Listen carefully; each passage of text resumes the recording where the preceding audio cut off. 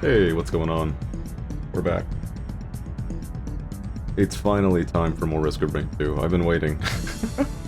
I went through a small phase of not being interested in the game anymore, but that time is over. I booted it up, I played Loader, and I was like, oh, I need to play this now. But hello, hi. What do I need to fill you in on? Oh, yeah. So, I was right about last stream being a little too loud. Because we got rid of our compressor, so it was obviously going to be a little on the louder side. The compressor is still off today, but I made the limiter a little bit more aggressive, which I know... I went to college for music, I know this. I know a limiter is just a specialized compressor. I know it's the same kind of shtick, but... I think it's a little less crunchy. We'll find out. That's really all there is to fill you in on. Let's go ahead and get started. Oh, I love this fucking song. See, I made a bit of a mistake when making these playlists. I filled them with a bunch of music that I love to listen to. So I hate to turn them down to actually start playing the game.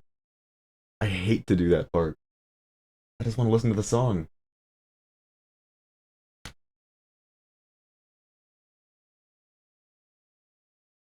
So, today is Loader Day. We've put it off for far too long. And I learned something about Loader. You know what, it'd be easier to show in the game. Because I have two mice, as you might know. One of them is, like, on a slant. At, what is this, like...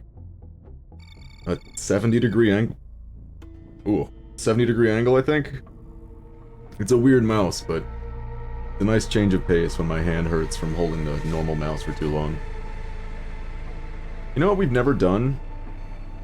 In all these Risk of Rain 2 streams, we've never watched the intro cutscene. Not once. In fact, I don't think I've ever watched the entire intro cutscene. I remember when it came out, and I was like, too bad, I keep booting up the game because I want to play the game, not because I want to watch a small little movie.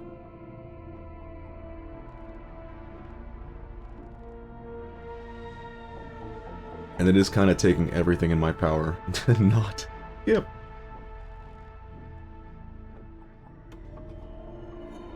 But I feel like I should know what the hell is here.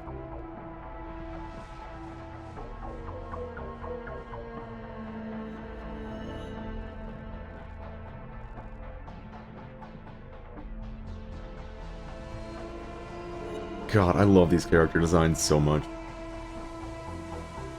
I know it's all, like, simple designs, but they really got them down with the colors. Like, they were simple and fine enough when it was pixel art for the first game. Ooh, hold up, that's my offline account. Can't be using that. So we have a couple of goals today. I don't expect to accomplish all of them. I do expect to get this guy unlocked, because I'm hoping next Risk of Rain 2 stream we can play him.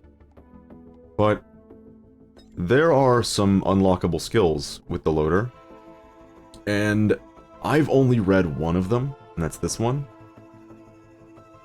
Land a charged gauntlet hit at 300 miles per hour or higher. That's actually really, really easy to do. Depending on what map you're on and what enemies are in the area, it's really easy to do. So I think we're gonna go for that first, because what it unlocks is just a faster version of this. Next, reach and proceed through the Celestial Portal in 25 minutes? Ooh, boy. That's gonna be a drizzle kind of mission. And then kill 3 other loaders in Bulwark's Ambry. That's, you know what, I should probably have done a bit of research. This is the one that I had no idea even what was. And Bulwark's Ambry is, I'm pretty sure, the area that you go to activate artifacts. And as you can see, we have no artifacts. Maybe, once we have these two, I'll do a little bit of soul searching. I'll do a quick BRB and, like, look around to see how we unlock this, because this is something I had never unlocked, even in my, like, time obsessing over this game. I've always just used this, because I didn't know. And this thing comes with its own problems. The question is, what do we go for first? I think we're gonna go after Earthshatter really, really quick. We're just gonna mash through Earthshatter, and once we have it, we will mash through Swing By. Then we will switch back to Rainstorm. Because the game's a little more fun on Rainstorm than it is on Drizzle. So I'm not gonna be trying to progress right now. Just gonna let you know. Oh my god, the mouse is too fast. Is this better? Yeah. So I'm not gonna be trying to beat this level right now. I'm just gonna see if on this level I can get that one challenge. So here's Loader's kit. You have a big super punch. You have a grapple hook. And your super punch does more damage depending on how fast you're going. Combining that with the grapple hook is... well, it was a great idea. Frankly, it was just genius. Can I go over here? I hit the wrong button. God damn it! One thing that's cool about this grapple hook is it pulls you in. So, you might notice that you can charge the gauntlet at the same time. I did it again! That's the problem. I'm not used to this control scheme. So these controls, they've worked really, really well for every other character in the game. But with Loader, they don't. They don't work so good. They're not very good for this character, I'm gonna admit. And that's using, mouse 5 for the grapple hook, and mouse 4 for the big punch. Doesn't quite work as well as I'd hoped. Alright, now we should be able to set it up. I'm sure after like 30 minutes of playing, I'll get used to this. Uh-oh. Well, that didn't work out. Yeah, we're just farming real quick, trying to get the new button. Alright. Beautiful! Immediately! It's that easy. You just gotta get a bit of momentum, and then you unlock the thing. I can go right back to the menu, and I can equip it. As you can see, the weakness of that move is that it takes a long while to charge up. This one scales a little bit less, but it has AoE in a cone, and it's much faster. And now that we have it, we should be able to mash through the second challenge really, really quick. Which we really do have to, like, mash. And that's how fast it goes. It's much quicker. And the Loader is a very self-sufficient class in this game. You don't really need too many items to be good with Loader. Oh god. There is one thing that we're gonna run into that's really frustrating with this character. And it's flying enemies. Flying enemies are not particularly fun with the Loader, because you have to launch yourself up into the sky to hit them. And it's not too easy to do! Especially when the game spawns like 10 of them at once. And they're all wisps who can like hit scan. Not very fun, that bit. So the other thing that I failed to mention, the spacebar, your only ranged attack as the Loader, has a cooldown of 20 seconds. 20 seconds! I think that's the highest cooldown in the game on anyone's abilities.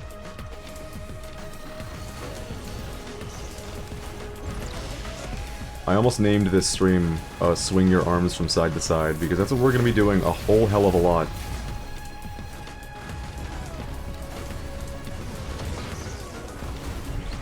Oh man, I'm in a bad location right now. I need to go find some way to get up high. This isn't going to work, is it? It's fine. It's fine. See? So, because you are not the best character for... Uh-oh. For fighting flying enemies, it's a good thing they gave us the flying boss as our first boss. That was cool of them. You're gonna need the high ground a lot, especially against some of the tankier ones.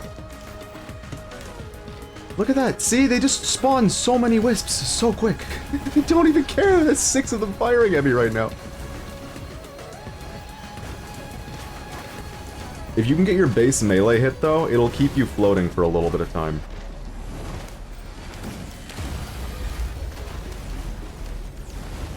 Alright, I need to open some boxes. Yeah, your mouse 1, your regular attack. If you hit it, you'll get a little bit more vertical... What's the word? Momentum? A little bit of vertical momentum, rather. And that'll keep you floating for hopefully long enough to slowly swing your arms from side to side until the boss is finished. Hopefully.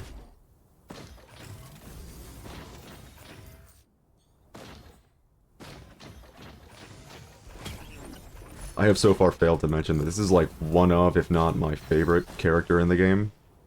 I have a tough time deciding between Loader and Rex when it comes to my favorite.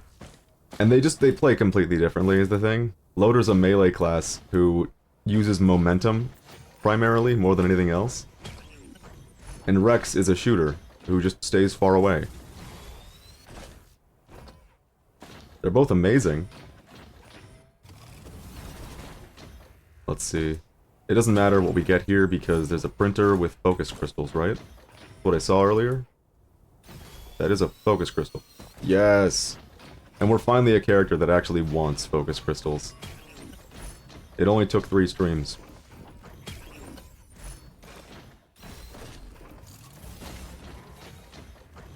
So we're gonna get rid of all of our white items real quick.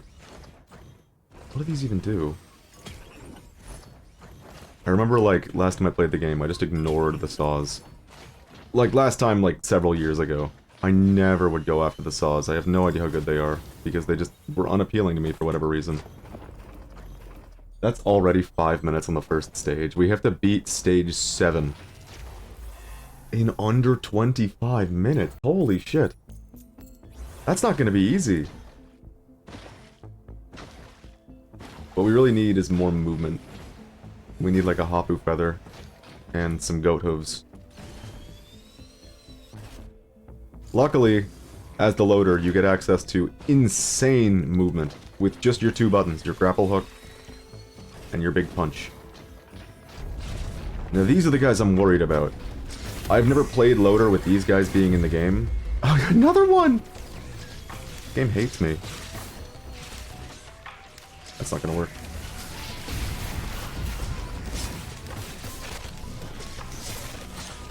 This is what I was worried about, just spawning these guys en masse. Oh, it's gonna be one of these days. Luckily, if I just grapple hook onto the Vagrant, and just stay like this, I should be able to do a whole bunch of punches. And then once he threatens me with the big explosion, I can just push this button. And we're good. The thing is, as you're using the grapple hook,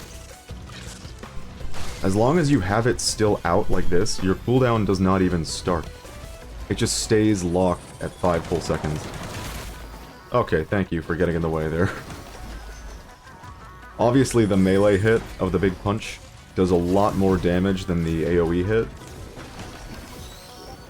This is fine, we'll just attach onto this drone thing. Whose drone is this? You know what, it's working. I got no complaints. We're definitely gonna want some more items before we leave. So let's make a plan. This is a box, right? Yep. We can only open like 2 boxes this stage, I think. Maybe 3. Oh lord. The thing about wisps is I can just throw this at them and they will probably die. But these guys, the bulky little flying pestilence monsters, whatever they're called. Bit of a different story. Because they're so bulky. That's the big worry I have. Because Loader was really, really easy to play. Ooh. We're out of here. I see a box. It was on the way, it's fine. Harpoon. That might be good. 7 minutes. It'd be real nice if we could get this in one and just go right into Rainstorm. I think the play is, before I like do a BRB and look up what the hell is the Bulwark's Ambry, I'll try to unlock these two, then do a couple Rainstorm runs just for like fun, relaxing loader buttons. I don't actually remember how good the other grapple hook is. I don't remember it being all that much better.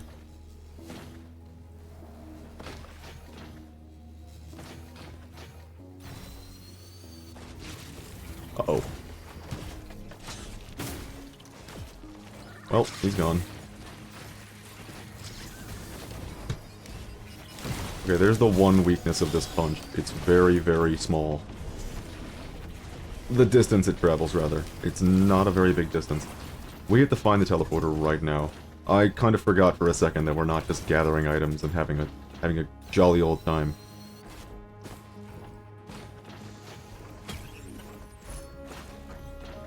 Oh yeah, Delicate Watch is supposed to be really good. FMJ. It's not called FMJ. I don't know why I call the armor-piercing rounds FMJ every time. Is that what they were called in the original? Oh, that was a cool miss.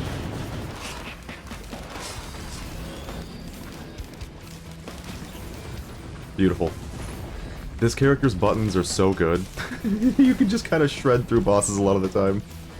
Alright, I guess it's gonna be armor-piercing rounds either way.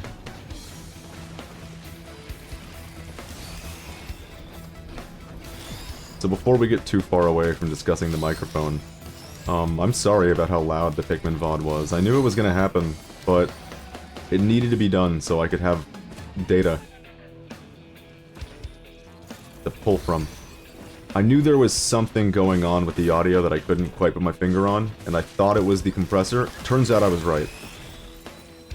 The compressor was creating these weird artifacts that every once in a while would get really, really annoying. And I don't want to subject anyone to that. I just want normal audio, damn it.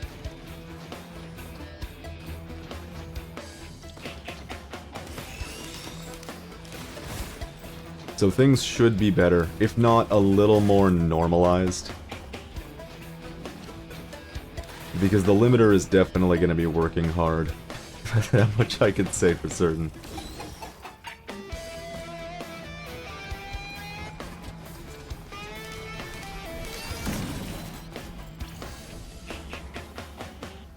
Oh god. Is that a backup mag? Yes! A second grapple hook lets me become Spider-Man.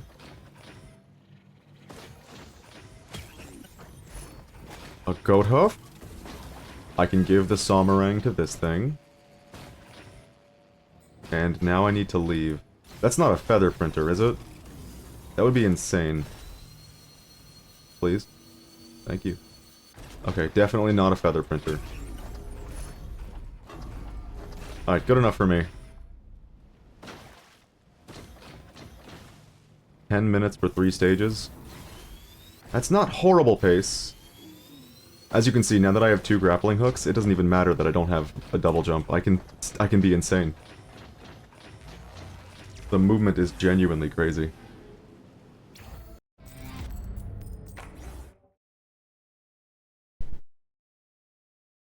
Sorry about that. I needed some water. Let's see. So you know the mission.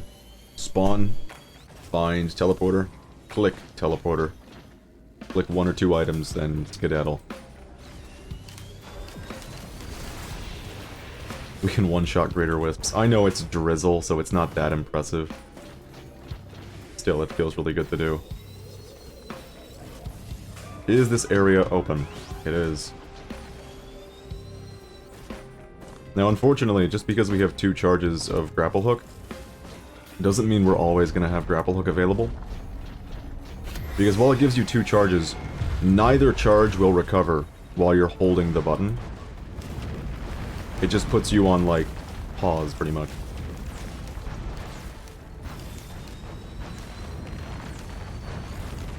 That was a bad move. I should probably just stand here and punch when I see him. Doesn't demand anything fancy.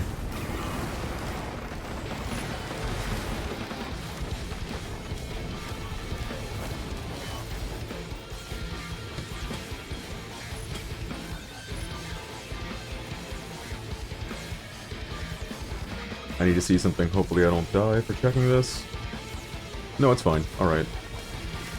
I had to check the audio levels. A cell phone. Oh, yeah. Someone told me that the soda machine's, like, busted in this game. Like, really, really good. And I have such a hard time believing that. They could be completely correct.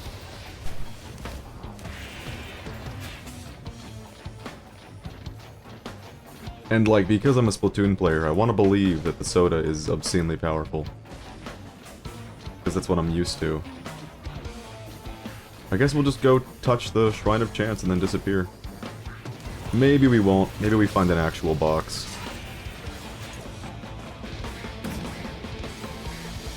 Why? Why? Why would you do that, Equipment Drone? I had such wonderful momentum. Combat Shrine. Beautiful. Was there more? Could have sworn there was another one. I hear him. He's down here. He's already dead. Tesla coil. There's a box. Is that a backup mag printer over there? Oh my god, it is. Don't be the goat hoof. Of course! Of course! We have like 20 items. And you choose the goat hoof.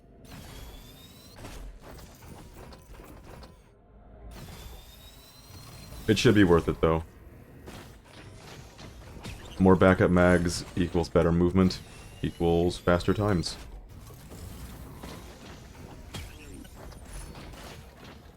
Oh, hey. I was about to say, we don't have enough to open another box, but now we do.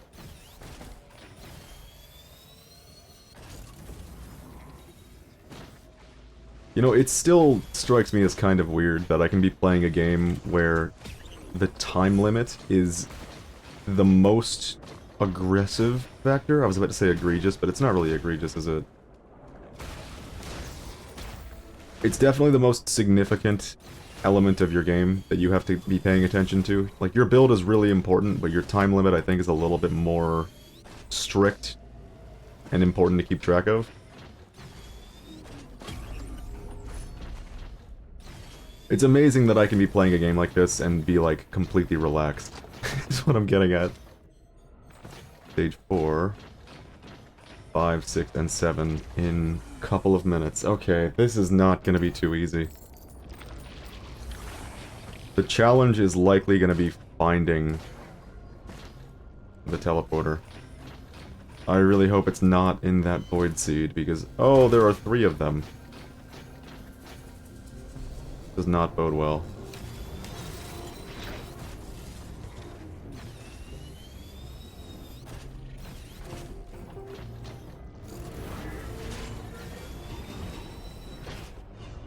Luckily, our movement is actually insane right now. I could have sworn I saw some particles. Yeah, these void seeds are not gonna make it easy to see. There it is.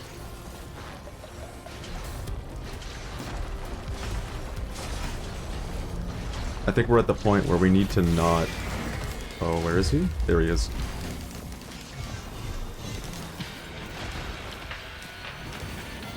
We need to not waste any time if we can help it. How is he still alive? We can just fly around with grapple hooks now. Who's left? Does he count, really?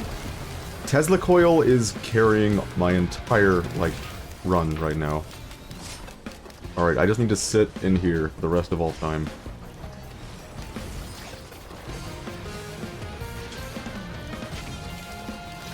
I don't think we're gonna do the thing anymore where we look for items after defeating the boss. I think we're just gonna keep moving.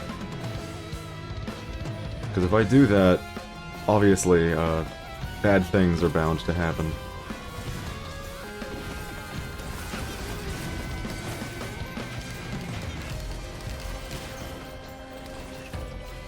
The one place I'd be willing to check is up here. I didn't see anything.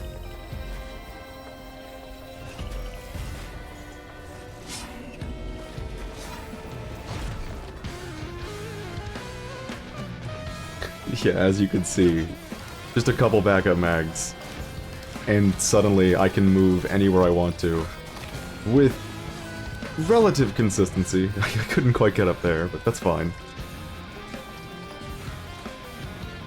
We don't have a single speed-based item, do we?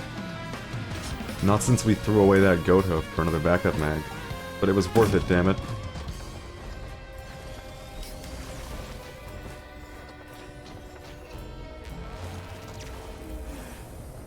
Alright, 2 stages remain. Because we're not grabbing items anymore, it's probable that we get scaled out really, really quickly.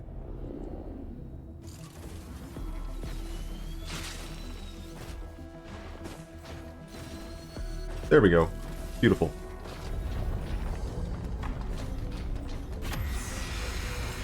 Beetle Queen right there. Let's see if we can do a thing. Because this, oh no. This new button of ours, the new big punch, still uses momentum to calculate its damage. I don't know where the other half of his health went. Maybe that was the game taking its time to calculate. Look at all the wisps! At least it's wisps and not the other flying guys.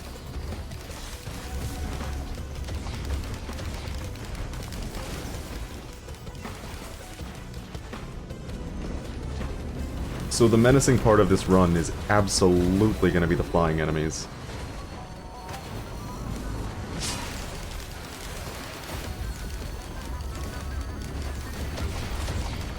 But because we have so many grappling hooks, it shouldn't be too bad now. Ugh. Okay.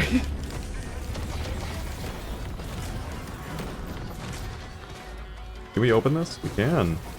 Mocha! Ooh. No, we'll get Mocha. It was between Mocha and Soda. I'm gonna go with Mocha.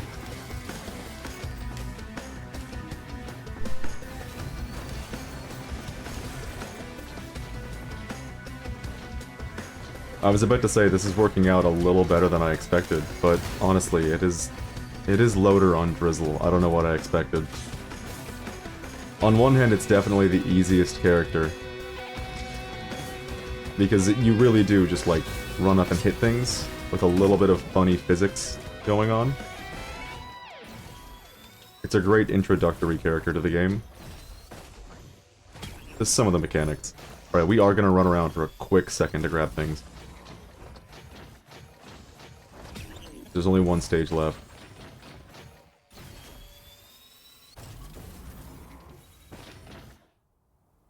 Alright, this box and this shrine, that's it.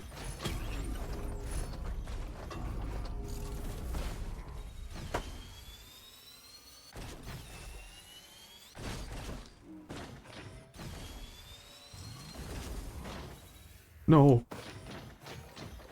Oh, hey Kenzo, what's up?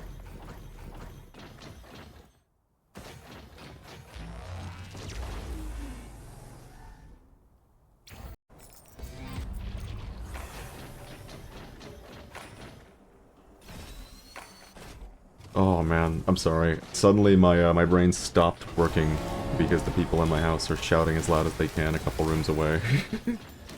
It drives me insane, genuinely.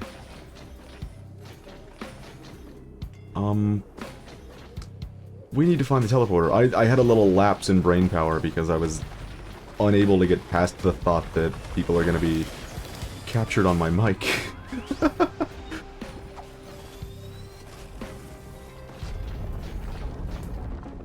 This is stage 7 now.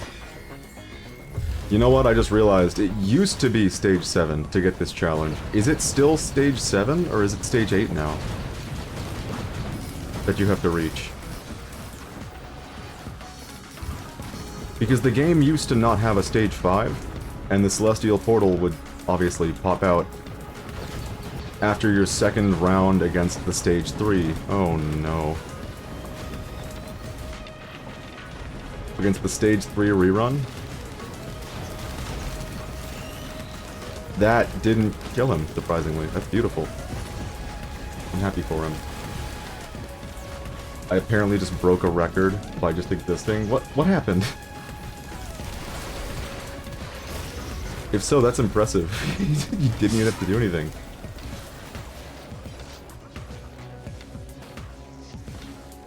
Alright, I could use a new item. This guy's back. Get rid of him. Alright, time to find out if the Celestial Portal spawns on the 7th stage like it always has, or if it's been delayed to the 8th stage. I forgot what the name of that enemy type is. Malachite. Sweet Jesus. I was about to call it Slag. Oh, I'm getting nervous now, because this is 7 stages, and I was on pace for 7 stages, and of course I was correct. It doesn't actually give us the thing for 7 stages. It wants 8 now! Another cool moment where Gearbox made things more difficult. Okay, maybe they didn't. Maybe they didn't do this. And it's this stage! Oh god!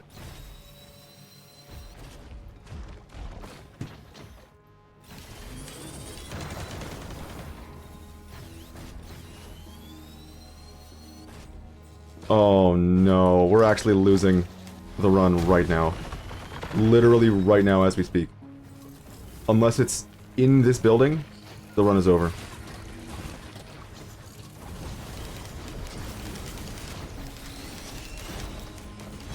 There it is! There is a chance! There's a non-zero chance. It's not a good chance though, I'll be honest with you. And of course you would spawn him out there. We're definitely not getting it now. I got 78 marshmallows in my mouth. What do you mean? Mini marshmallows? Because otherwise you're like a human chipmunk. Have it? How is this possible?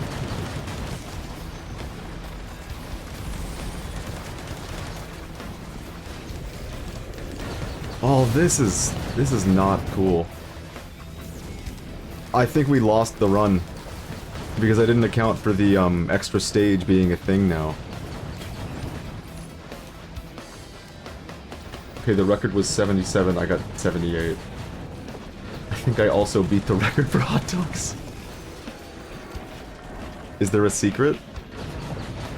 Is there like a secret method that makes this possible?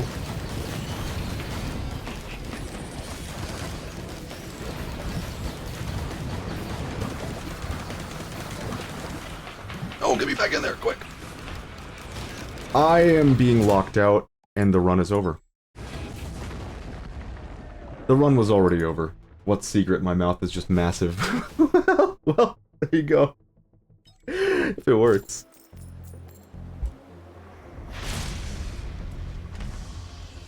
So that was incredibly depressing. We were definitely on pace to do it in 7 stages, but psych, it's 8 stages now.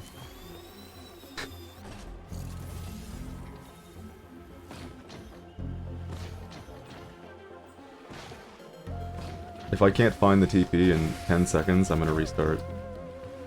There it is. Alright. Grab the thing! Loader, please!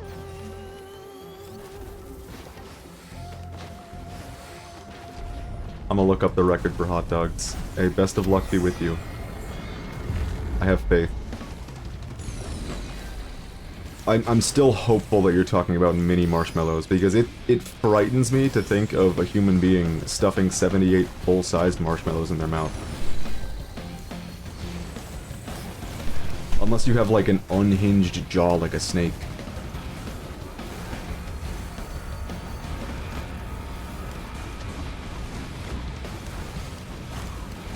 Alright, we're gonna try playing this one out, because I saw a backup mag printer. So what I've learned is, I cannot spend, like, any time whatsoever just running around and collecting items. I can't. Or I will lose the run instantly.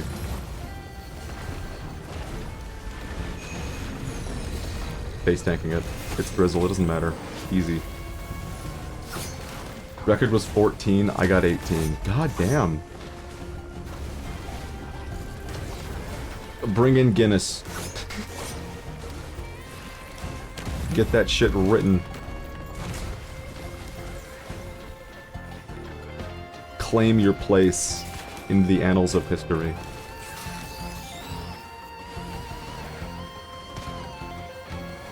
Oh, come on. Let's do another swing. Bam! No! It's not gonna work, is it? He's too high up. That was a big, bad failure of a move right there. Alright, we saw a backup mag.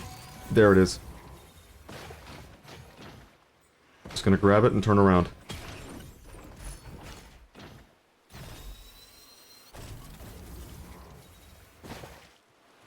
But do I want to be known as the Glizzy Warrior? The answer is no. Hey, that's fair. Keep it private, it's a private record. That's a depressing sight, what I just saw.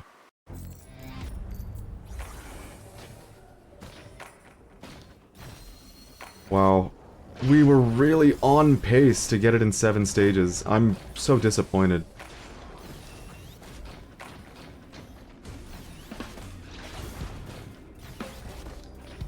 That shit hurt my feelings. There it is.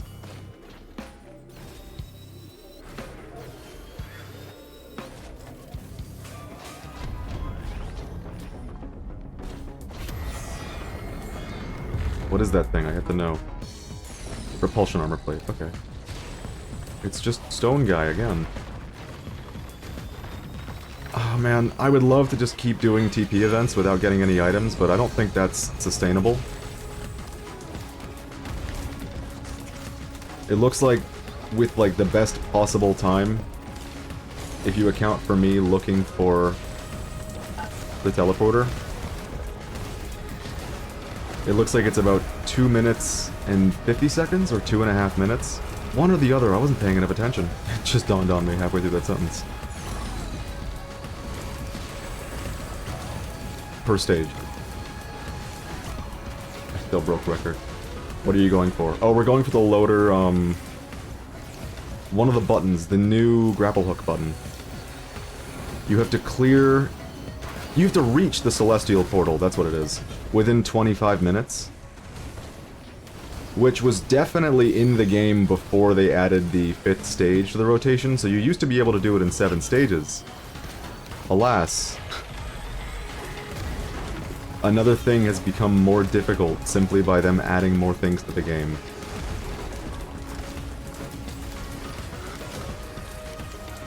And I don't think you can disable Stage 5. Like, I don't think that one was DLC. That one was, added in before they started doing DLC for the game. Alright, we gotta find something.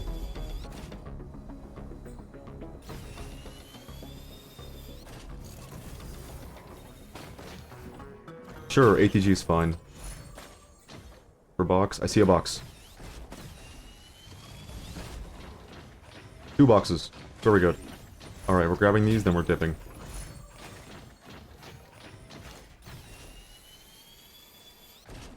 Yeah, about 2.5 minutes per stage seems like ideal pace for us. Well, at least you can blame Hoppu for that one. The rare blaming of Hoppu games. Usually, it's Randy from Gearbox. All the blame belongs to Randy. He ruined everything you hold dear. So, I didn't realize this about Randy from Gearbox. When he was in the Direct, and he said, "Hi, I'm Randy from Gearbox," and everyone was upset just to hear that. Just to hear those cursed words. There was something that I did not intuit from that situation. Turns out, when he says, "I am Randy from Gearbox," he means to say, "Hi, I'm Randy, CEO of Gearbox." So, when I started blaming Randy for everything, it turns out I was on the money. Why does he do that? Why did he leave? Why did he go all the way over there? I was gonna say I've never seen that happen before, but you wouldn't believe me. I was testing this character off stream just to see, like, if I was in the mood for Loader, and that exact thing happened.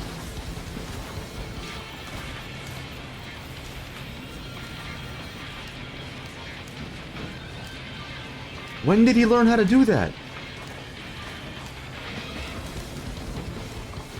When did he learn how to fly away at the speed of sound?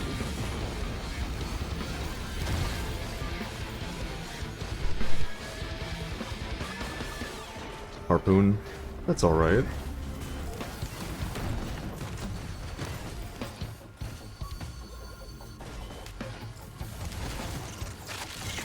So I mentioned that the 20-second cooldown near spacebar is not very cool. It's not very nice. But, frankly, with how little, or how passive of a thing that is, how little you end up, like, paying attention to your spacebar, and how little DPS for your total that it accounts for, it doesn't bother me too much. Wow, these guys are really annoying with the loader.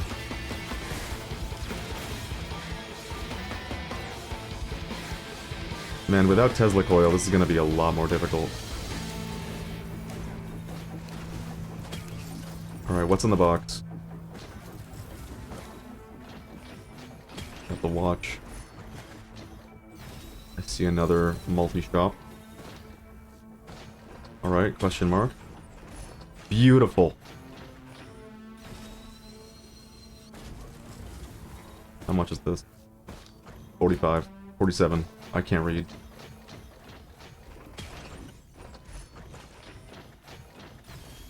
Eight and a half minutes for 3 stages. Man, having to do 8 stages for this is seriously messed up. I'm honestly surprised they didn't move the, Celestial Portal up 1 stage.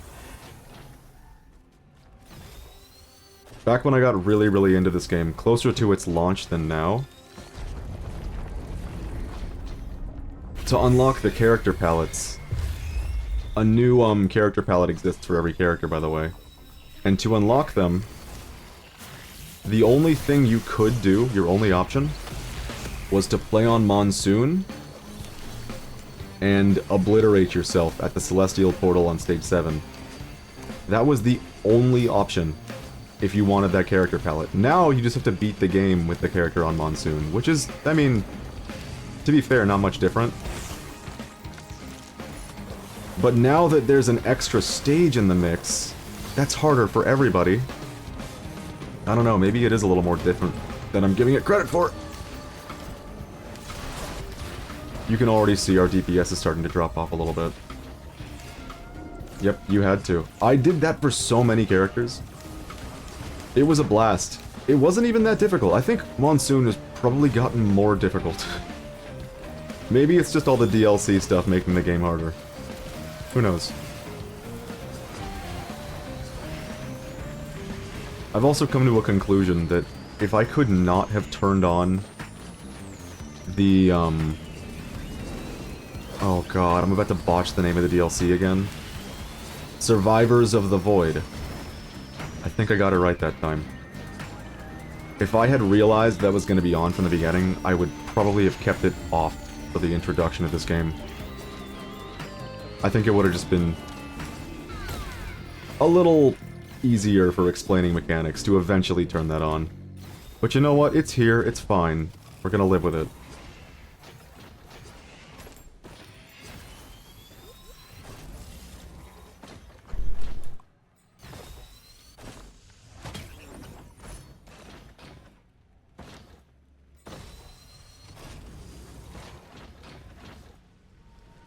I am not feeling lucky with the item dropped right now. I can't find a single box.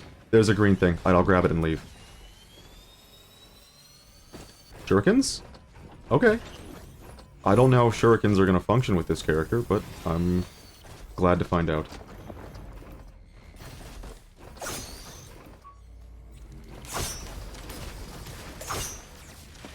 Am I gonna warp or not? No, I guess not. I guess we just wasted 30 seconds casually. It's fine. We only have to clear 8 stages in 25 minutes. It's fine, it's fine. That was a cool miss. I need my revenge. There we go.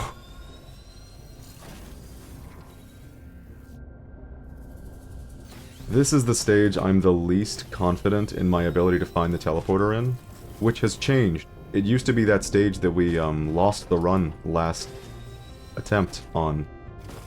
But I think now I've seen all the places that the teleporter can spawn. All the areas, at least. There are so many flying enemies in the sky right now.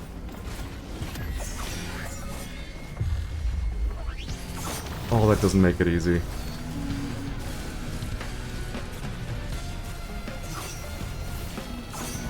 I'm just gonna stay glued to him, and it'll probably work out. It's not working out. We're running out of health.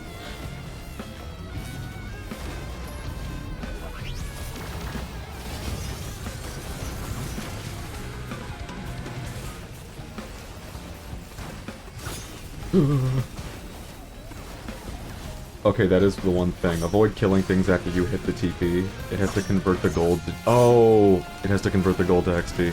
I didn't realize that would delay it. I feel like I've killed things as like a buzzer beater, and immediately warped anyways. But I guess that makes sense.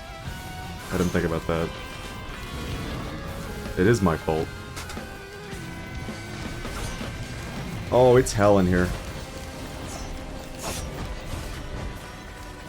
I don't have, like, any means of approaching this situation. Slime is really, really bad if you're the loader, because you're a melee class, and he does crazy damage if you get close enough to him. You have to get close to him. That's not cool. Do we run around for a second? I think just for 30 seconds at most. See what we can see. I see 2 boxes. That should be enough.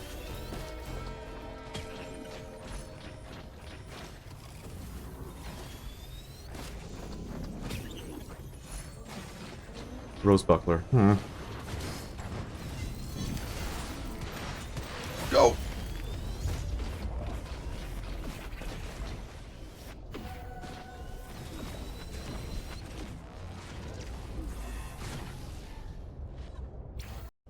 Okay, buzzer beaters let you take the gold with you, but that's like when you start teleporting. Okay. I didn't know they let you carry the gold with you, that's crazy. What am I doing? I need to stop slapping things and find the particles. I see the particles! Particles spotted.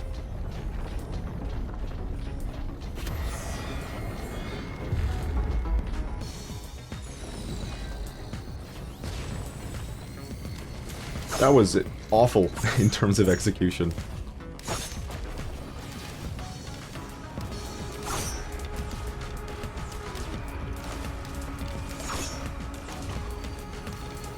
We're doing a lot better pace-wise this run.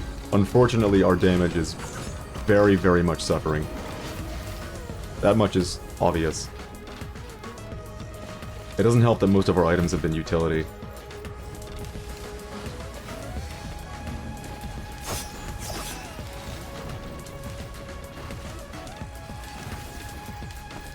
What's in the box? Oh, that buffered an input. That's unfortunate. Lensmaker's glasses. Hell yeah. I couldn't read that final one. I got too nervous about the big jellyfish.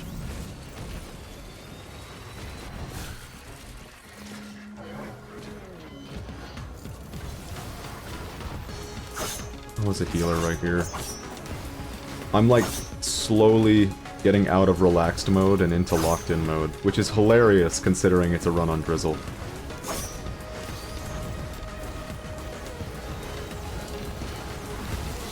Well, that's unfortunate.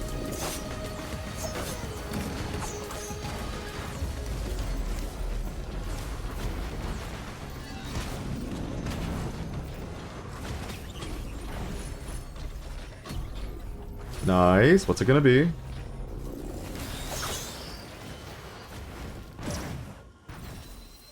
Laser scope. Your critical strikes deal bonus damage. Well, it's a good thing we're about to get lens maker's glasses then. I wonder what other records I can break. You gonna go through the book of all the, like, how many X can I fit in my mouth records? You can be the champion! If you do get all the records, then you definitely gotta call someone. Even if it means you become known as the Glizzy Gladiator. Even if it happens. You'll go down in history. Because 14 was ungodly low. Well? Clearly, you must be bringing something new to the table. God, this stage is so good for this character. I think I saw it over there. But just in case, I'm gonna go this way.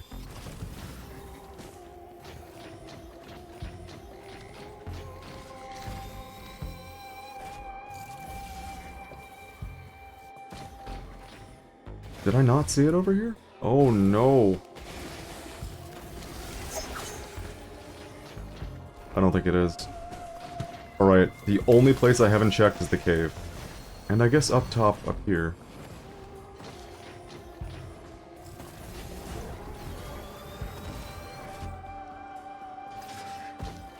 It's gotta be in the cave.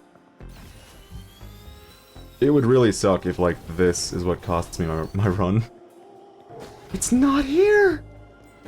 Oh god!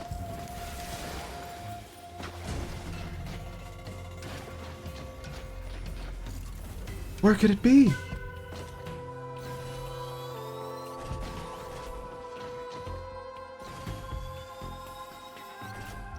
We checked everywhere. There it is. It was just right here the whole time. Well, that's on me. Tucked away in a little corner.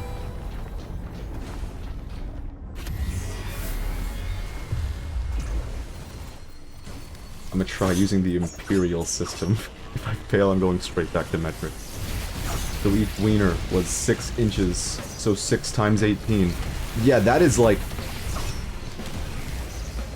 unhinged snake jaw is the visual I get.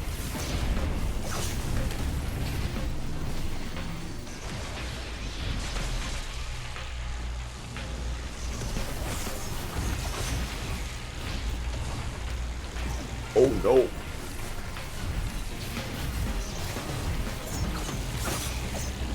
Why did that do like no damage?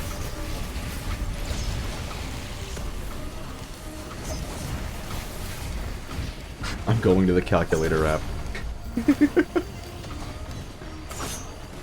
Where's this guy? I have to get rid of him. He's driving me insane. Okay, he's all the way over there now. That's fine. We're doing like no damage.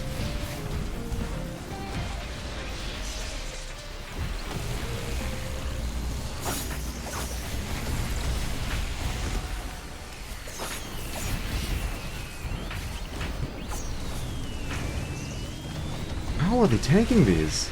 It's insane.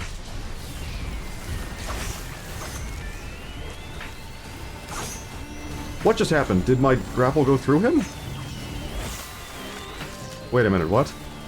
Is there an extra wandering vagrant somewhere? Where? Over here? I don't understand. It's, okay, 9 feet of wiener, are you kidding me?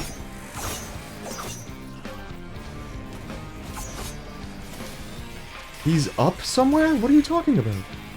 He's behind the wall? Are you shitting me? This is fucked up, man. This is not cool. This might even cost us the run. Never mind.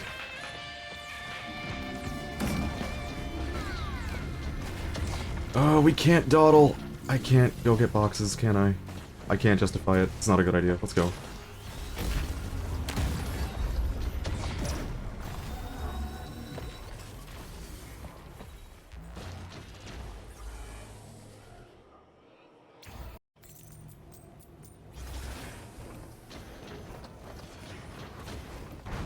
Of course, this stage again.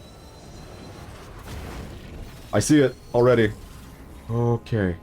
One TP event is between me and a cool new button. And if I remember correctly, here's the spoiler. The new grapple hook is almost indistinguishable from the current one. I could be wrong on that. Stop it! Stop leaving! Stop! Why did they do this? When did they learn how to do that? It must... You know what? I think it's something to do with the spacebar of loader. Let's test that out. As soon as we get the charge again. Uh-oh. Get me out of here! Alright, I'm gonna try it. Nope, did nothing that time. Well, I have no idea why he was teleporting.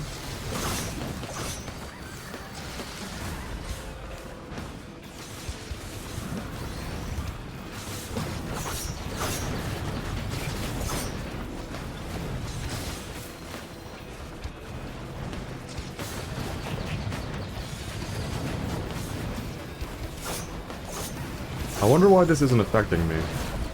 Oh no.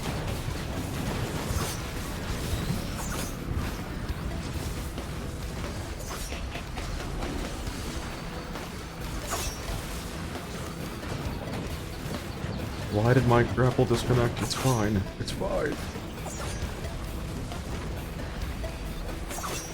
Alright. I think we won, so long as we don't, like, blow it in the last couple seconds here. Ah! Oh, I almost blew it! 100%. I almost clicked the teleporter button. That would have been so sad.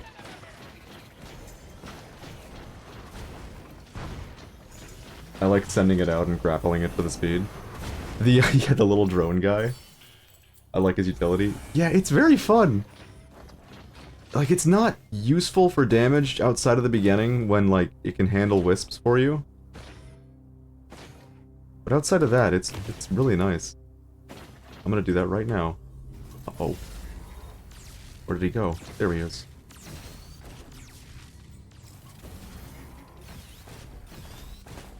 Oh! This is bad. Never mind, we're good. Alright, let's click the button. That should unlock another new character for another time. Beautiful. I would have started with this character today, because I think it's the perfect introduction to melee characters, but I'm happy to be loader. So this one fires your gauntlet, pulls you towards the target. Fire your gauntlet forward, dealing damage, pulls you to heavy targets, light targets are pulled to you instead.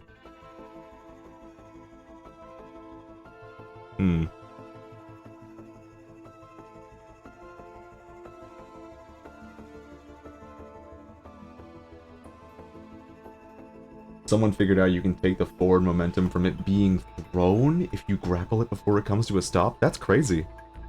Kenzo, what's your take? Which one's better between these two? Grapple or spike? Because I know there's going to be an instance where I pull a light enemy and I can't move and it's going to make me very upset. But is it worth getting damage on your gauntlet? You might as well try it out. So here's what remains.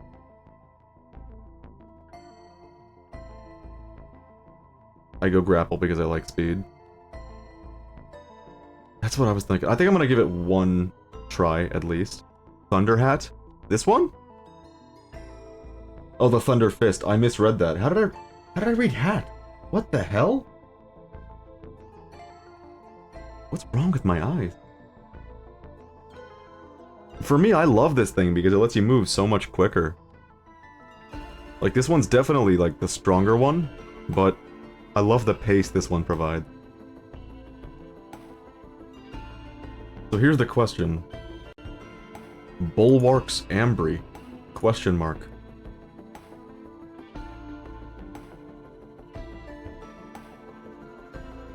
I don't know how to get there.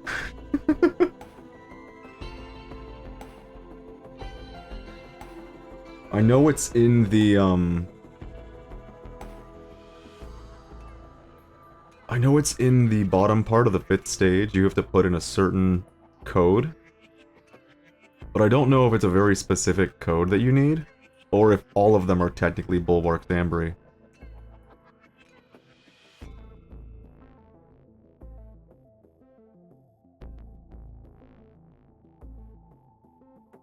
Artifact of Vengeance Room.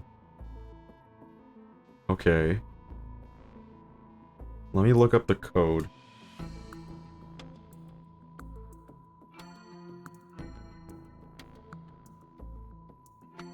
One thing that's really cool that I've failed to mention so far. Oh, all are bulwarks, but only one spawns clones.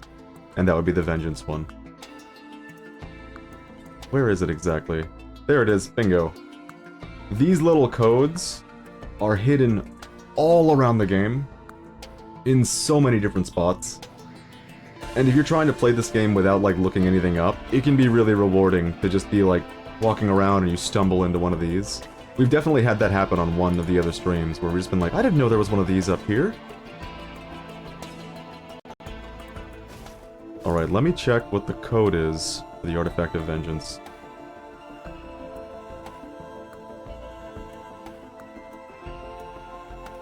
Alright, I've got it.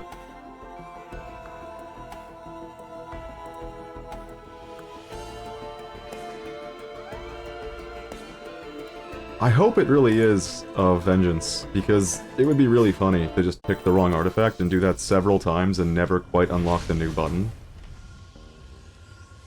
This is one of the maps with the code that I'd never seen before we found last stream.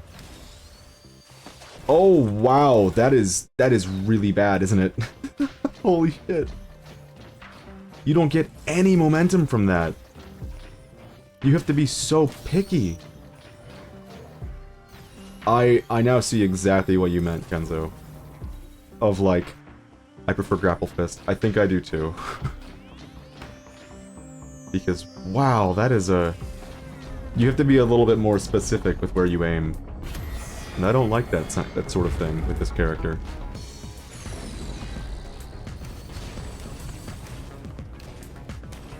Alright, we're on Rainstorm, so things are going to be a little tankier, but it's still going to be relatively easy. He says, and then immediately loses the first boss fight. Boss fight? With a T? Okay. No, I can speak. I like being One Punch Woman. It's what it's about. That's what this character's all about at the end of the day.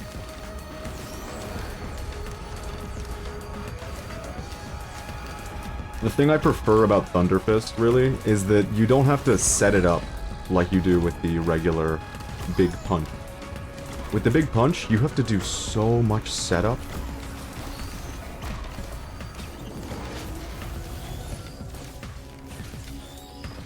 You have to find a way to get a lot of momentum, and you have to find a way to...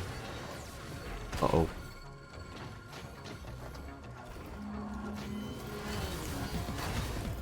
Okay. Oh, wow, that's really bad! I can't use this fist. It doesn't work with my brain. You can sprint while charging. You can grapple while charging. That's true. I didn't know you could sprint while charging. That's new to me. I'm definitely not using Spiked Fist because that was miserable.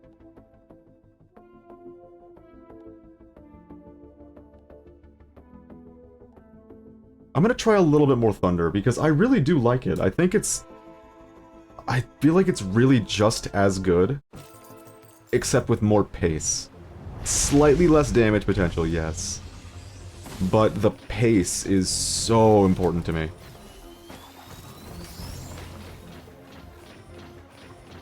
I love punching through everything.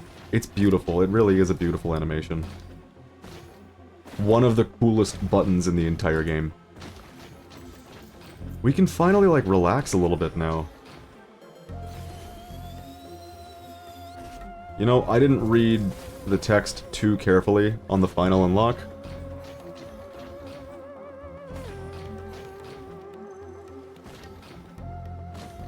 I wonder if it's kill 3 loader clones in one run, or just overall kill 3 loader clones.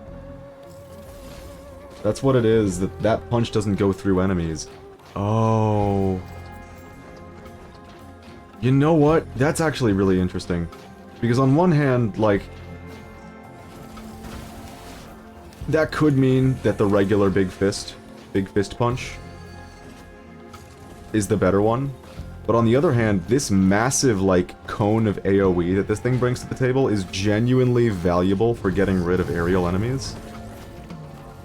I guess it's like we were talking about, it just means you have to be very specific with who you hit and when. Okay, really, loader? Is this what we're doing? I can't find the TP. I'm about to give up and restart.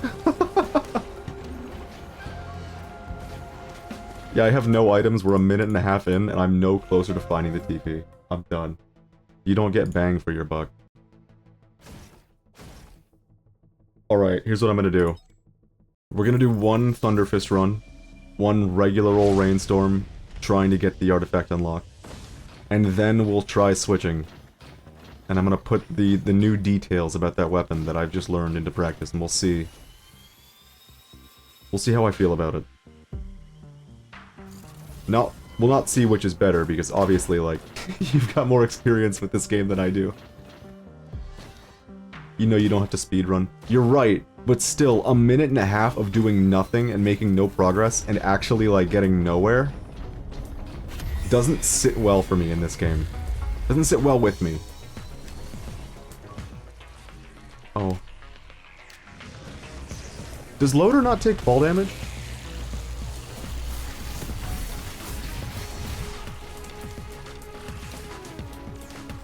Feels like it might not.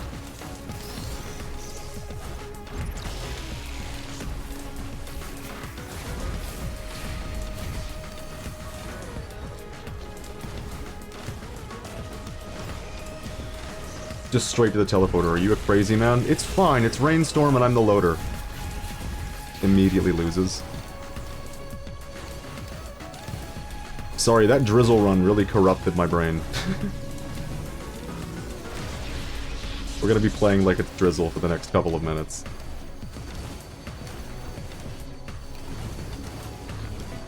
It's a good thing I've been playing a lot of TF2 lately. I can just move my mouse with relative accuracy.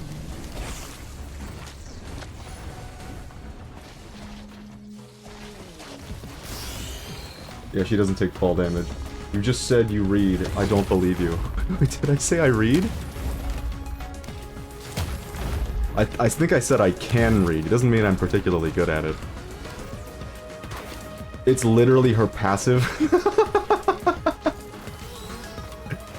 And just like that, we've discovered my toxic gamer trait, number 305. I skim things. I skim things, especially when it's something I'm already relatively familiar with. I feel like my brain will just plug in the details for me. And obviously, obviously something was lost in that transition.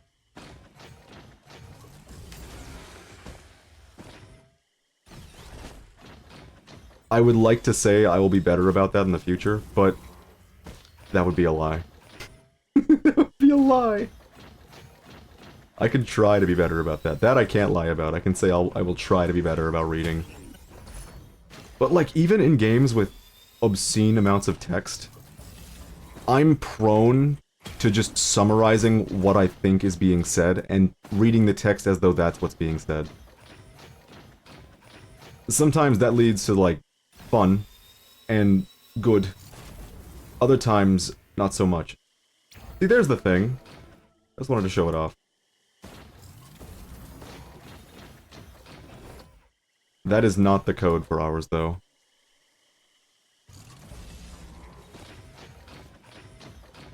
I guess we'll take tougher times and then dip.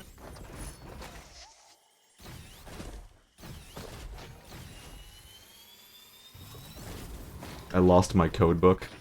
They make a physical code book?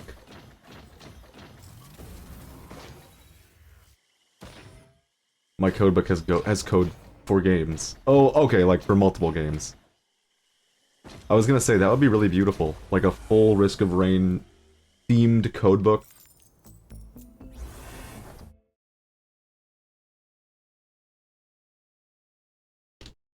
I drink. We're good.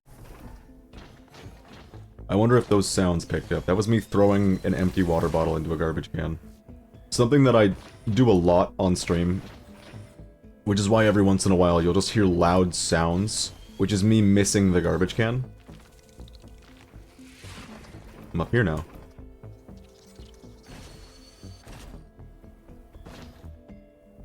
Oh, I made this book. I even added a table of contents that I add every time I find a new code. That's beautiful! Holy shit!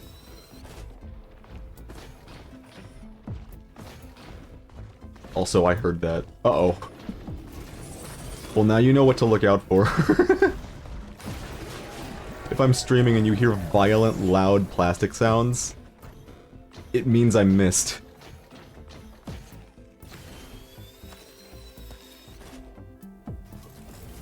I would love a backup mag right about now. That would bring peace to my soul.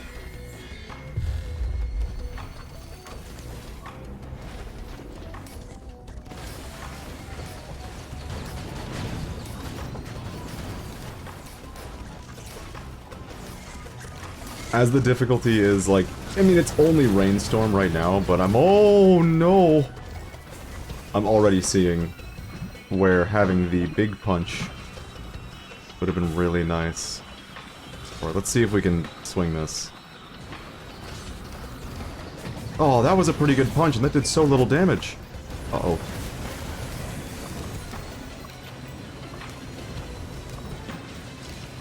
I should publish this book. Nah, it's mine. People don't deserve kind things like game codes. Oh my god. Who hurt you? No, you're actually very much correct. People don't deserve. People don't deserve to have all their codes in one place. Go, drone! Get them!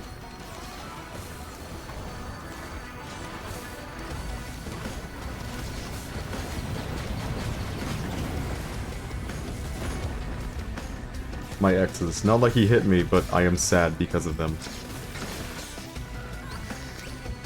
I shouldn't be laughing. That's depressing. It just made me think of a story that I don't want to tell on stream, but I think I'm going to anyways. Because it's not much of a story. But it is, like, a little depressing.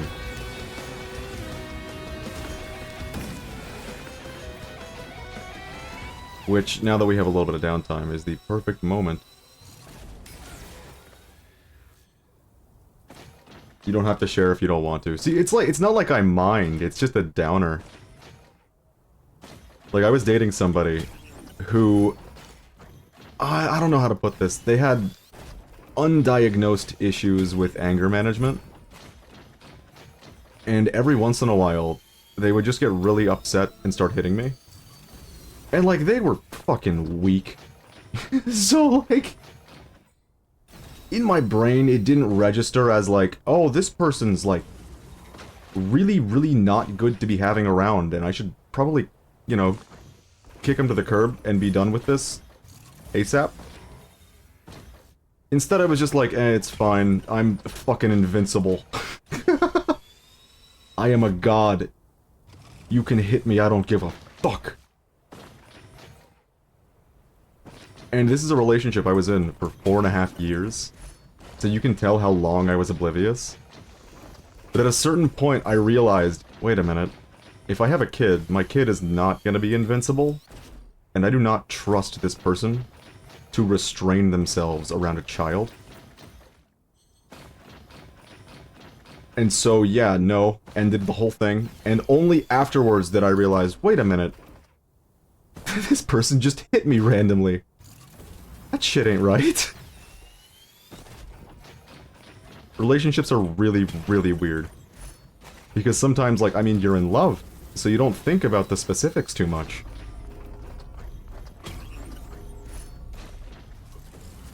It only dawns on you afterwards. Worst I had to deal with was, like, this person just kept picking me up. Crying emoji!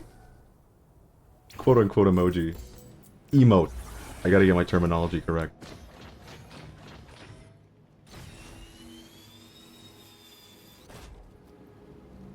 Okay, I'm working on something. I randomly get picked up. I'm eating. I get picked up. I can see how that might be a little frustrating. Motherfucker, let me down! I am working! Just watching TV, I get picked up. It's pickup culture. That was a horrible, horrible joke. Such a nothing of a joke. I don't even know why I said it. I'm left with nothing but regret. I get it, I'm small, but stop picking me up.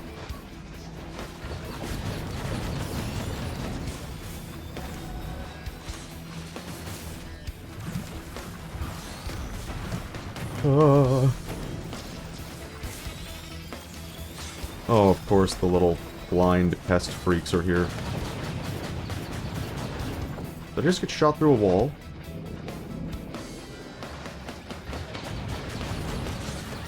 Oh, that was messed up, man. That was such an awful dodge. How dare you? I need to get ready to run. There's a lot going on in this small area. It's a good thing we have this area up here, we're fine. I now see why you were complaining about, like, being short and the problems it's wrought. Because, yeah, if you were 6 foot something, that would be a whole different story.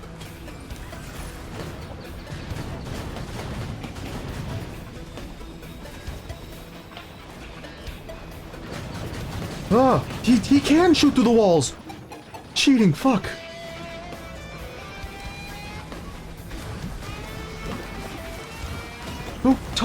Who taught the Clay Dune Strider all these new tricks? This does not bode well. He can shoot through walls. He can jump real far.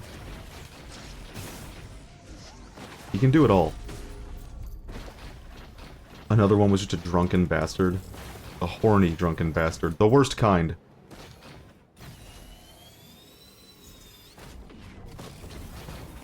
Do I? I don't really have any worthless... Oh, roll of pennies. There we go.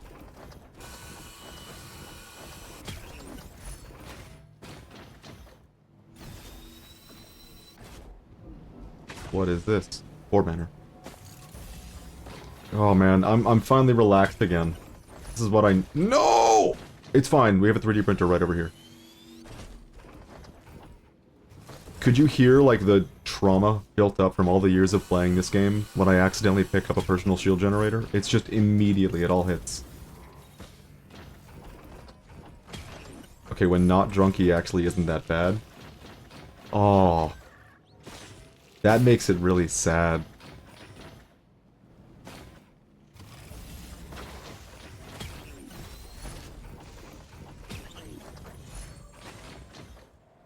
Pretty down-to-earth, good everyday citizen. They make, like, movies about characters like that. I'm pretty sure BoJack Horseman was about... No, not quite.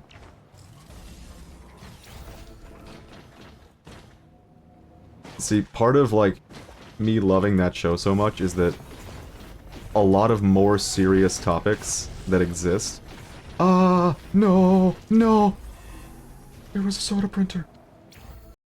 A lot of those more serious topics, my brain just relates through that show. Or relays through that show, not relates. I don't see a TP. When drunk, he becomes like a person that just gained the ability of thoughts, but chooses 40 thoughts! I thought you were gonna say chooses to ignore them. Oh, free will? Nah. It's like playing loader in this game. I could think and play this carefully, or I could just get a bunch of speed and momentum my way into an enemy. Brain off. Soldier TF2, that's it. That's what I'm thinking of. I've been playing too much TF2 lately. I need to find this teleporter. I'm kind of getting close to giving up.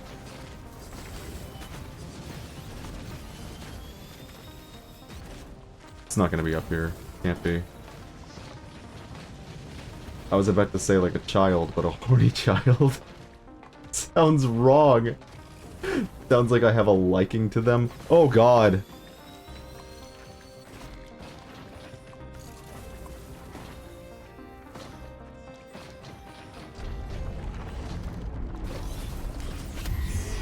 Oh, this guy again. I'm starting to see how, like, the regular grapple fist would make this a much easier fight. But with this one, I can only target one at a time. Which is bad. Very, very bad. We're doing, like, no damage, and this is with the ocular HUD on.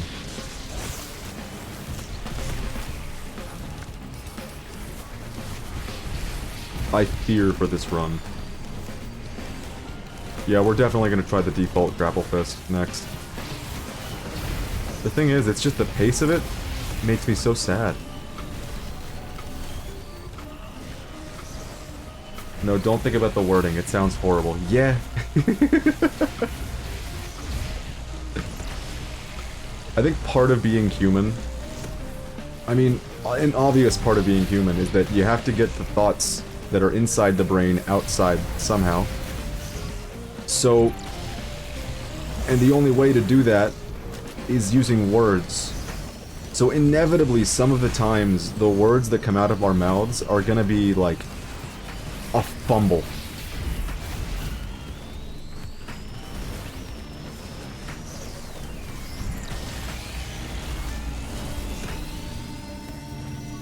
Oh no. It's fine. It's fine. Go zap him to the extreme, tiny little drone guy who's doing like 30 damage per attack. Get out and zap to the extreme. You can do it. Oh, it's over? I need to run around in circles for a little bit. Topaz.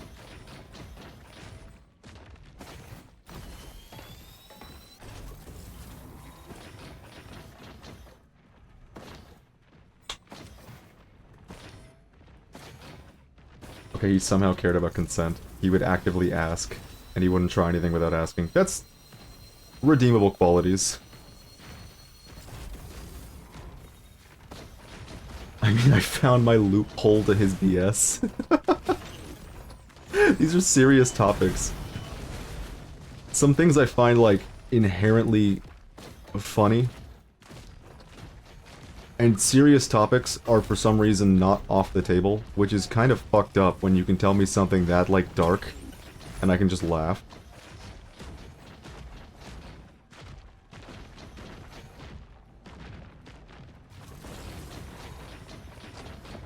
Alright, we're gonna dip. I didn't even notice we got a Hafu feather.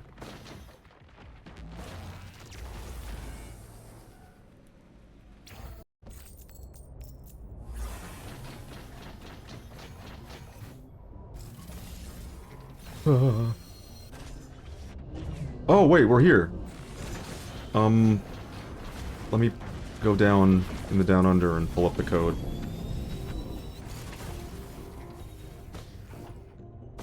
He's drunk, he ain't remembering that. I say we can do it tomorrow. Then tomorrow he drunk again, I say we can do it tomorrow again. He will never know. Tactics.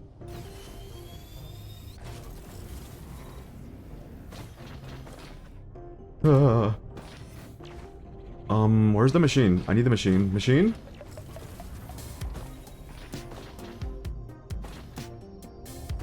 This is my reflex when I'm looking for something. I just call out the name of the thing, hoping it'll reveal itself.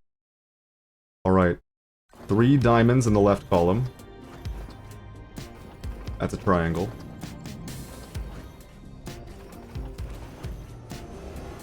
Then a circle in the middle. Okay, who's here? Who showed up? You need to leave. This is maybe not gonna be very good. Because our build is not particularly strong. The rest of these are all cubes. And... open. Like one time he tried to go into the fucking washer.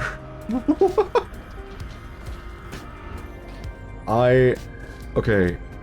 I never really got into drinking, just as a thing.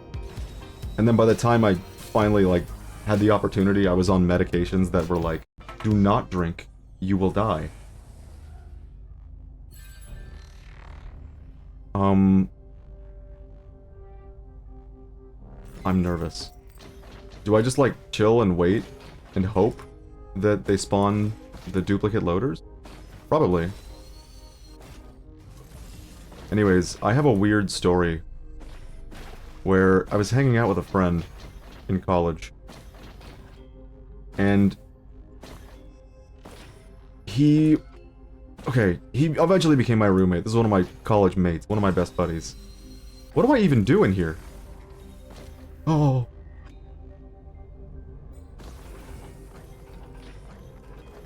Is there like a button I have to push?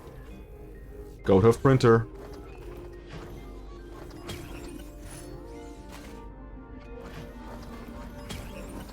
Oh, artifact key.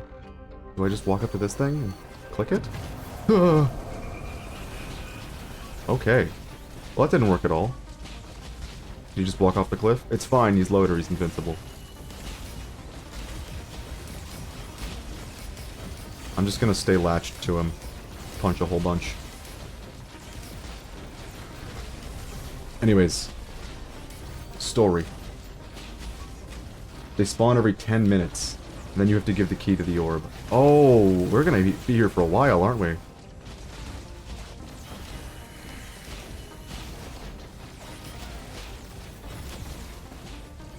He once cut off his finger with a mandolin. That is insanity. How does that even occur? How does one do that? Jesus, this little creature is fast. Oh! Welcome to the Thunderdome. Where did all that health come from? That better be a new loader. That better fucking be a new loader.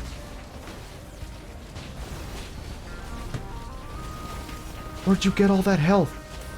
I don't have any items that do that shit.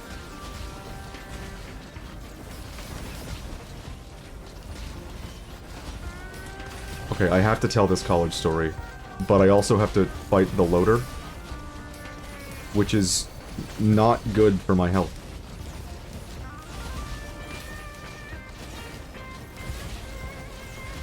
Where did he go?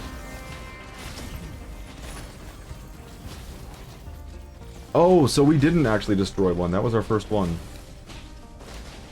Would you believe me if I told you he has your items? Yes. 100%. That's not doing anything. Oh, you get an artifact key for destroying them. That's pretty cool. You can tell it's been a long time since I've done anything with this room. I'd say they added the 5th stage towards the tail end of me playing this game.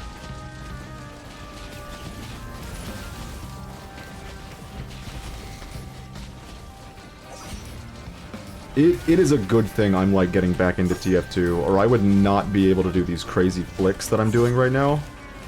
This would just not be working out. I then proceed to miss my only good move.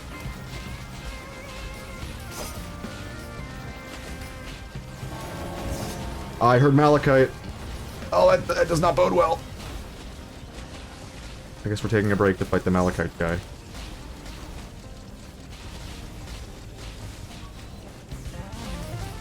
I keep forgetting that I have a double jump now. I like how enemies can get stuck inside of walls now. I don't think they used to do that. I think that's a Randy from Gearbox exclusive feature.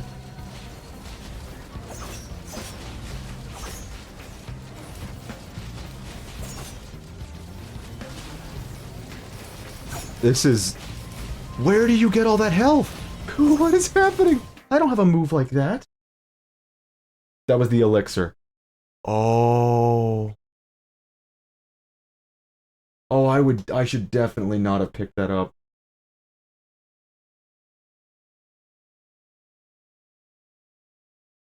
Huh. He fucking cut his finger off because he didn't believe you could do that with a mandolin. Yeah, I didn't either. Until now. What did he do, like, saw it against a string? Okay, I need to stop thinking about this. Alright, college story. So, I was hanging out with a couple of my friends before I had, like, a nice house that we were all staying in. This time, it was just a regular old college time. Oh no, we were all in dorms and shit. Except for me, I lived in an apartment with 3 assholes who wouldn't turn off their music, so I never got any sleep. But that's neither here nor there. It was late one night, because I couldn't sleep. So I was hanging out at a Krispy Kreme Donuts with one of my really, really good college mates and another one of his mates. And his mate was telling a story about how one time his dorm mate came home so drunk that upon reaching their dorm, he walked over to the trash can and started pissing in it. Just like it's a thing to do, like it's a normal urinal in the middle of your college dorm. And we found this like, okay, wow, that's wacky that people would do that. Also kinda stupid. So we all went home for the night. The next day, I show up for my first class, that friend is there again, and he tells me, dude, you're not gonna believe what happened last night. I got home, and my dorm mate was so drunk that he walked over to the trash can and started pissing in it, and just went right to sleep. And then he woke up the next morning and just fucking left with a trash can full of piss.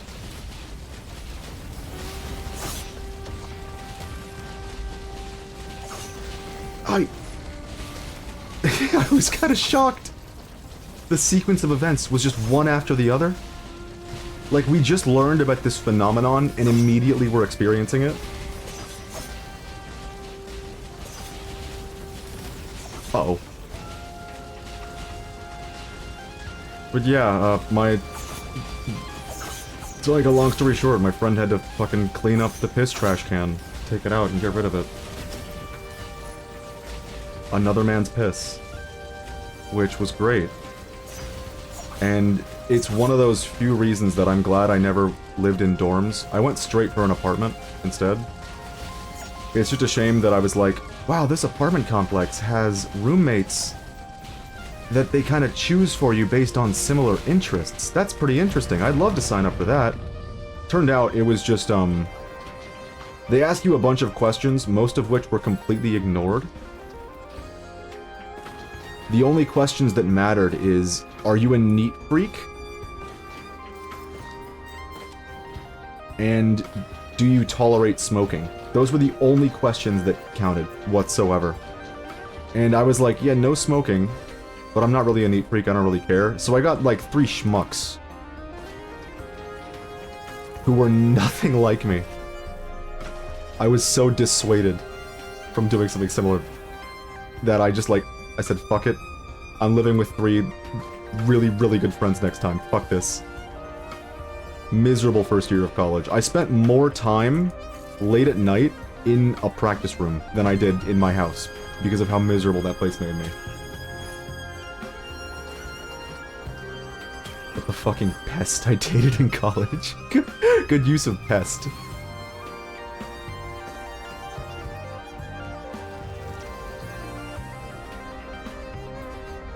I wonder how loud it was in that room. It feels like the game was really, really loud just now.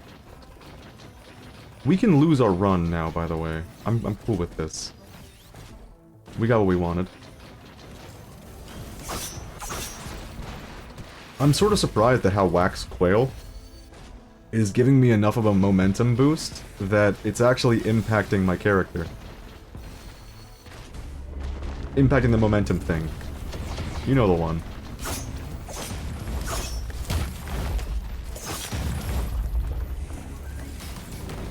I'd kill him if I could, but murder is legal over here. I hope you mean illegal. Because if murder is legal where you are, you need to get out. You need to run. Is not. Okay. You need to run. The darkness is coming.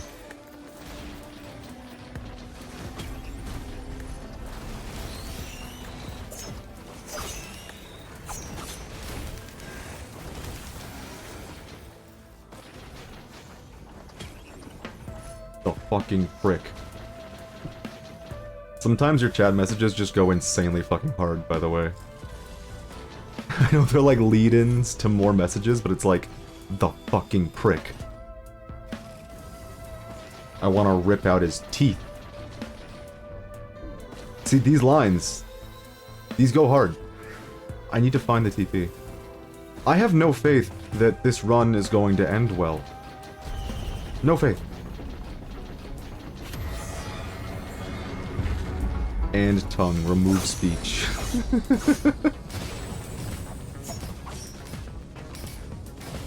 You know, there's something I forgot how to do. There was a guy I used to end every single run with, back when there was, like, not a lot of options. You probably know the guy I'm mentioning. He's a scavenger with a name, and there were, like, a couple different scavengers that he could be, and he exists in a white void. Hang on, can I pull this up? Let me see, let me get my controller real quick.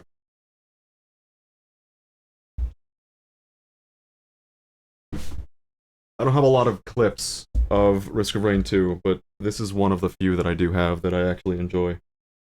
Oh no, I need more things!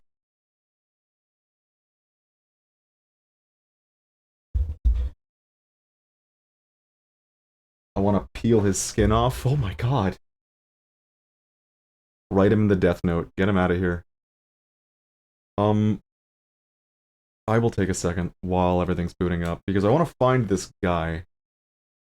Okay. I forgot TV remotes do not work when you are too close to the TV.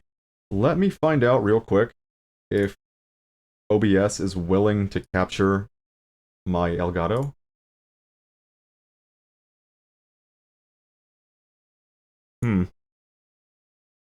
Can't help but notice that's nothing.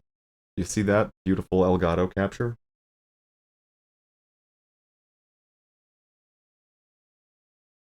Huh. Wait a minute. I have a plan. Nope. Plan failed. I give up. The only option I have now would be to unplug it and replug it over and over again, which, do you want to hear the noise that would make? Oh, no noise. Very nice. I just realized I have the game volume pretty low. I could move it up a little bit. I do want this to work, but it looks like it's not going to. Oh well, maybe I'll be able to show the clip a bit later. I'll figure out his name when I do. There's like a couple scavengers that can all spawn in a big white void. I want to find it. I want to find that this run. That's my new goal. It's a way to get a bunch of lunar coins. Not that you really need them anymore because their drop rates have increased since the last time I played. A part of me thinks he's in the blue portal, but only at a certain point.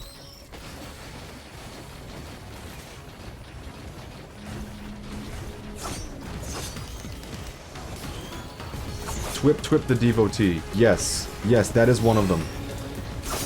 Do you know where he is?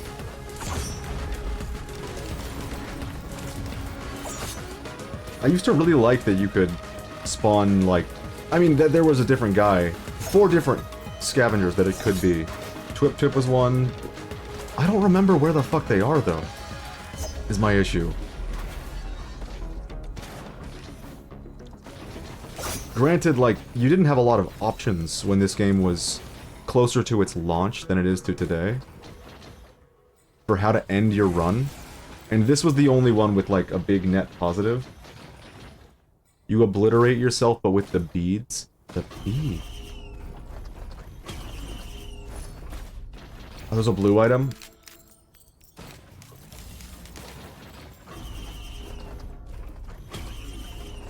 I'll have to check.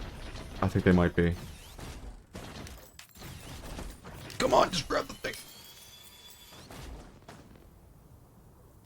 Alright, I see one thing.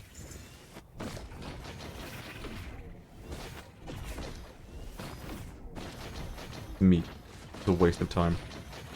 It's fine, this run is just a relaxing rainstorm run.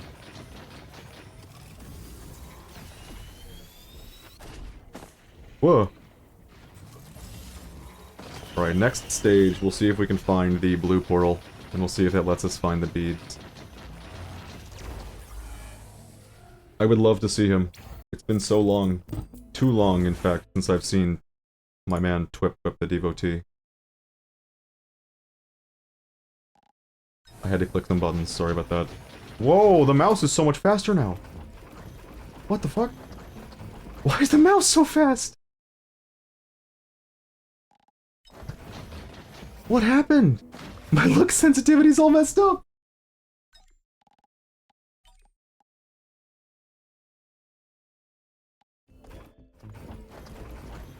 That's too low. God, that's so weird. Why would that happen? It's not the DPI switch either. I just tried lowering it the minimum. The fucking minimum.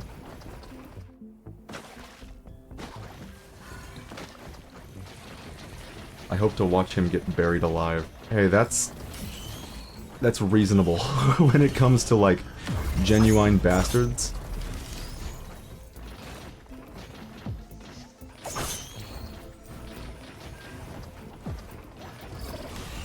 Which is a weird statement, I realize. I guess reasonable is probably not the right word for it. A reasonable thought. There we go. Rational, maybe not so much. But it's a normal human thought, so it checks out.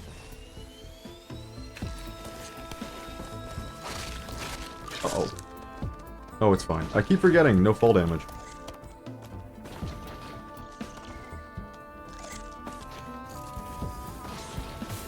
What did this guy do to earn your ire so much?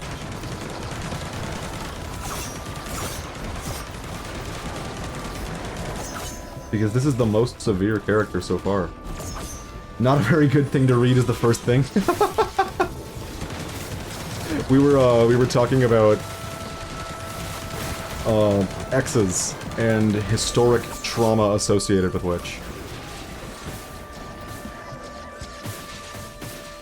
And we've discussed some serious characters so far.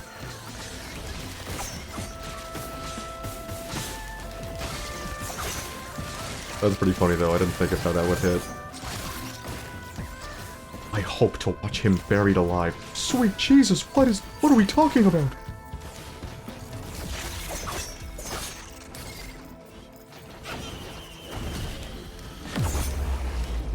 I have dropped a follower though.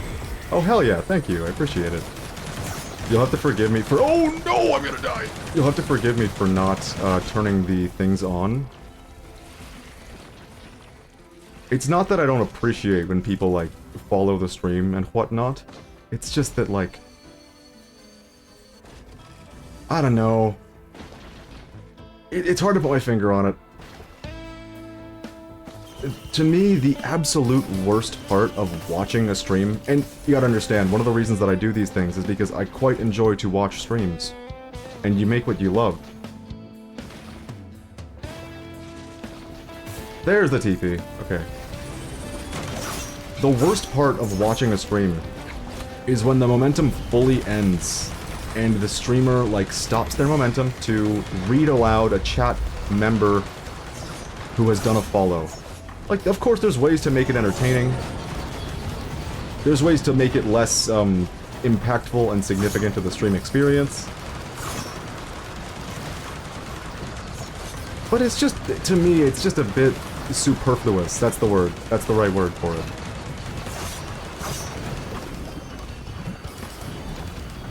So I don't know that I will ever turn on, like, a notification for, like, new follower unlocked, new subscriber. I don't know that I'll ever do that. Because it would just be superfluous to the experience. And I hope that doesn't rub anyone the wrong way. Because I do appreciate it. But I am me.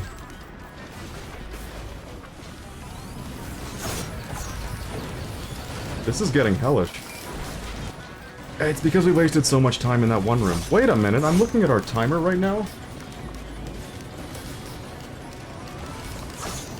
I'm gonna die now. It's over. It's so over.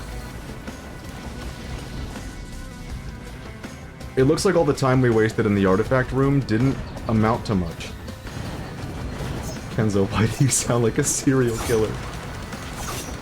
Hey, this is what a really, really bad relationship will do to you.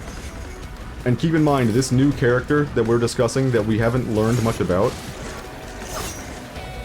is worse than drunkard boyfriend, is worse than hits you boyfriend. This is the new worst character.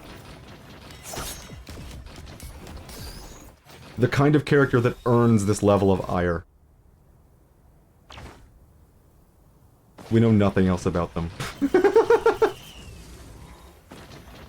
I'm assuming, at least, this is the worst character, new worst character unlocked.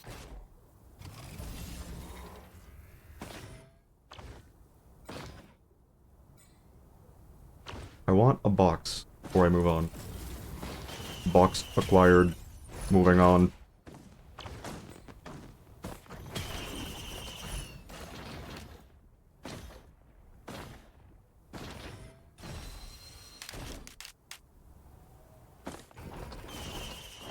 I'm a peaceful person. I do nothing wrong. This is exactly what a serial killer would say.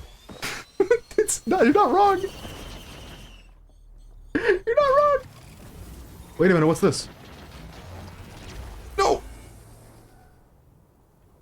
I forgot on this file that I haven't unlocked the bands yet. Maybe we should focus on that this stream, now that we've unlocked all the loader things. Or I could start relearning Monsoon with the loader, which would be not a cakewalk, but definitely an easy way to relearn Monsoon. No, I don't do murder. Murder is bad. And I am good. I don't support murder. Proof. There you go. Good person confirmed.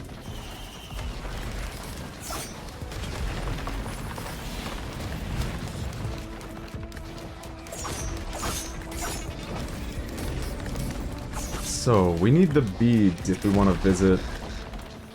What was his name? Twip the funny man. I'm kinda sad that my Elgato wasn't capturing, so I can't show off some really fucking funny clips from when, like, Risk of Rain 2, like, first came out, and I was farming Twip. Obsessively.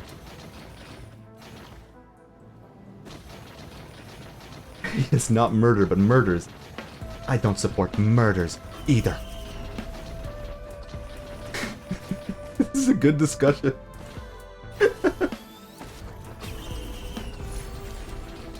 Murders is wrong. Alright, my build is seriously capping out. I want the big punch instead. You've successfully convinced me through gameplay, Kenzo, that the big punch is better than the thunder punch. I mean, it could just be my build, but I don't know if I'd be willing to assume that.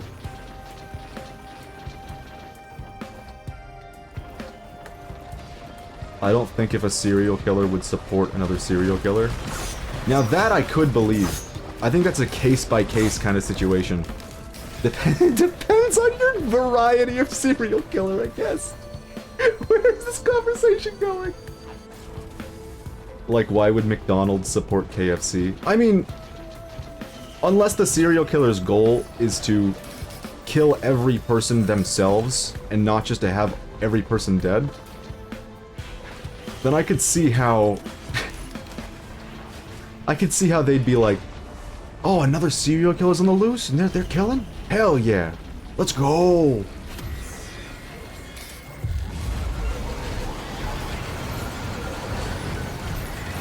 Oh god, Thunder Punch.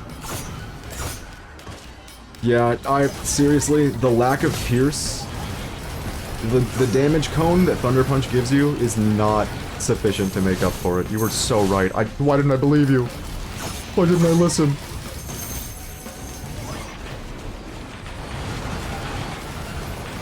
Oh. I still think this guy, Gatling Gary, I forgot we gave him a name. The dude that looks like the Heavy from TF2. I want to get rid of him. I wish he wasn't in the game. Okay, maybe not. He's my least favorite generic enemy to fight. He bugs me to no end. I'm just gonna float up here for a bit and not pay attention.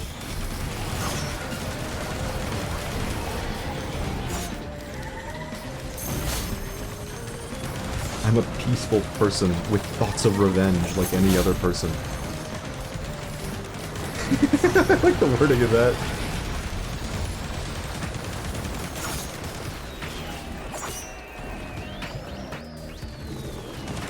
Okay, no dick jokes in chat. New rule unlocked. After the Pikmin stream, dick jokes are gone. No more dick jokes in chat.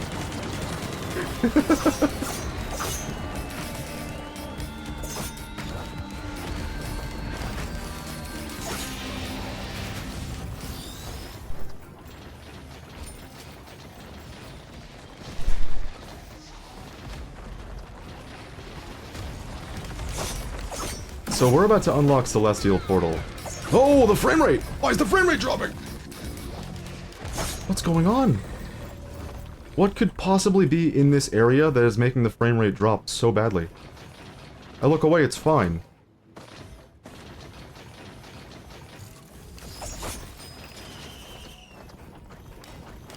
That's a Minecraft mechanic is what it is. Don't look in the wrong direction. Oh, roll of pennies. Don't look in the wrong direction or suddenly your frames will dip to like 10 FPS.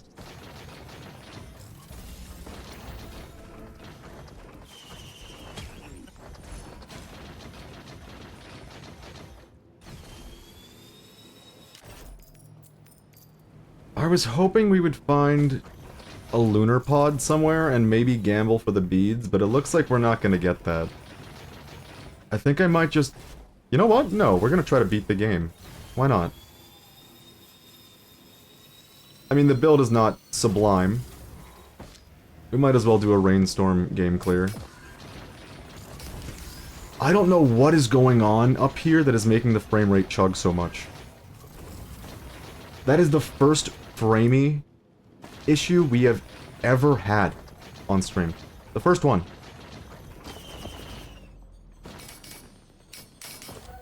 With this game, asterisk. With this game.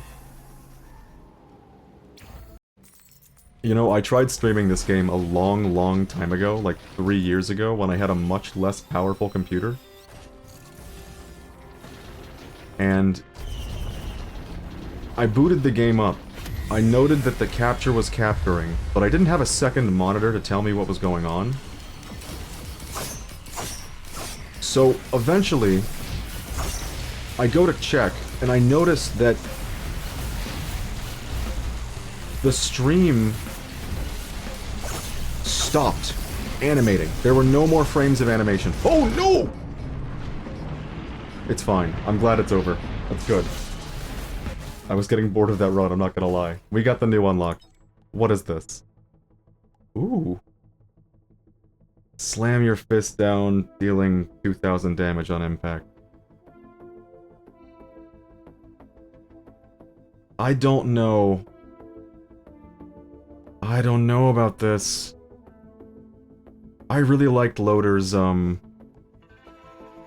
spacebar being your only spacebar special. I liked that being a way to fight the flying enemies, which was something that Loader just struggles with. We're gonna try Thunder Slam out. We're also gonna go back to Charged Gauntlet instead.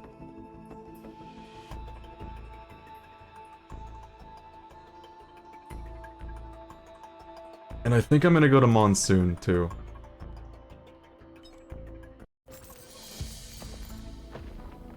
So I think the thing is, like, any human being who's been genuinely hurt is going to have thoughts of revenge, but any decent okay, any decent human being is not gonna have the will to follow through with that kind of thing. Because, like, I don't think there's a person out there who can be considered a decent human being who would choose to take a life over not doing it in any given situation. Like, even fucking soldiers who are forced to take lives struggle with the actions that they're doing. So I don't know. Yeah, revenge is a normal human want. That's what I would say. Let's see the button. That's the new button. I can't help but notice that it doesn't help us with, wisps whatsoever. I keep pushing the wrong button for that. Binding mouse 4 and 5 to this was not the best idea. There is no way you can bind mouse 4 and 5 to this button and have it be intuitive.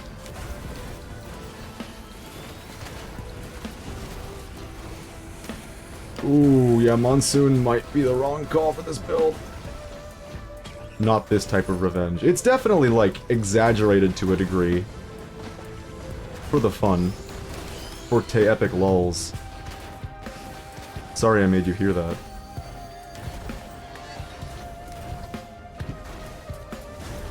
Funny, edgy chat message. Especially when it comes to people who've, like, genuinely wronged you. It can be a nice little freedom of thought exercise to be like... just imagining different things that could go wrong in their life. And how you could somehow even it out. I don't think that's too abnormal. At least we've hit a point where, like, human beings aren't too willing to follow through with those kinds of thoughts, you know?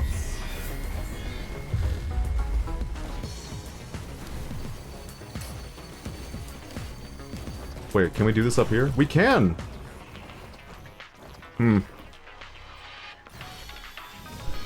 Kenzo, what are your thoughts on the new slam move? Because I'm not the biggest fan.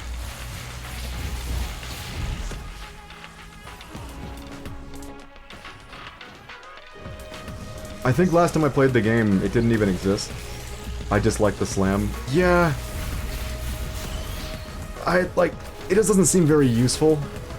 And even when it is, like, it's nice to have a big AoE stun attack, yes. But I didn't realize how much the drone did for you until now, really. Oh god. I'm over here now. The reason I ask Kenzo, by the way, is because Kenzo has proven that they are an extremely experienced Risk of Rain 2 player. I trust Kenzo's takes on things, especially now that I was so wrong about Thunder Gauntlet.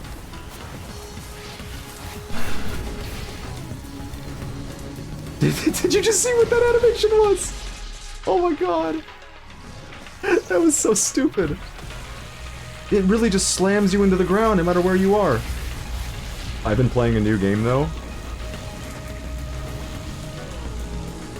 New as in, like, after Omega Strikers. Okay, I was gonna say... it's Omega Strikers. I'm gonna die. Oh no, now I really am dead.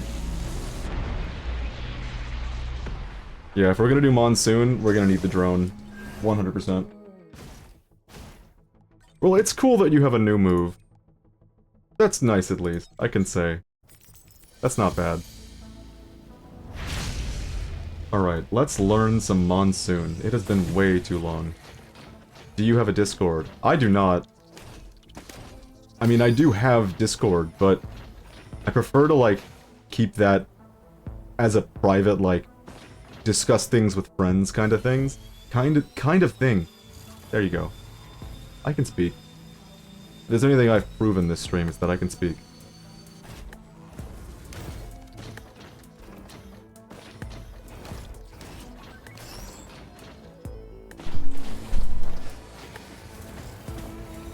Although, you're definitely not the first person to have asked that.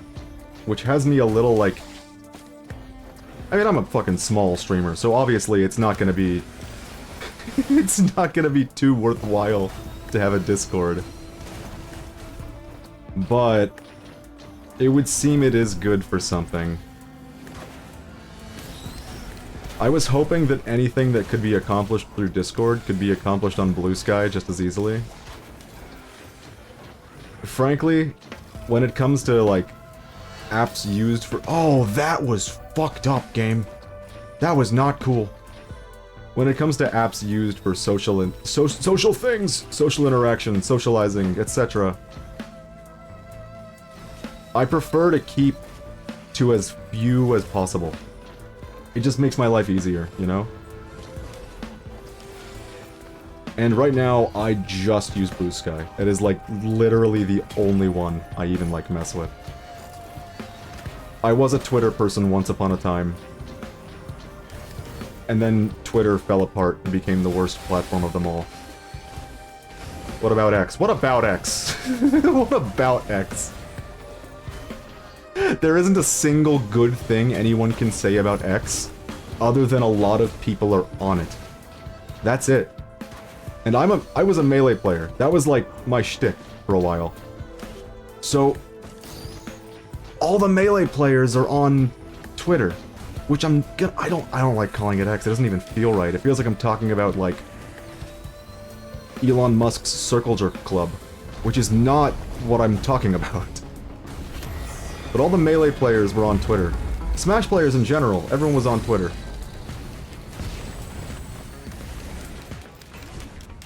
Luckily, like, the communities I'm into now... Oh no. Are a lot more into Blue Sky, like Splatoon. But... look at this guy just chilling. He's on a walk. We found the big chill lizard. But even if, like, all the people I know are on Twitter, and all the people I want to follow are on Twitter, I'm still not gonna use it, because it has degraded so much. I used to speedrun and I needed proof I did it. Only reason. You used to... what did you use to speedrun? Have you mentioned this before? I mean, it is a niche thing, now that I think about it. But I've given up on speedrunning, so I've gotten rid of all the VODs. Real. I didn't realize this until, like, 2 streams ago, but there are 2 games that I've actually tried speedrunning before. I got really into... obviously, like, Melee's my most played game. I've got, like, 10,000 hours into it. So if I'm gonna speedrun a game, it's gonna be one of my favorites, and Melee Adventure Mode is a real cool little speedrun. It's short, sweet, and packed with tech skill. So I had a fun time exploring that, but it turns out I also got into speedrunning... what was that game? Sonic Adventure at one point. I had completely forgotten about this. Like, it was so long ago, I didn't even remember it. But, like, halfway through the Sonic Adventure playthrough, it dawned on me that, wait a minute, I once had a top 100 time in the first area of the game.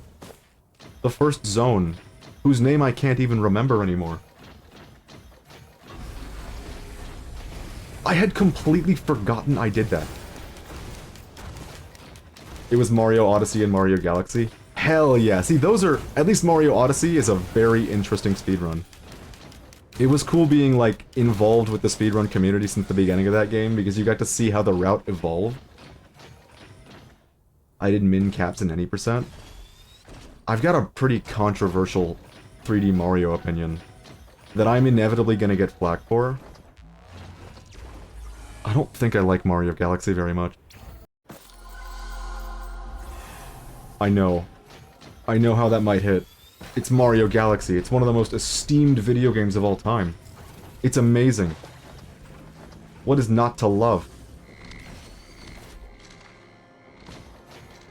Not jumping was a pain. Oh, okay. Not jumping. See, I can't read turns out. What I was getting at is... I'm a melee player. I like tech skill. I like having movement options. I like creative movement stuff. It makes me happy. And Mario Galaxy not having any of that wasn't a deal breaker, per se.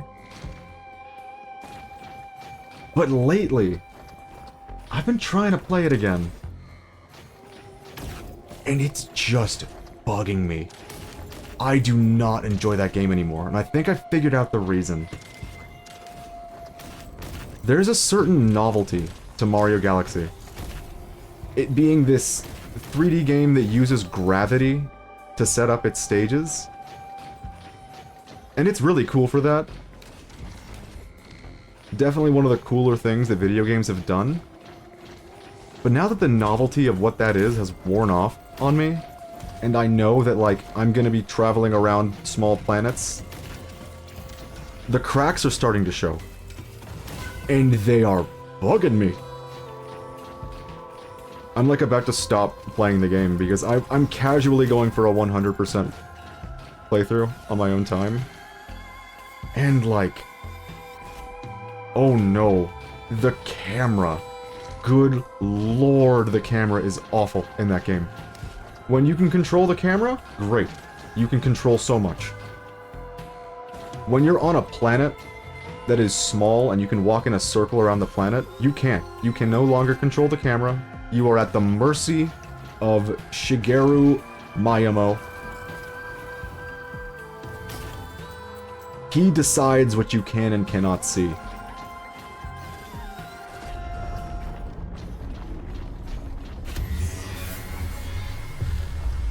And good lord, that shit's been pissing me off.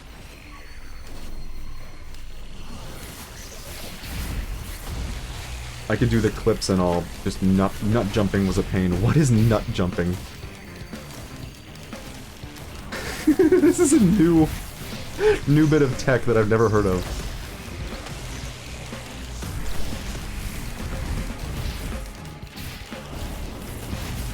Anyways, the bottom line with the Mario Galaxy discussion. The only thing is,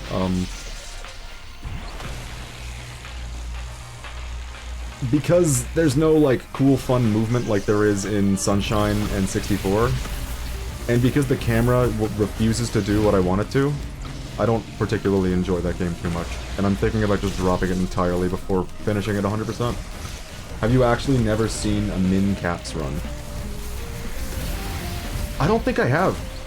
I think the only time I looked into Odyssey was, any percent. This is getting a little hairy. Did I put, like, a Shrine of the Mountain challenge on? Why are there so many jellyfish? Wait a minute. I see what's going on here. It took me this long to realize that every single enemy that spawned has been a jellyfish. I forgot the game had little things like this.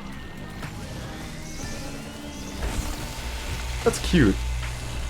I forgot that it does little thematic runs where everyone's the same enemy class. That's great. I've had that happen with beetles. I don't know if I've ever had that happen with jellyfish.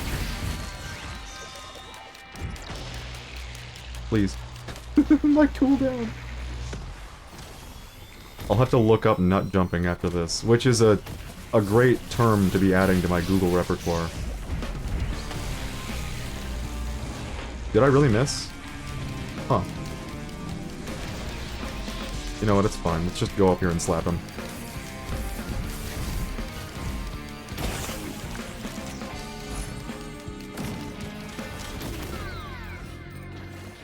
All good. Okay, so in Bowser's Kingdom, there's this nut, and when it's wet, for some reason, you can throw, dive, and repeat for height, but it's a frame-perfect trick. Ooh. Let me guess, you have to do that a whole hell of a lot for min caps? Because that doesn't sound good at all. That sounds miserable, in fact. Frame-perfect trick you have to do a lot. AKA, the death of a fun speedrun. I think that's what got me to stop running Melee Adventure Mode, as well. There are so many cool tricks in that fucking run. But so many of them, especially the beginning, require, like, insane play. This has been not so bad, by the way. This monsoon run.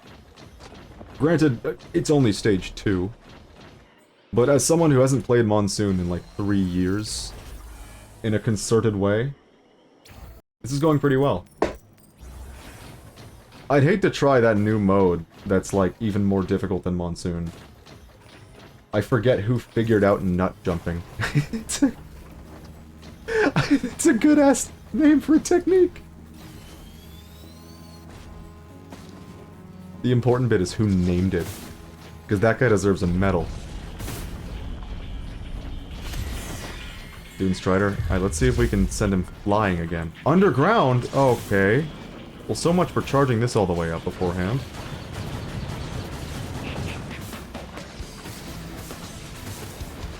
Minimum amount of caps is 3. That's interesting. Oh no! There he goes! It was the drone! I threw the drone and he just left. This just in. Clay Dune Strider is allergic to the drone. There are so many flying enemies up here. This is gonna be the death of me. I can say with almost 100% certainty.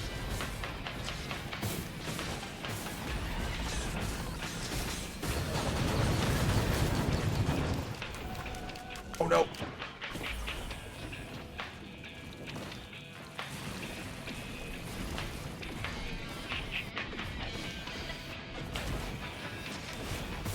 The wire cap and the wire in ruin and Bowser. The wire cap? What?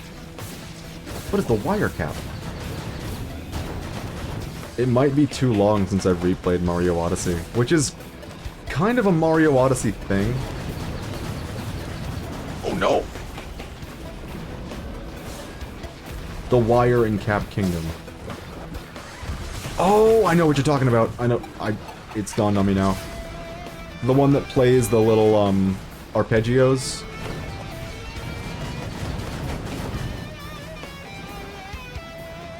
The thing about Mario Odyssey is that, I mean, it's a fantastic game, but for some reason I have, like, no drive to replay it.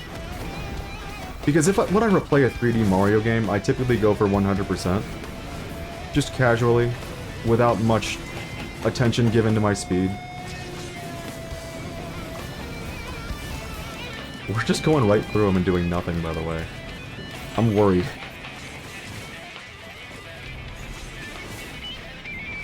But the thing about Mario Odyssey is there's just so much to do.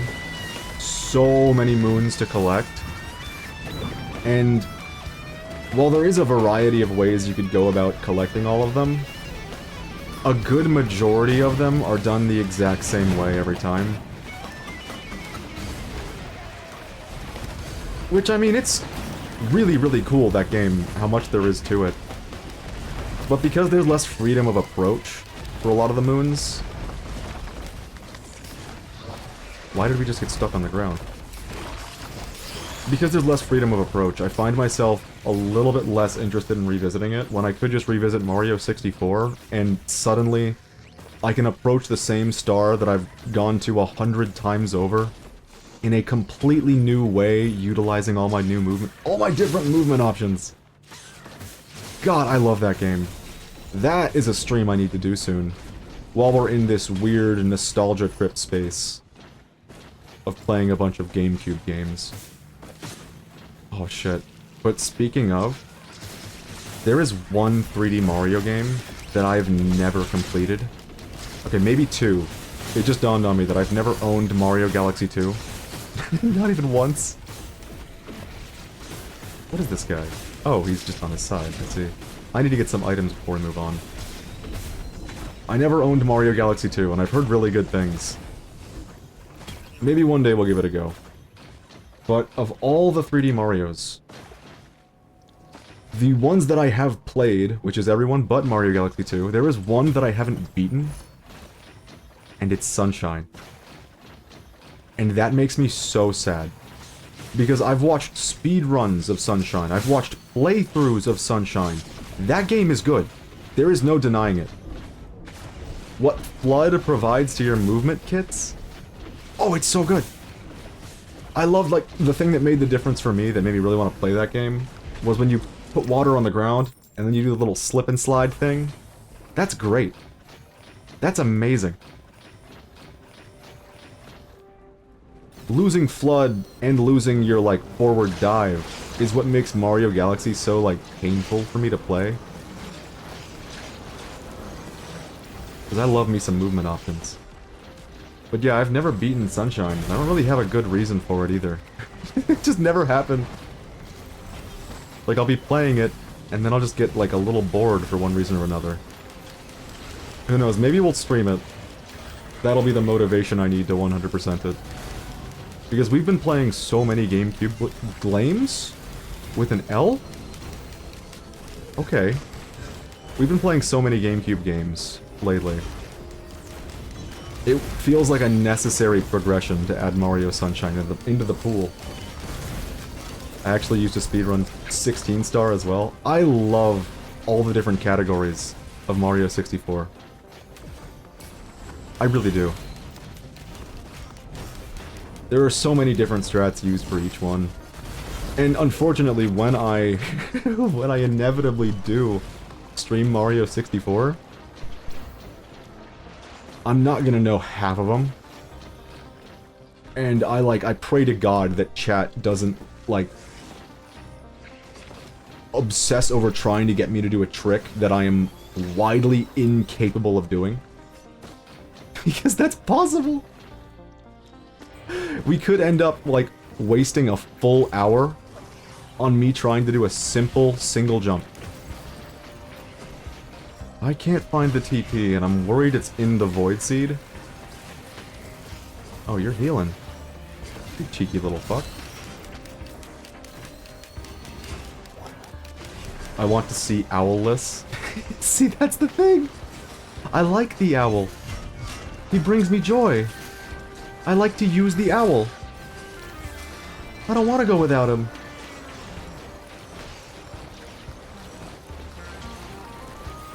I'm gonna miss him if he's gone.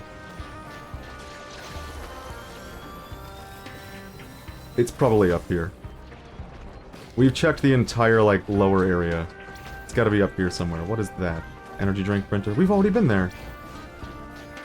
Okay, we learned last stream that it can be up here. But this time we just get a rusted lockbox, which is good enough. I'll take it.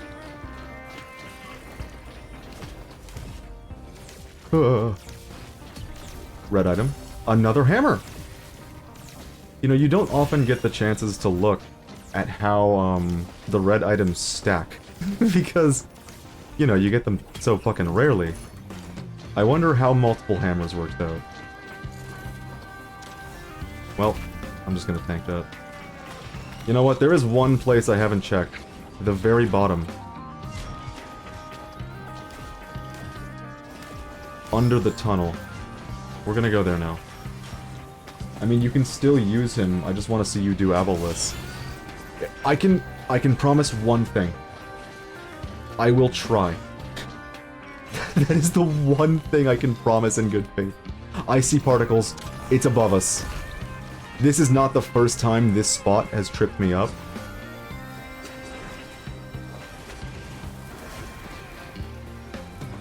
It was right here the whole time. How did I miss this? What's wrong with me? How do we want to play this? I saw two, right? Yep. Alright, here's what we're gonna do. That did like nothing. It did like nothing! Why did that do so little damage? We had so much momentum.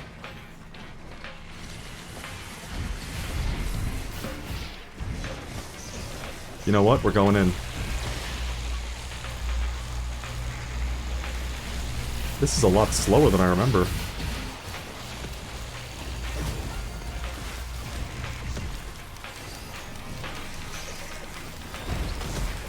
Yeah, I quite like the owl in Mario 64. I quite like him.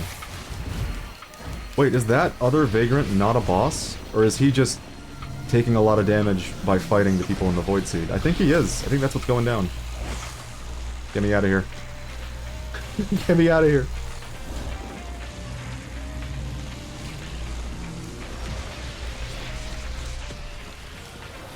I have been delivered breakfast for some unknown reason. Good shit. Let's fucking go, pizza guy. I'm assuming he's the one to blame. Did we defeat the boss? Yeah? Well, shout out to the Void Seed for doing the whole fight for us, because that was really cool.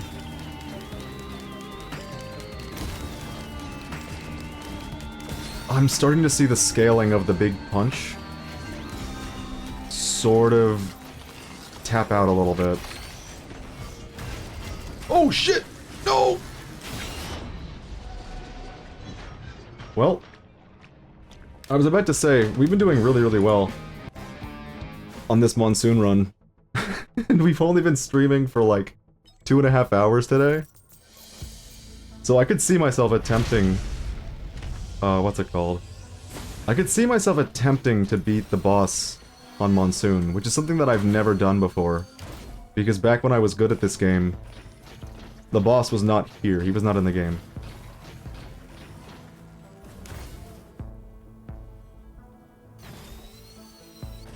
So we will try. We'll see what we can get done. And I need some water. While I'm checking, or while I'm drinking, let me check if the Elgato has booted itself up. Didn't mean to show you a black screen, but there's your proof. It has not booted itself up. Did my OBS just crash? You're joking. Holy shit, that scared me. OBS almost crashed.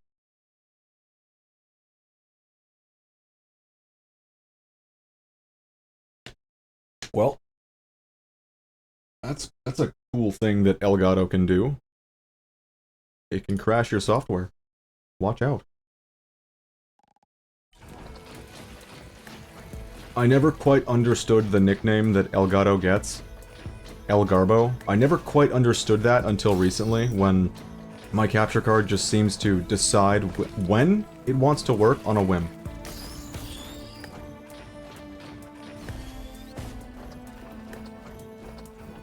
I guess we'll take FMJ. It's not called that in this game.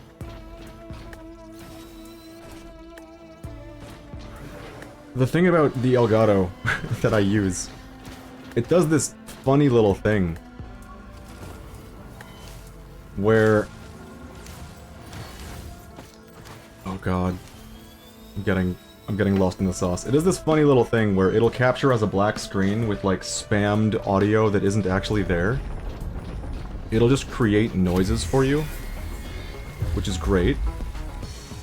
And the solution to this might surprise you. Unplug it and plug it back in again, and maybe on the 4th or 5th time it'll work correctly. Sometimes you have to close out of OBS entirely, which, I mean, I'm fucking live right now, so I'm not gonna do that. But it's good to know I have that option, I guess. Usually it's something that I test before starting the stream, but because today is a Risk of Rain stream, I didn't really see the need. I mean, why would I need an Elgato to capture a game that's running on my computer? But then I realized I have clips! See, when I played this game closer to launch and got like really into it, it was on the Switch version. Which you'd be surprised to hear actually runs really well. Or at least it did at the time. I don't know what Randy from Gearbox has done since then, but I kinda doubt it's been improved the optimization of Risk of Rain 2. I don't think that's something Randy would do.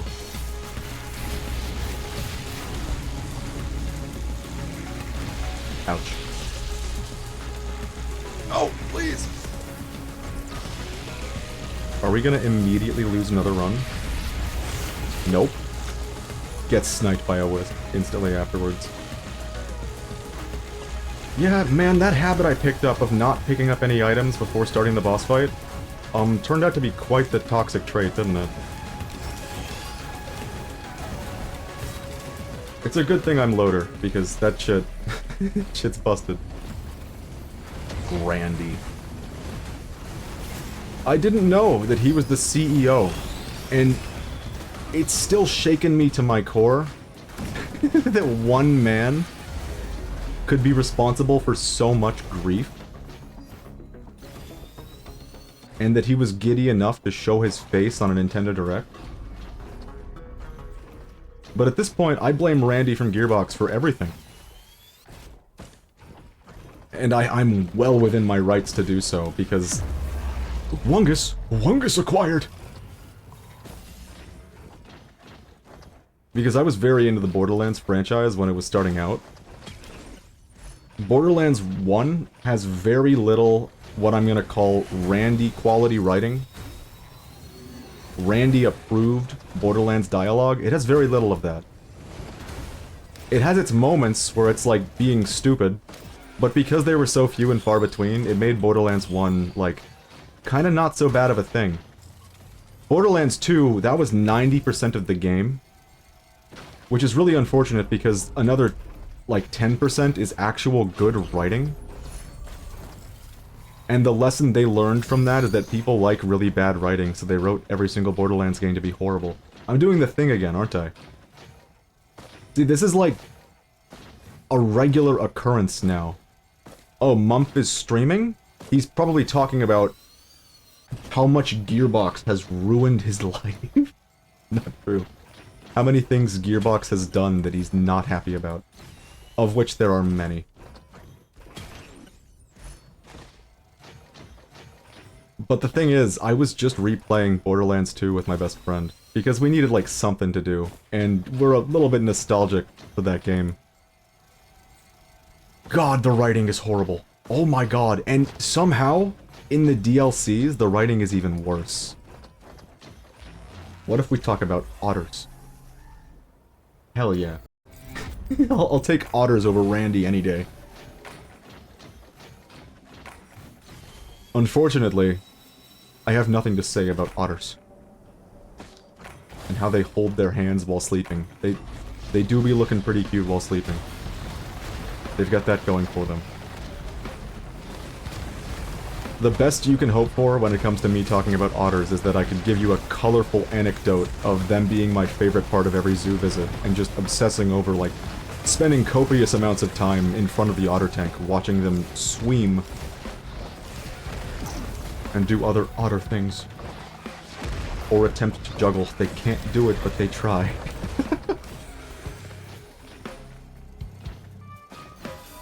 Gotta respect the hustle.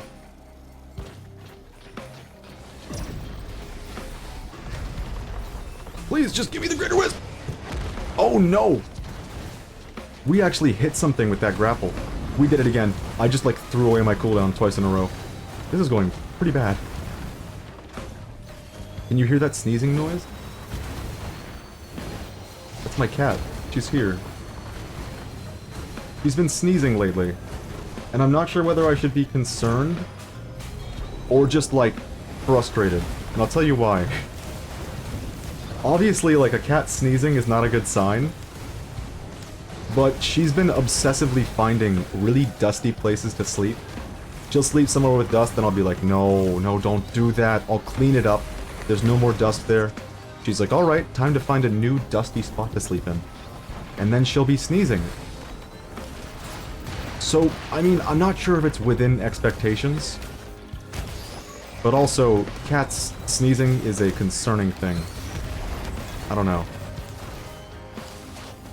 I'll probably end up taking her to the vet soon. You're worrying me, Nutmeg. You got me worried.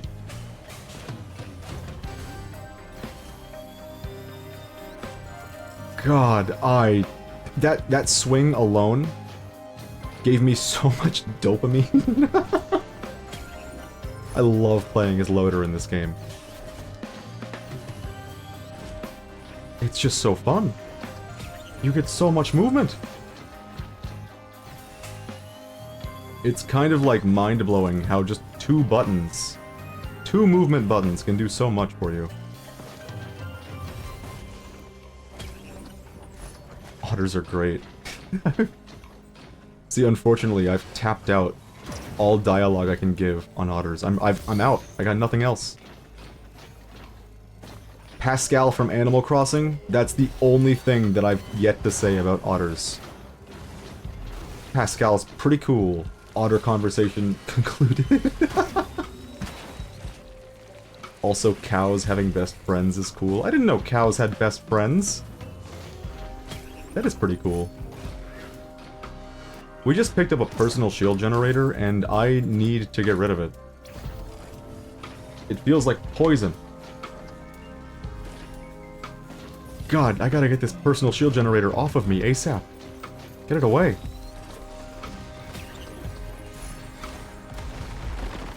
I don't remember seeing a fabricator on this map. Is it called it? No, it's a recycler. I keep forgetting the names of things that they added right as I stopped playing the game. Man, I should really boot up Risk of Rain 2 on Switch, because I would love to see how many hours I put in that game. It definitely didn't run phenomenally, but it kept a pretty stable 60 most of the time. Okay, by pretty stable, I mean pretty unstable, but closer to 60 than not. Well, we're over here now.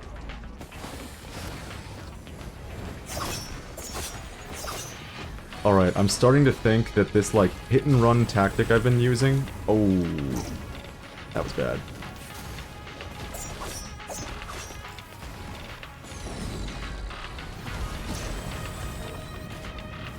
The hit-and-run, big one-shot punch attack, I think I have to do a little more than that, because the pace is not looking so hot right now. Or is it? That's a lot of enemies!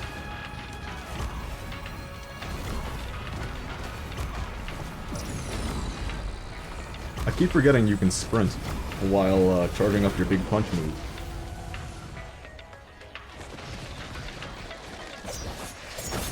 You know what? There's something I haven't checked that is actually, like, important. Okay, we did it. 3 hours of streaming, 0 dropped frames. Very interesting. I can guarantee before the stream ends, we're gonna have a couple dropped frames here and there, which is, like, bizarre that we can have 3 hours of completely fine and Risk of Rain 2 of all things. That's a lot of wisps! Only for it to get really bad out of nowhere. P-word dog's kiss. I forget what word it is, it starts with a P.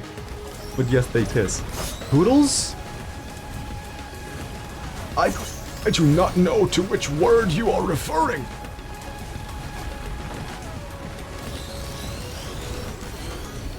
I like how there's hit lag with that move. It makes it feel so strong. Nutmeg. Nutmeg is sitting in front of the chat. I can't read chat anymore. You need to go. You have to leave. Oh well. No, it's not a type of dog. It's a word that starts with a P and then the word dog.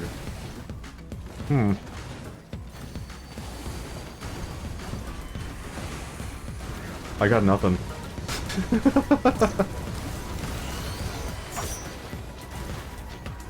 You may have noticed by now that I'm really, really bad at pulling a term from nothing.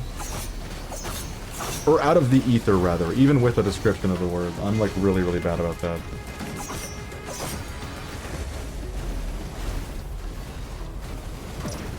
English is hard. Hairy dog.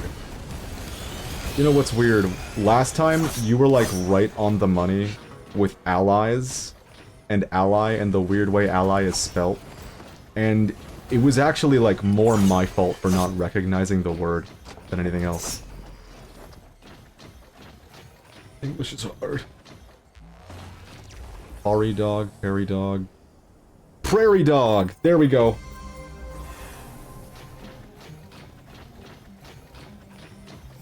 I didn't know prairie dogs kiss. That's lovely. We got there. That's what matters.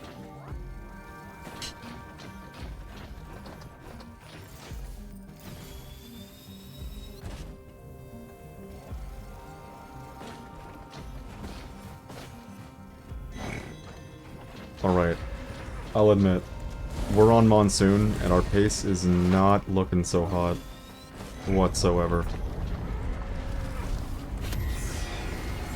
Oh, good! Finally, we're loader, and there's a magma worm. Does this mean we can do the thing? How I missed this. Take me up into the sky, friend. Not anymore? He doesn't do that anymore? Damn it. I miss when the worm would take me on big adventures. How to spell its name? You almost got it right. It's Prarie. Like being out on the prairie.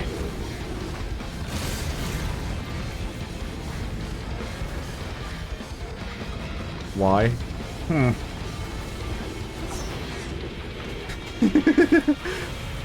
There is no answer. I really like how English has rules, and then it breaks them constantly, as though they're not even rules. This is looking bad. Did he just gain a bunch of health because of green enemies? Okay, I have a thought. I would like to, if possible, mash the monsoon button over and over again. And see if I can at least get to the boss on monsoon. If I can beat him, that would be huge. That'd be wonderful. However, am I going to be doing that for 3 hours straight, is the question. There's got to be something else I can go for. Oh, the bands! I can go for the bands. That's something.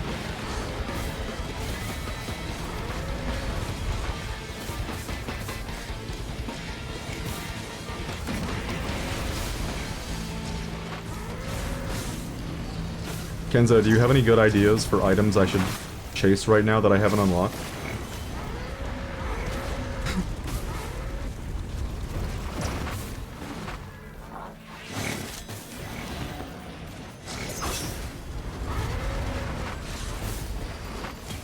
I know the bands are going to be important. What even is an item you probably don't have? See, that's the thing. All I can think of is the bands and the elevator. The elevator. The quantum tunnel. I forgot it has an actual name.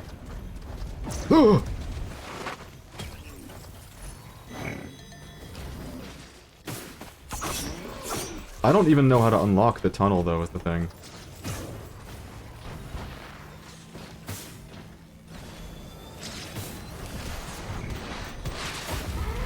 You know what? We actually haven't gotten a lot of items, have we? It's just we got the goat hoof. And since then, there hasn't been much need for other items. This is what we need right now. Immediately got rid of the focus crystal. Beautiful. Couldn't have asked for a better roll.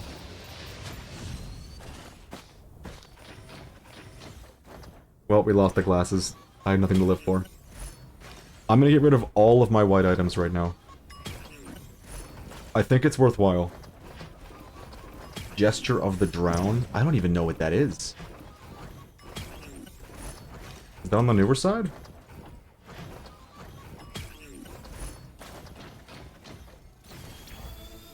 The crabs. The crabs? The crabs? The void crabs? What doth it entail? Make the crabs walk off the map. I might need to be Rex for that. Yeah, I don't think I've... Last time I played the game, void crabs were definitely not in the game. So... I don't know that I've ever seen this item before. We can try it if our run gets, like, up there in time. No, not the void crabs. Well...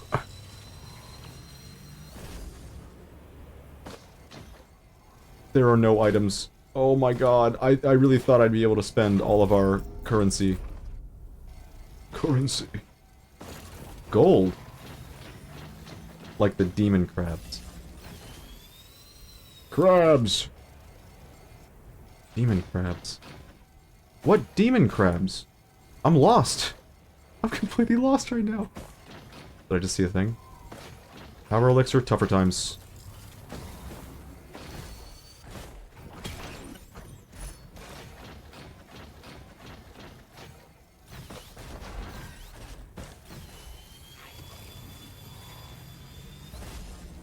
I don't think we're gonna find anything else on this stage. Which is not good, because we don't have a very versatile build right now.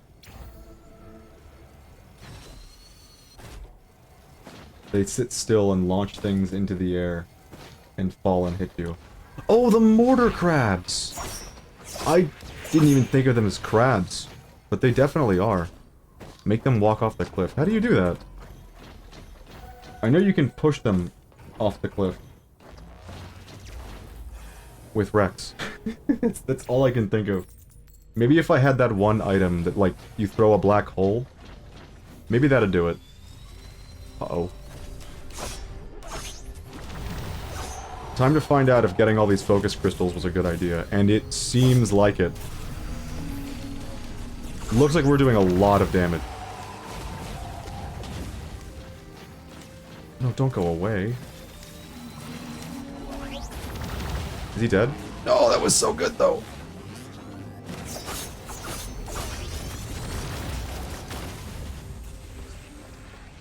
They walk away from you to gain distance to shoot from afar. Oh, it's that simple? I knew they ran, but I didn't know they were, like, stupid. I didn't know they were willing to walk off cliffs for you. That's kind. Has no equipment, picks up the fuel cell anyways. Tactful. So Tesla coil is not suggested. Yeah, that would ruin it, wouldn't it? Well, I just wasted 2 cooldowns in one.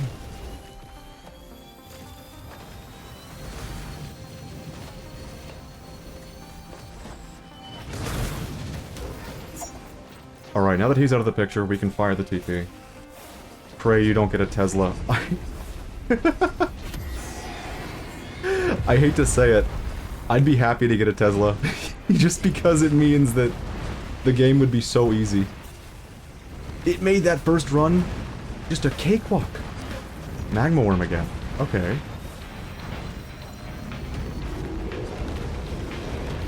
Oh, equipment! Yes, please. I'm gonna die! Immediately. That was interesting. Holy shit. I should have just let the punch rip and launched myself out of there. Now this I dislike. It doesn't even tell me what killed me. F. Big F. For the first day of, like, trying Monsoon again, we're not doing horrible. Granted, it's loader. It's like playing the game on easy mode.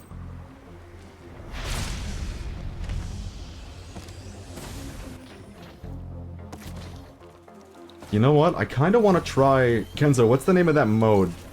The one that's harder than Monsoon? I kind of just want to see what it's like. I've never done it before.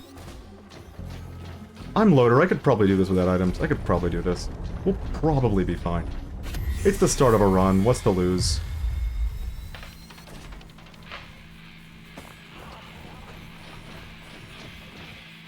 Eclipse, that's the one. Let's see. How can I propel myself over there? Well, that did nothing. I should have thrown the drone and done the cool drone thing.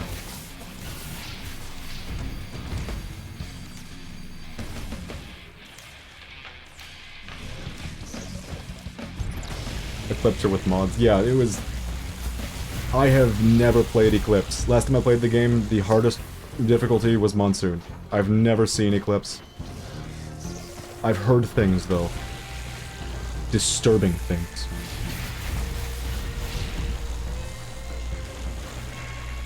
Man, this is not going so good. Alright, we're gonna try the thing. Do a little loop. Beautiful. Why is this character so fun? Eclipse on the first stage. Oh, I didn't know you were there. On the first stage isn't that hard. Compared to Monsoon, I'm gonna die instantly. I need to stop reading the chat in, like, inopportune times.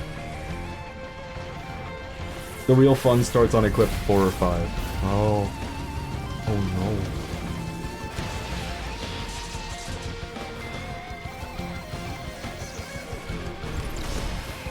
Well, time to die.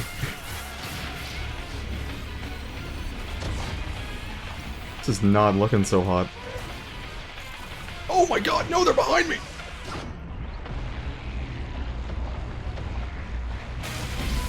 Why did the music get so loud all of a sudden? Okay, it's fine. Okay, well, what did we learn? We learned picking up no items before challenging the TP event was maybe not the best idea.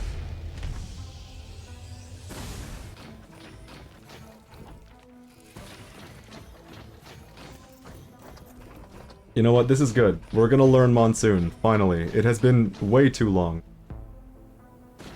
How do you get Eclipse? You don't have to unlock it, do you? It's like some sub-menu? A side mode, maybe?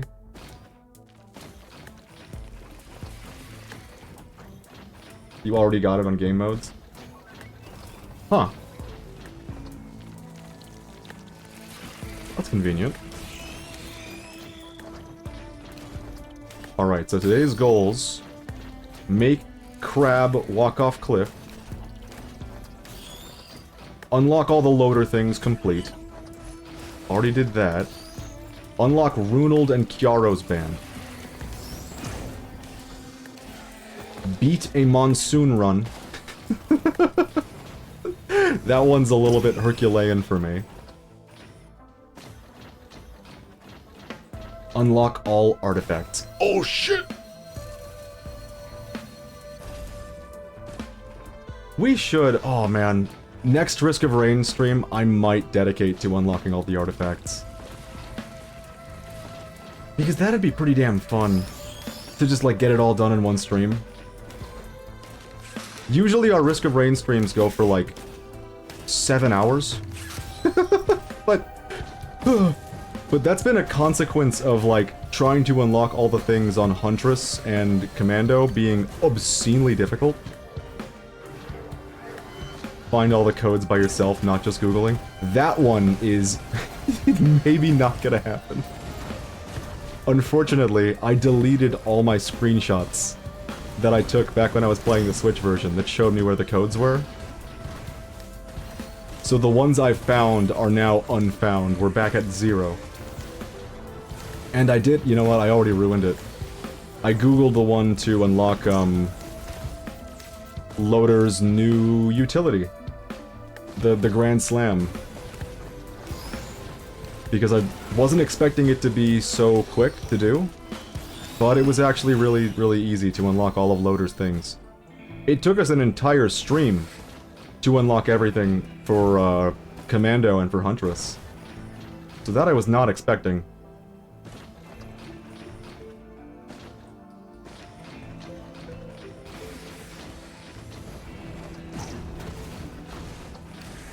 But because the seal is broken, I think if we do all artifacts in one stream, we'll probably have to Google it. If nothing else though, it would be really fun to show off all the location. This is... So you already played a lot on Switch? There was a time, closer to the game's launch, when this was like my most played game of the year. A time when I was like more than comfortable on Monsoon. I'm wasting time. A time where I knew, like, all the secrets available, and then they added the 5th stage. And then... things, I don't know what happened exactly, I just kinda stopped playing. Oh, it was arthritis! I was trying to figure out, why did I stop playing one of my favorite games? It's the same thing that happened with Melee. Arthritis took over. Said, no more. You can no longer hold a controller.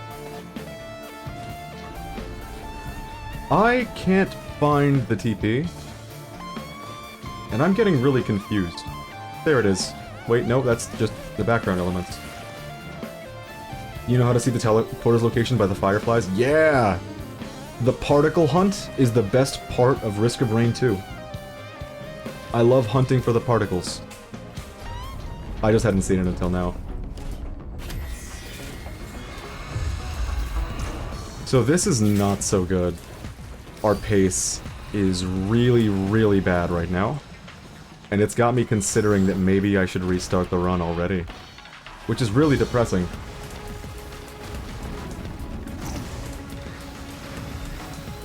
Well, there goes the momentum. It did like nothing. I think I will. I think I will. I just don't have faith. I don't have faith in this run. I don't believe. I am not a believer. Believe it. Oh, you know what? Yeah, let's try it. I do want to see it. I want to see how bad it is. I clicked the wrong button, didn't I? Alternate game modes. Eclipse. What are the... Simulacrum. Simulacrum. Simulacrum? Simulacrum, I see. Waves, fixed seed. See, I remember the prismatic trials being there. That one I was used to. Oh, is that it?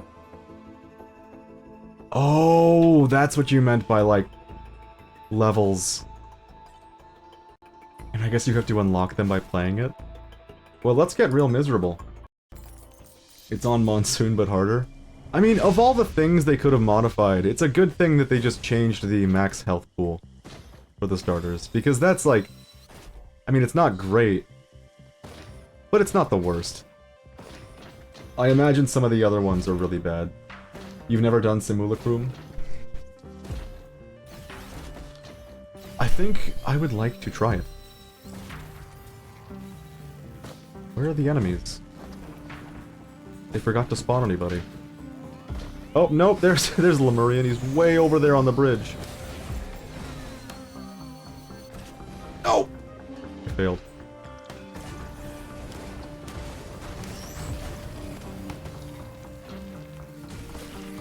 Does holding the punch slow you down? I feel like my sprint is a lot slower when I have the punch out. It's just a time waste, TBH. It's fun like the void level from the bottom of the shop. Now that I could believe. What have I done? Well, I just autopiloted for a second and activated the TP event. Well. That's another toxic trait of mine.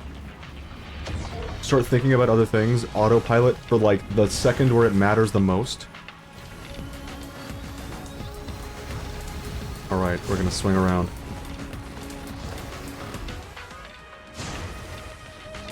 Interesting that it's kind of a tactful play that you can just jump off cliff as the loader and be fine.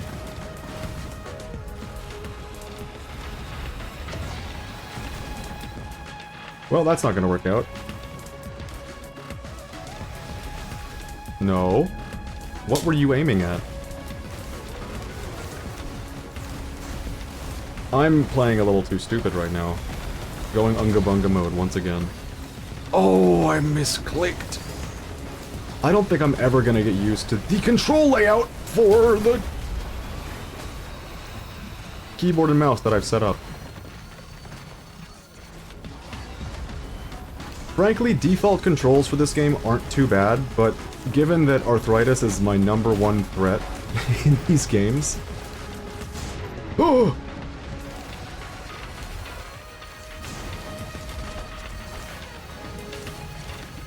Can we do this? I had to change the jump button because the spacebar was hurting me. Considering how many times you have to sprint, run, and jump in Risk of Rain 2. Oh, hell yeah. Oh, no! That's a lot of wisps! We're gonna be fine. We're gonna be just dandy. Yeah, the spacebar ended up being too much for me, so I bound right mouse button to jump. And that's been pretty nice, I can't lie, that's been pretty helpful.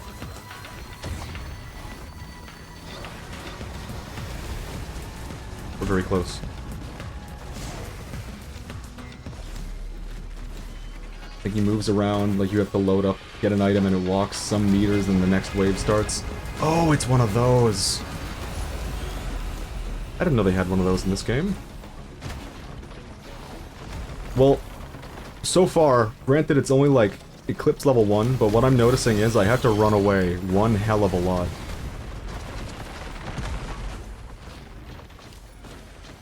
Yes, backup mag. Granted, it's probably my fault for not picking up any item. Yeah, it's sent. Twitch weird. Twitch real weird with messages sometimes. You're doing better than on just Monsoon. Shut up! God damn it. You know what it is? This, there being a difficulty more difficult than Monsoon has put the fear of God in me. I am now playing like a coward to my benefit.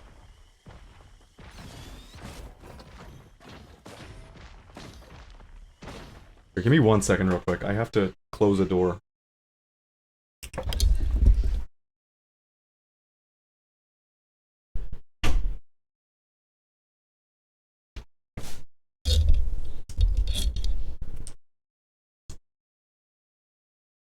You have nothing to worry about until 4 or 5. What, if you don't mind me asking, what are the debuffs that 4, 5, and 6... I misread your message, by the way, which is really cool. What are the debuffs that 4, 5, and 6 apply to you? Hold on. Did my sensitivity just increase again?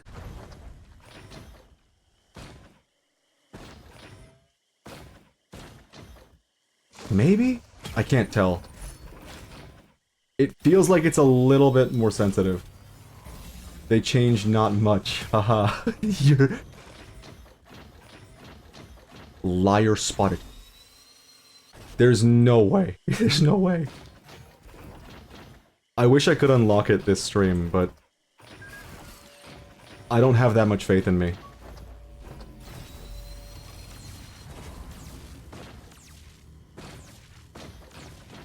Never mind, it's 6. Pray tell. What is the threat? Is that a box? It is a box. Box spotted. That was a cool little failure of a maneuver. Hey, recovered. Don't tell him. Don't tell him. Fuck off. Cause you're so mean. It'll be a surprise. A depressing, heart-wrenching, frightening surprise.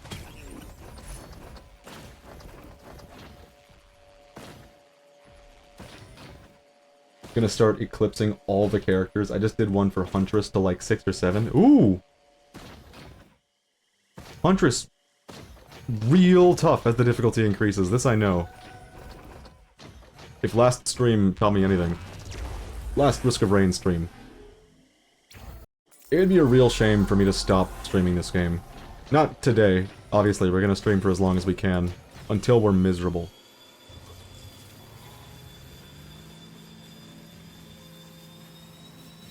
But the Huntress stream and the Commando stream went on for way too long. 6 is minus 20% gold dropped from enemies. Fuck that. No.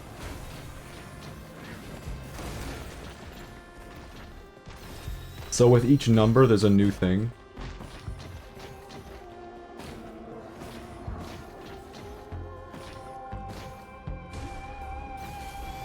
What's your time right now?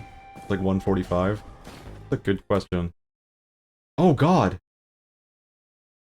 I'm East Coast, US. It is, almost 8 o'clock here. Don't do it.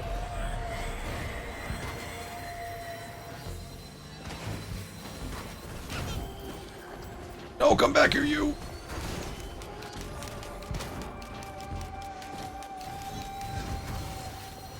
I didn't realize how late it was.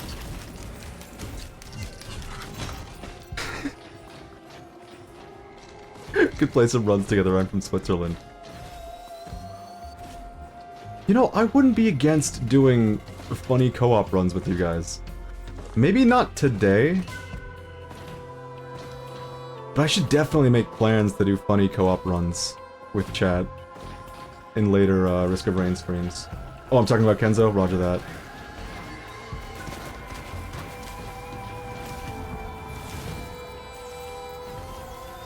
Yeah, you guys are in a very similar time zone.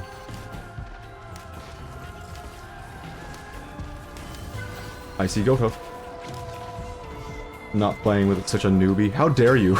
That's so mean. No, that's fair. If you want to play on, like, crazy high Eclipse. I get that. I just threw away the backup mag. I didn't finish, saying, but I got, like, so into the Switch version. 400 hours, I think, in the game at the time. Which is not nothing. Granted, it's, like, nothing near my hours in Melee. Or even, like, Splatoon 3. But still, 400 hours in this game, when the game is this frenetic, that ain't nothing. It's just... This is one of those games where the more time you take off of it, the worse you get. It's a lot less fun if you have someone who's better than yourself in a group. I totally get that. I've been that guy before, who, like, your entire team... Because, like, if someone dies, they can't get any items for that stage. And if your entire team dies at the beginning of every single stage, and you just get insanely overpowered, there's not much fun to be had there for anyone who isn't the survivor.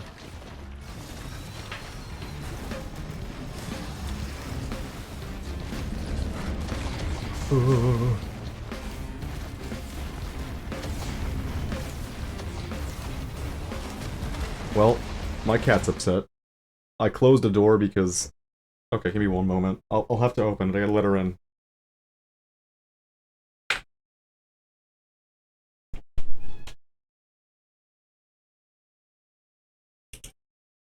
Like, it's okay. Fine. It's okay. It was only closed for a couple of minutes. So, it's like Easter-ish right now. And some of my older family members have been invited to stay with us for a couple of days. And old people, they don't... volume does not quite mean the same thing to them. Like, their phone will always be on max volume, is what I've noticed, and their speaking volume is also, like, wildly subject to the whims of fate, it would seem.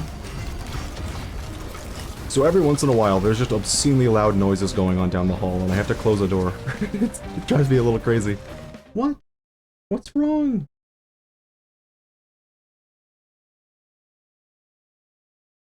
What do you want? You're in the way. You have to go. She just walks up and stands on the mousepad. This is my spot now.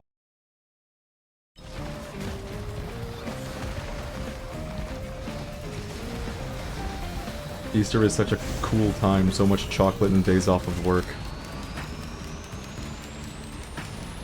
Yeah. But frankly, what's been, like, becoming memorable to me with Easter is having family members around that I'm not particularly fond of being around all the time. That's where we're at now. I got stuck.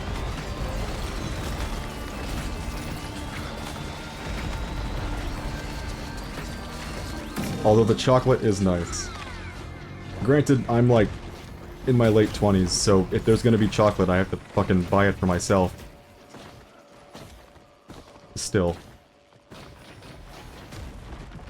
The thing is, if I want chocolate on Easter, I'm waiting till after Easter, because boy does it get cheap.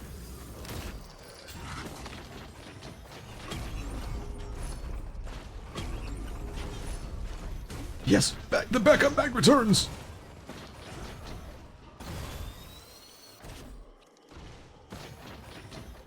Haven't seen my brother this year. He went to Australia this December, but he's coming back for a month in May. Ooh!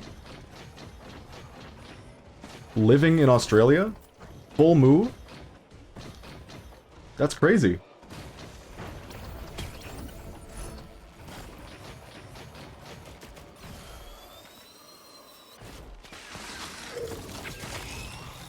But working for Switzerland? Hell yeah. The only involvement I, as an American, have with Switzerland is money related. Which I'm sure you can assume. I mean, as a Swiss person yourself, you guys have the best banks, you know this. Money is safer there than it is here. At least that's what's been expressed to me multiple times over the years by different people.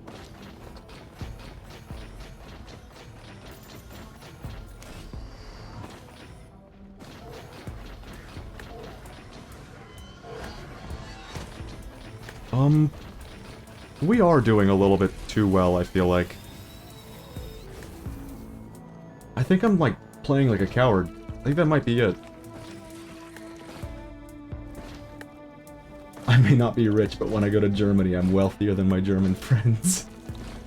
Wealthier? Yeah, wealthy is a word. More wealthy versus wealthier. Wealthier's... You know what? I might be wrong. It feels like a word, and if it's not a word, give it like 100 years, it'll worm its way into the dictionary. Alright, spin time. Oh, spin failed! I love this. I love that I can just catapult myself off the cliff and profit.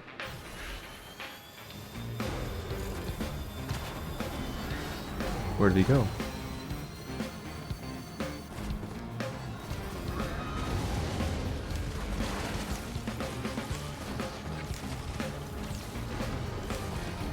And with how the world's economy is going right now, and by the world's economy, I'm obviously fucking biased. Because the US does that funny thing where it sticks its dick into literally everything. So, like, if the US's economy is doing bad, it has impact in a lot of places. And the US economy is not going so good right now. Not at all.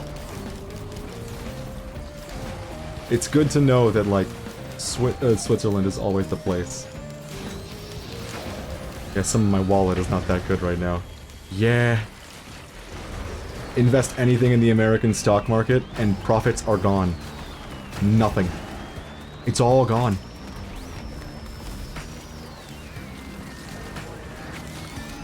Hell, I've hit that point where I don't even, like, eat breakfast anymore.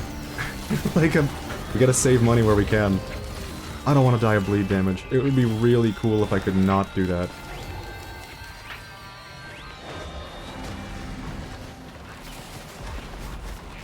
Where did he go? Where's the boss? Is he all the way down there? There we go. Can you even buy eggs there? Yeah, it's just like $20 an egg, though. That's maybe exaggerating. I saw a video where it's limited to like 1 egg per person. That's fucking hilarious. I don't think it's that bad, but it is definitely worse than it's ever been. Leagues worse. As it's been explained to me by more economically minded people, COVID happened, obviously, and... oh no. And everything went like crazy high in price, and then the government gave a bunch of money to a bunch of companies because they were like, all the big companies are shutting down, we need money. So instead of giving money to the American people, it got given to the companies, and because of that, the companies obviously didn't fucking lower their prices at all. In fact, everything hiked up in price. And when COVID ended, it didn't change. Everything was still expensive. In fact, it got worse.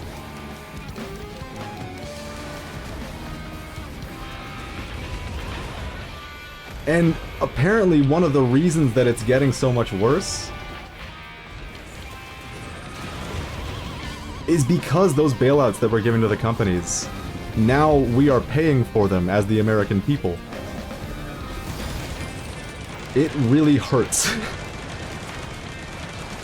I'm gonna die here, by the way. 100%.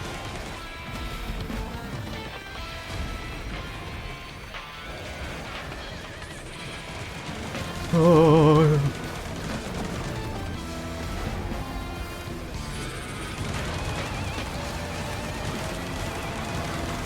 Oh no! Yikes! No, no, it's not over. It's not over. It's not over. It's not over until the fat baby sings. If I've learned anything from Xenoblade X, that's it.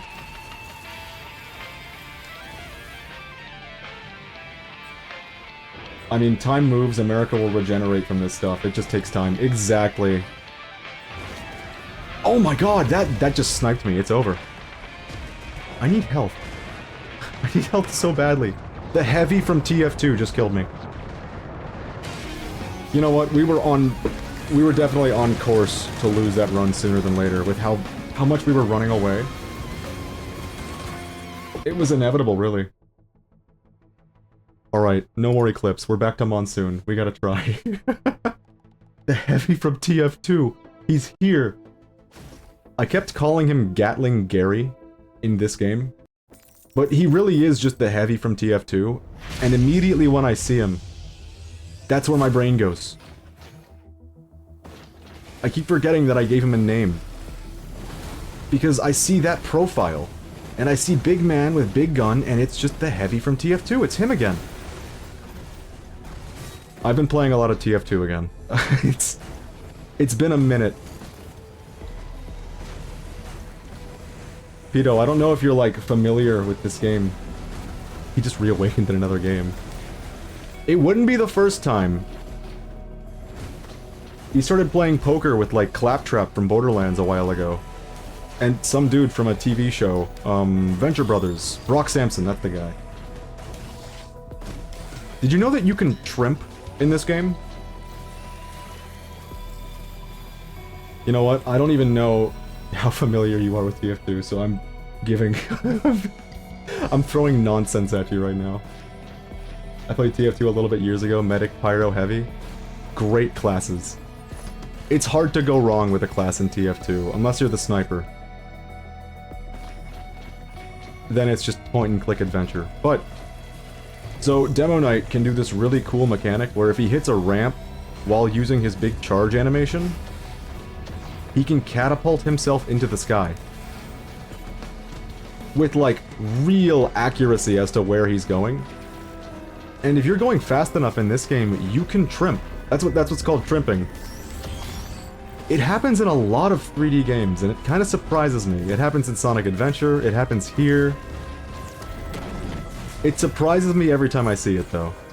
I think you can even trimp in Borderlands.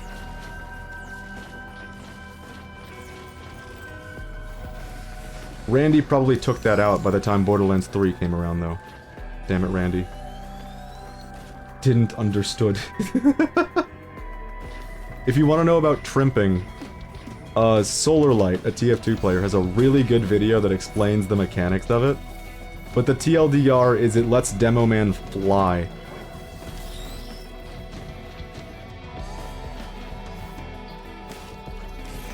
As long as he charges and hits a slope at the right angle, he can go so far. Was I near the teleporter, or am I just, like, blinding it? There it is. I saw the particles. Particle spotted.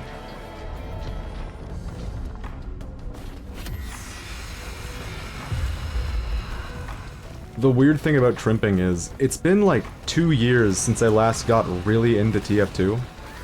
And I'm getting really into TF2 again. Who knows if I'll ever stream it, because that's... Oh no, that's a lot of wisps. It's not the most fun game to watch someone stream. Because there's a whole lot of, like, nothing that happens when you're just pubbing in TF2. But I will tell you, when I started playing again, the muscle memory of trimping came right back to me like I had never left. Rocket jumping too. God damn it, I'm a sucker for good movement mechanics in video games. I think that's the bottom line here.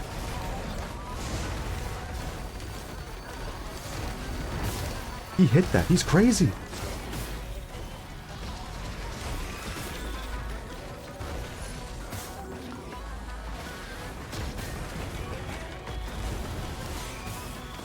I'd like to say we're playing a little better, but I think we're just playing a little safer, and I don't know if that's better or not.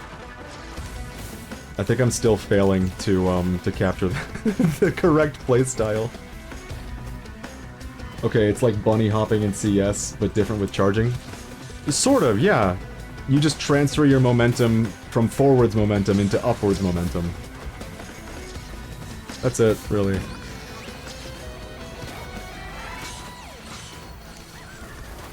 God damn it. Bunny hopping was so difficult for me to learn. I'm not gonna lie. It took me forever, because, like, I don't know if it's the same in CS, but I know that when you bunny hop in most Source games, you have to move your mouse slightly to the left or right, like this. Oh. The second you, like, touch the ground, in order to keep your momentum. Get it in the muscle memory? Hell yeah. There's, like, it took me a full 2 weeks to even learn how to do it, because I was getting really into rocket jumping and market gardening, which is just being the soldier and doing rocket jumping for free kills. But there's a trick that you need to be able to b-hop to do. And good lord did it take me forever. I have the clip somewhere on my computer where I learned how to do it, and I was just fucking ecstatic. I should probably not be running around collecting items right now, but fuck it. It's my stream, I do what I want. We're out of here. Never learned surfing, TBH. It seemed kind of useless. In CS, I could see that. Surfing is really difficult to, like, learn, by the way. It was not intuitive at all. Kind of a fun process to figure out. Like all the other Source engine oddities. It's always just fun to learn what you can do. In TF2, like, you get hit by a rocket launcher and you kind of go flying a little bit. Surfing is now a way you can maneuver in the air. So it is constantly useful, especially if you're the medic, because then, like, you're getting dive bombed by the soldier with a rocket launcher, and he shoots you, and he's got a free kill. It's all, everything's coming up, soldier. And then you just, like, hold A and move your mouse a little bit, and suddenly you're, like, flying off to Neverland. And he can no longer touch you. It's beautiful. What you can accomplish with these simple fucking Source mechanics, I love them. I need to be looking for the TP right now. We have a lot of items for only clearing stage 1, I feel like. This run is not off to a terrible start.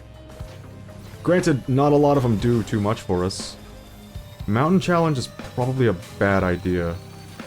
I'm guessing. There we go. Who's it gonna be? Who's it gonna be? This guy again. I'm gonna do the funny thing. I'm gonna throw a drone at him and see if he flies away. Nope, not this time. Just sometimes, I guess. That's such a weird mechanic. It's happened twice on stream today alone, where you throw the drone at the Clay Dune Strider and he just nopes the fuck out of there like 100 feet.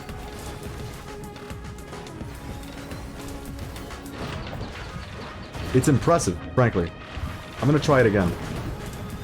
Take a drone. Nope. There must be some reason why it's happening. I bet if I googled it, I could probably find out how to recreate it more regularly. But until now... until then, I might just have to go back and do a little bit of clipping.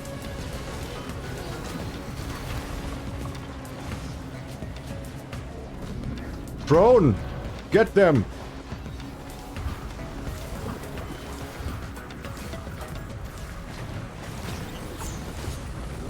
Beautiful.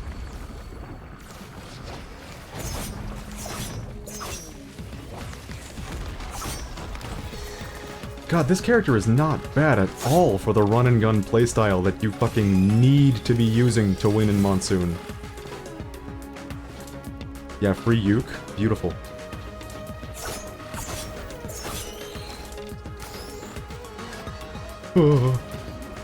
Remember when they added that, that funny update that made all the proc chain items get you killed because of the funny new elite? You know who did that?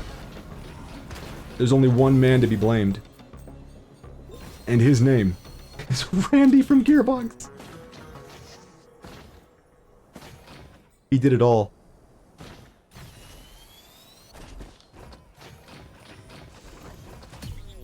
Huh? Oh, I've never seen this before. Ben's raincoat. That was not in the game last time I played. Is this thing any good? I mean, no debuffs sound really good. And if it's like, you don't catch on fire and you don't bleed anymore, and that's how this plays out, that is amazing that that's even in the game. Almost game-breaking, frankly. I think it's a useless red item. Fuck! There are better ones. Well, to top off our useless red item, we got a useless equipment. At least for the early part of this run, that's not gonna be a button I click a single time. Fox spotted!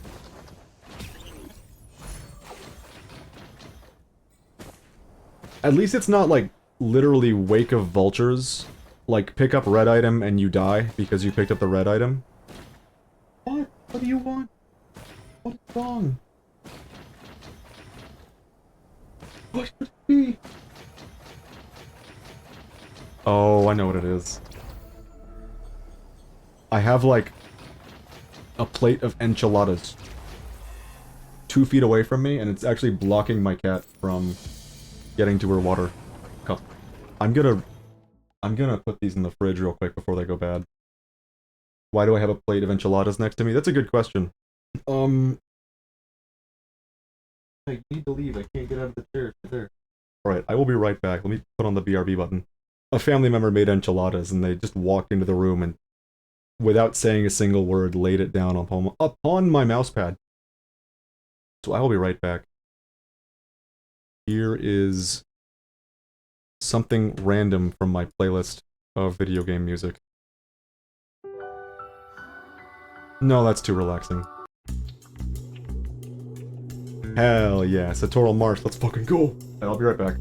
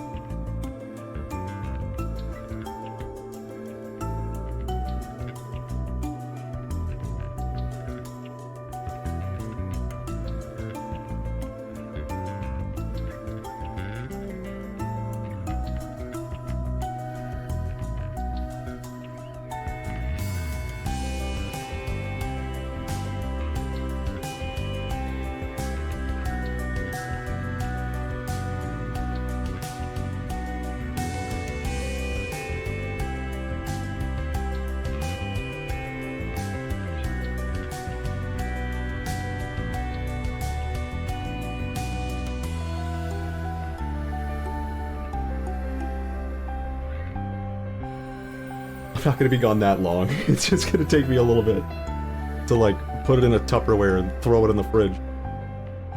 We're good, though.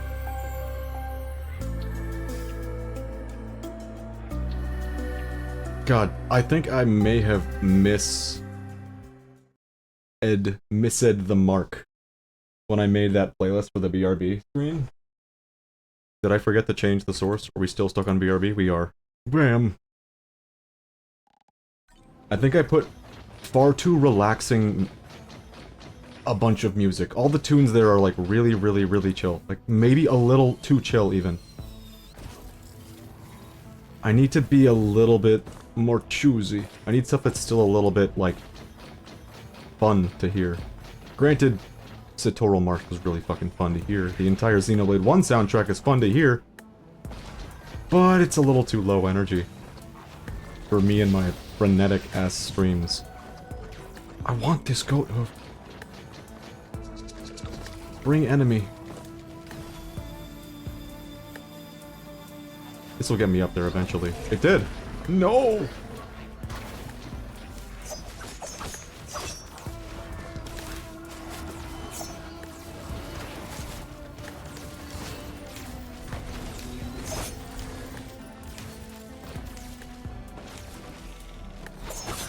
If I would have closed my eyes, I'd be gone hearing the music in my dreams. Yeah! I was like, oh, a BRB with a cool little space thing that I made. I'm like, yeah, this'll be good for, like, really chill music. Turns out, by really chill music, I guess I meant sleep music, which was a bad idea. Too chill. Oh. That's not bad, it's good. You're not wrong. At the very least, I can say they're all pretty damn good songs. Oh, this guy again? Well.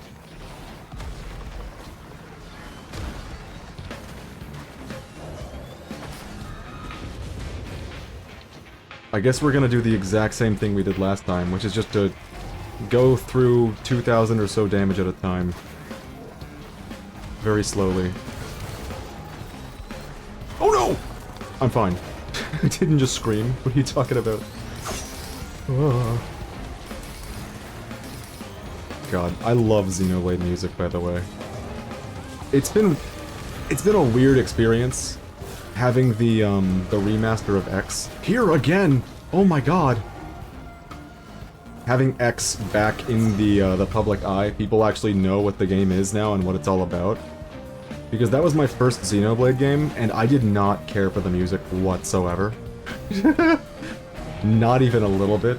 The whole, like, stuck on a different planet. I didn't care for that. But lately, I found myself in, like, a panicked car drive to the dentist the other day. I was running a little late. And I put on that song because I couldn't think of anything else. And it was like...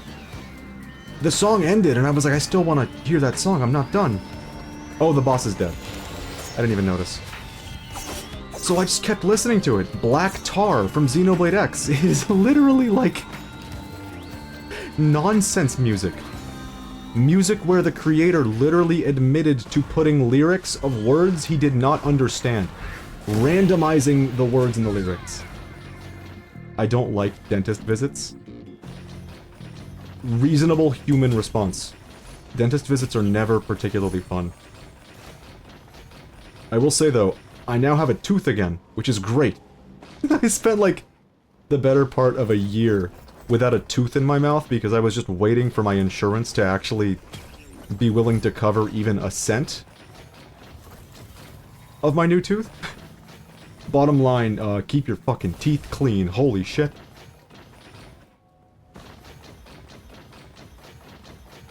I mean, I don't have bad teeth, but it's just awkward to have some stranger fingering my mouth. See, like, very true.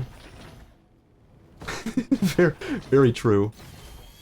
But if you have bad teeth, you have to go more and more, to the point where your wallet will get upset. Especially in America, where it's like, oh, boo-hoo, one of your molars is fucked up? Give me like $1,500 and maybe I'll fix it for you, and then charge you twice. It's not a good time. I go like once a year. I have to go, in the next month, I have like 5 more dentist visits because I've been putting off going to the dentist specifically so my insurance would cover even a cent. Because they do this funny thing with insurance in America where like, congratulations, you just signed up for our premium insurance package. We're gonna cover nothing for the next fucking year. You just gotta sit there. Deal with it. And you buy insurance because you need dentistry done. And so I got the insurance and I had to wait a fucking year getting nothing done. And things only get worse when you put off dental problems. So yeah, inevitably, things just got worse. Now there's more work to do. It is genuinely horrid. And it makes me wish I'd been, like, less of a fool as a child. And taken better care of my teeth.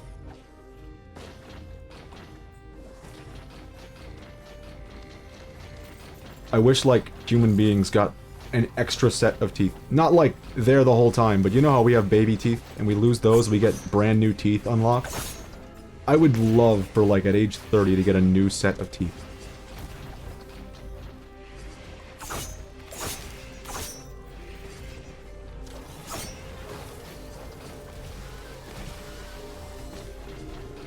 Dental is priority 1 because it's expensive and you don't use... And you use it daily, these teeth. Like on age 30 to get platinum ones that wouldn't die. That would be fucking crazy! See, like, it's not something I didn't expect to have bad teeth. My family is known for teeth problems. That's what all our neighbors know us for this shit. No, my dad had such bad teeth that, like, he now has a full mouth of implants that he gets redone like every 5 to 10 years, which is a play that if only I had enough money, I would get as well, because that is fucking genius. I have had way too many migraines throughout my life, where the entire reason was just tooth pain. That's the thing they don't tell you when you're a kid, that like, hey, brush your teeth, or your teeth will be bad, oh boo-hoo. They don't tell you that you literally get fucking migraines for it. There were days where I couldn't show up to classes in college because my teeth were hurting so bad. I'm gonna perish. I'm not catching on fire, I'm noticing. Maybe that raincoat ain't so bad. At least for me, who is getting hit by things.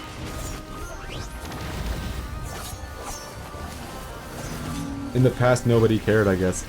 That is amazing to me. How, like, people could have these teeth problems before the technology of a root canal existed. And they would just get through it. Just slum it up. I need to find the TP now. We already checked in here, didn't we? No. Might have to remove my wisdoms. It's good until now. Nothing moved in 22. Nothing moved, I'm 22, but yes. It's a weird experience, getting your wisdom teeth removed for the first time. Just be You know what, you've probably had at least one wisdom tooth removed by now. You know what? Who am I to assume things about a stranger? I don't know jack shit. But I do know that it's a weird experience getting your first wisdom tooth removed. Just be prepared if it ever does happen to spend like 4 days asleep. Just gone for 4 days.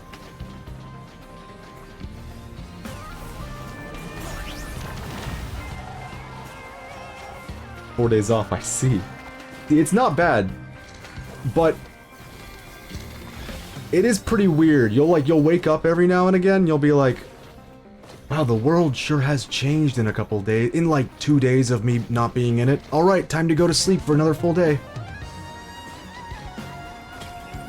And apparently, what's even weirder is that as you get more wisdom teeth removed, it affects you less. Like, my sister's had 3, maybe... I think 3 wisdom teeth removed, maybe more.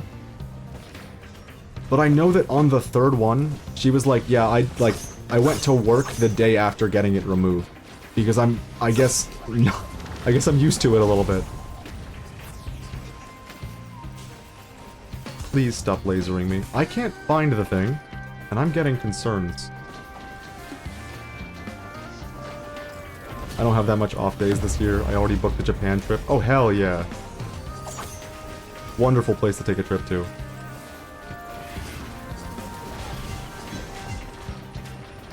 Whoa. I'm out of ideas. I don't know where to go to look for the things.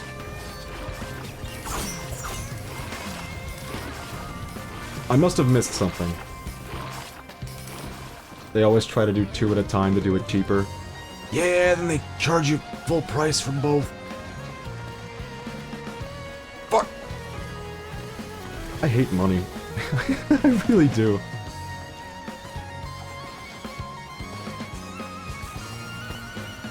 Although maybe it's just American dentistry, trying to, like, bleed you dry of every cent. There it is! I had a feeling it might be up somewhere high. We're getting kinda decent at just autopiloting on Monsoon. Kinda decent. Notice how the word good is still nowhere near my descriptor. I think we're getting there. That was a bad idea. Oh, I'm fine. Never mind. Alright, I'm just gonna grapple onto him and stay grappled for a while. Slap him a whole bunch of times. Swing your arms. I'm gonna die. What just happened to me? I got, like, stuck in a corner.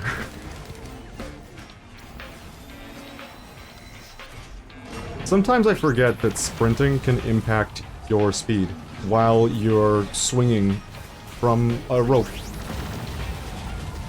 I just need to commit to hit and run.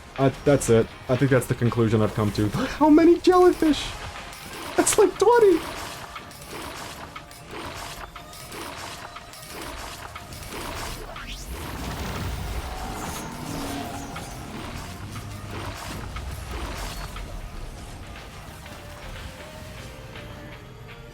I almost titled the stream Swing Your Arms from Side to Side, because I expected to be doing a whole lot more of that in this run. Oh.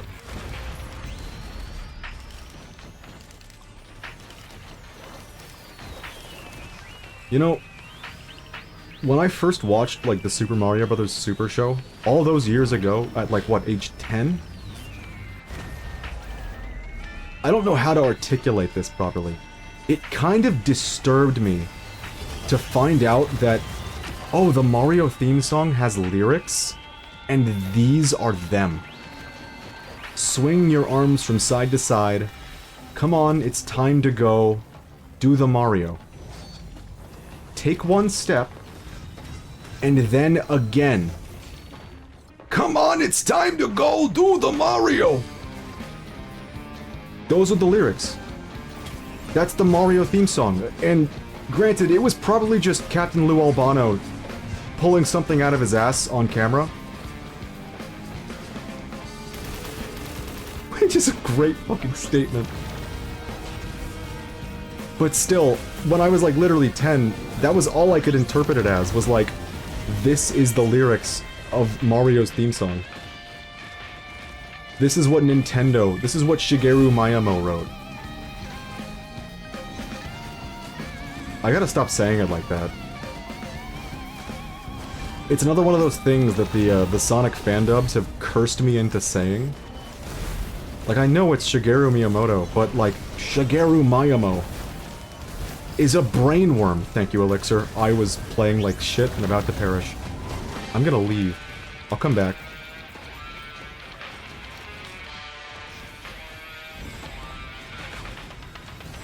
Oh no! Oh, we're fine.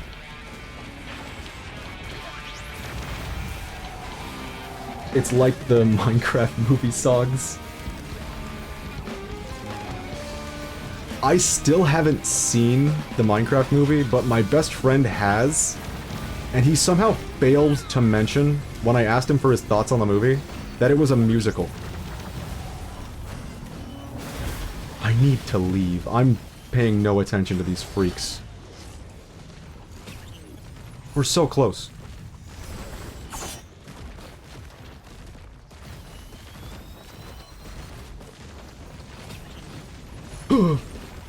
I saw the fireballs and it just gave me, like, major agita.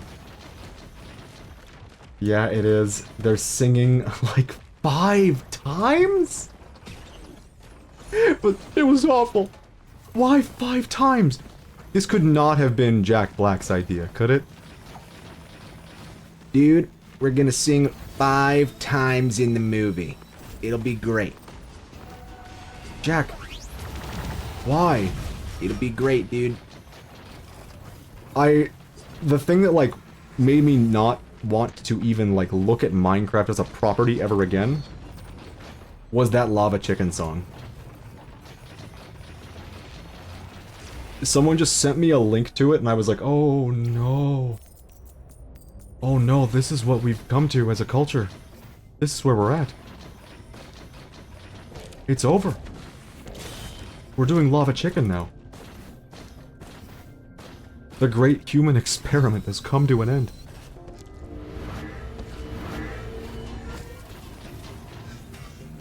And the outro song, some weird song from the Piglins? What? What? You know what's weird about this is that, like, at the end of this stream, I might find myself, without really knowing why, looking up the Minecraft movie soundtrack.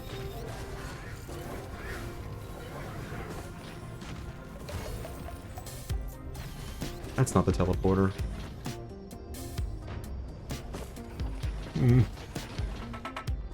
Just to see. I know it's gonna hurt me.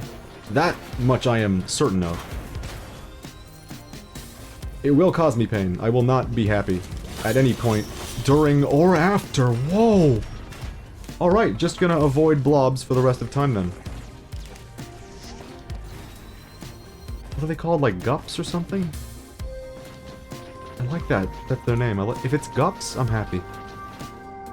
No, I was just here.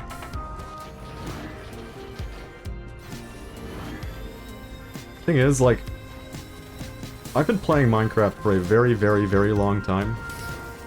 I'm 27.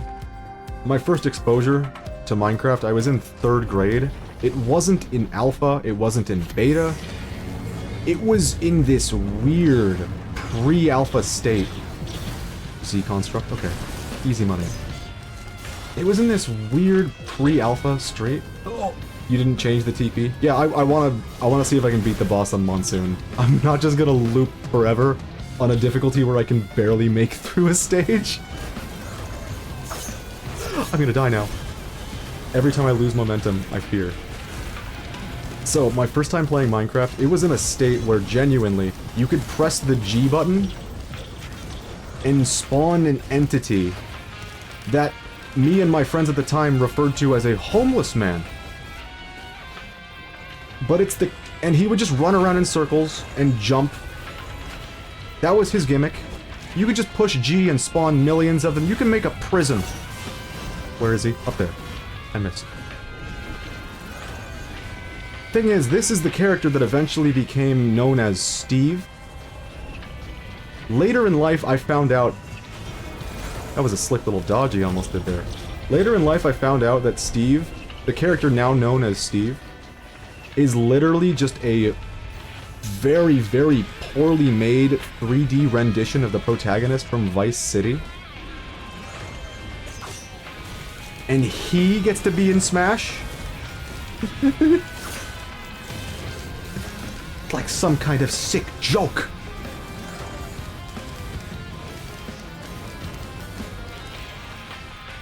As a, like, lifelong Super Smash Bros. Player, 10,000 hours in Melee, Steve being put into Smash Brothers broke the seal for me. I no longer saw, like, being in Smash as, like, a seal of quality. A seal of, like, now this character has a game and a story attached to them that is worth experiencing, no matter who you are. The seal was broken. I mean, granted, they put Piranha Plant in the game before him, and I was already like, we're losing a little bit of what made this special. Maybe we should be a little more decisive with which characters we put in here. But no, we got a fucking 3D render of the protagonist from Vice City, but he's called Steve now. Just because Minecraft sold a lot. And thus, Super Sellout Brothers Ultimate began.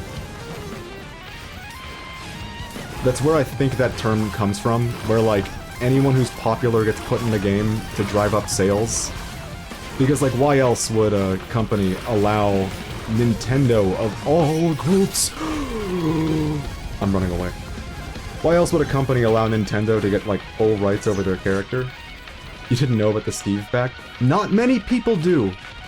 And it kind of bugs me. That's all he ever was.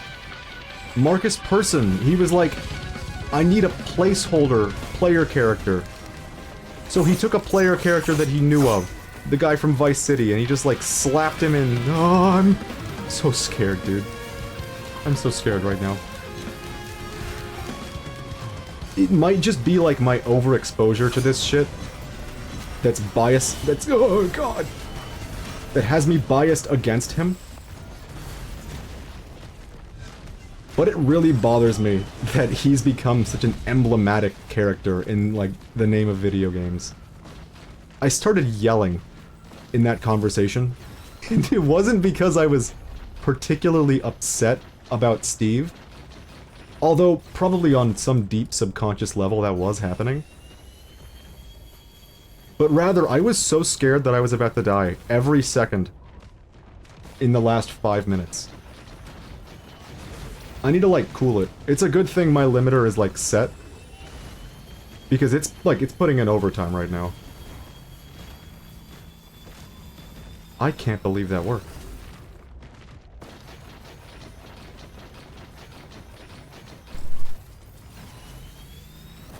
No! Well, we failed. I'm just gonna run around and grab, like, 3 items, and then we're gonna challenge Mithrix. And see what we can do.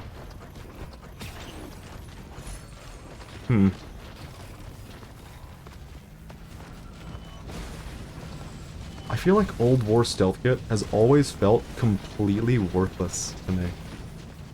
I can't think of one thing that it's done that I'm like, yes! Thank God the Old War Stealth Kit's a thing. Because when you get, like, high enough into your run, into your stages, into your difficulty, everything's AoE. You die. Being invisible is not gonna save you, unless it makes you invincible and I'm just reading it wrong.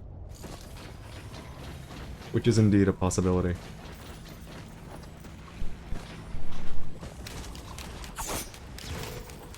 I don't think we've beaten this game on stream yet. I don't think so. It's possible we have in the last, the Huntress stream. Which we've been doing 1 character per stream and just sticking it out. I think it's interesting that we're at the point where we're actually playing Monsoon on the third stream. I can speak. Oh no, this is gonna be really, really slow with our current getup, isn't it?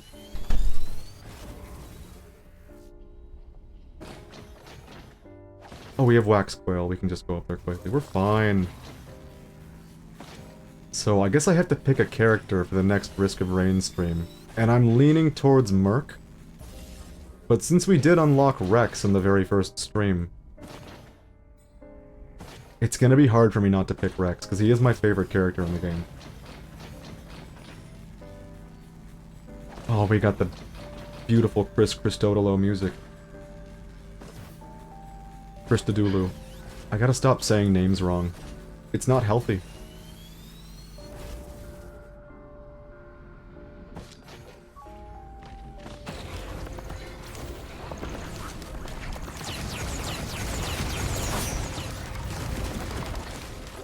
So, I'm noticing that we are not doing a whole lot of damage at all. And we don't have a whole lot of movement either. I think we might not even make it to Mithrix. Holy shit! Yeah, I have my doubts.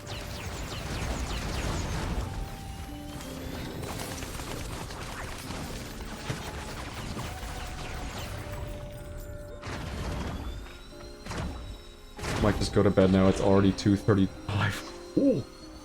AM? Oh, you gonna die, oh no. Yeah, yeah. I do not have a lot of faith. I'll give it my best. Jesus! Even if that just means running away. Yep, am. Hey, Godspeed. Thanks for coming by, I appreciate it. Oh. I forgot this song has a beautiful beat drop. No probs, was fun. Take care, man.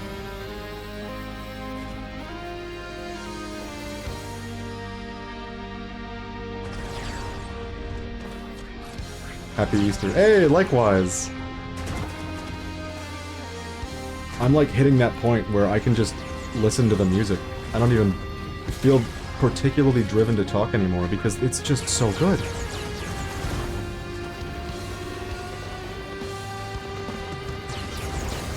The Chris Christodoulou soundtracks hit completely different after getting the music degree. Wait, I'll send you good music for the game, give me a sec. Hell yeah. There's no way it's gonna beat Christodoulou's soundtrack, but I will never turn down exposure to new songs. I went to college for music. It's the one thing I have any understanding over, any qualifications to talk about to any degree. This is not gonna go so well. It's already at 0% again. When you start to notice that the songs are in, like, the wackiest time signature, and the time signature is changing constantly... This is it! I'm dead! I have to leave.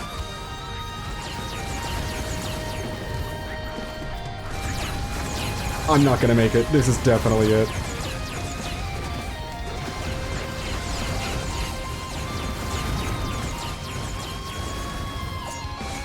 That guy has too much health.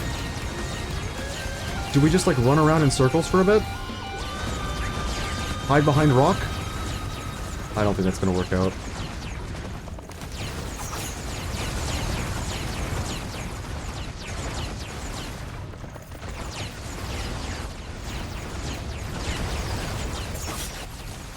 Shit.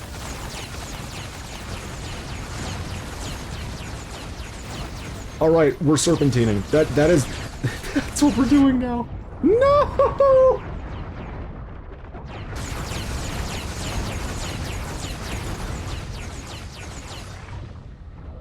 Just like the top two ones. Imagine you're in the second loop already. Nearly one-hitting everything, just rushing through everything with the music. Oh man, I don't have my Spotify account on my PC right now. Oh, that's so sad. I'm gonna click this, and we're gonna hear an ad. I'm not gonna do that. Instead, I will save this. I will save this link.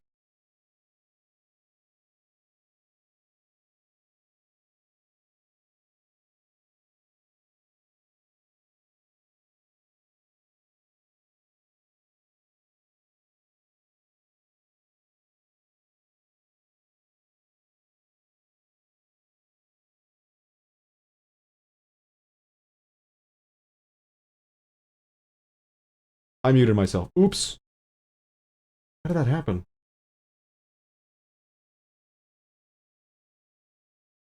Alright. You know what? I'm gonna get copyright struck if I listen to this, aren't I?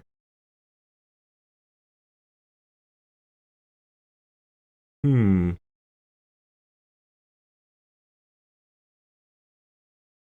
I like the way they're pronouncing vendetta.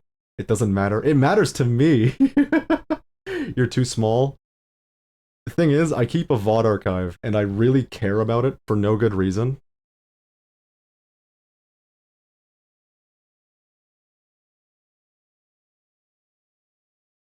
Although I do like these beeps and boops. You know what it reminds me of? It reminds me of, the soundtrack for... Oh god, you know what? I can actually pull that up right now, can't I? Star of Providence. It reminds me of Star of Providence soundtrack. Just you hopping through everything and killing it all. Slapping it up. That's good music for that. It's jovial. I should play Star of Providence soon. I should definitely do that. And it took everything in my power to not call it Monolith, because that's another game that I've been playing for fucking 5 years now that's changed its name. If you like that kind of music, you've got to look into Star of Providence's soundtrack. It is somewhere between what you just sent and Chris Christodoulou's soundtrack. And guess who forgot to unmute the game audio? It was me.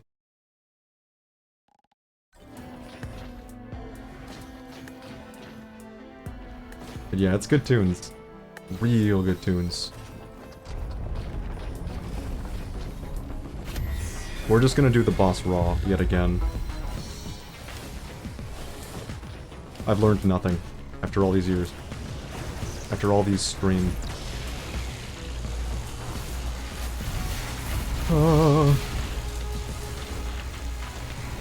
This one is also really special in itself. Is it the same? This has become music recommendation stream, which is okay because I muted it just in time. You're right, it is pretty good. Oh man, they had a half step in there where that was really fucking good. Dum. Oh, I can't even sing right now. Dum, dun, dun. That note that happened right there in a song that was otherwise in major was really fucking good. Thanks for the music recommendations. Thanks for stopping by. It's been good. It's been real. Frankly, I don't know what else I could accomplish in this stream. I might start wrapping up myself pretty soon.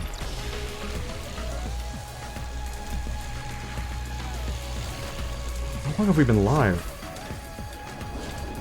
Almost 4 hours, which is, for a Risk of Rain stream, a Mumph Risk of Rain stream, not too long. But it is an amount of time that I cannot neglect. Oh no! How does he have so much health? He was at like no health. Where did he get it all? You don't think my little zappy guy is like charging him up, do you? Going in! God, this character's so much fun.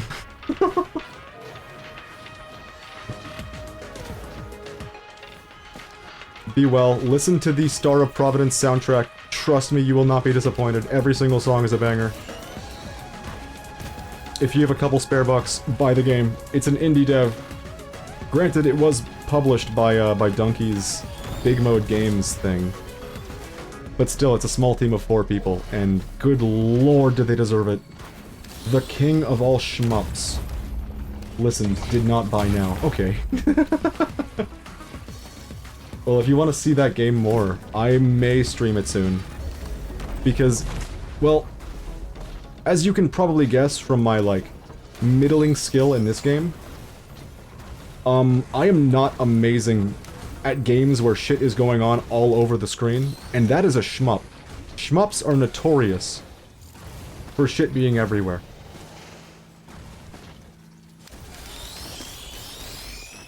Oh, that was satisfying. I'm military for the next 4 weeks, starting Tuesday, so after that I'm here. Hell yeah. Godspeed, man. That ain't easy.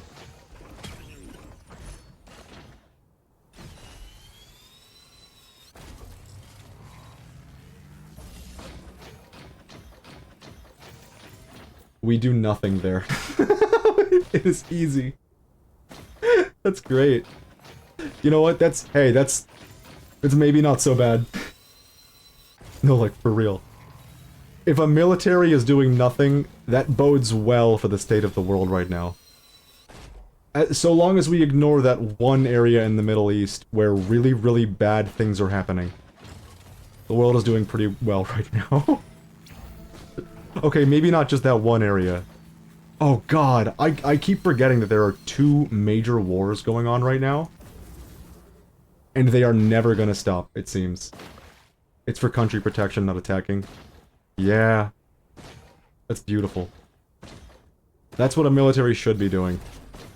You know what? No, we're getting into, like, me and my awful fucking political takes, which I try not to give on stream, ever. But, like, for nature stuff. Catastrophe. This forest is overgrown! Send to the military! Get it done! No. I just liked the idea. I couldn't help myself. Oh, when there's like an earthquake or something. I get you. I get you. That's really fucking cool. God damn it. I wish our military actually did something of any value whatsoever.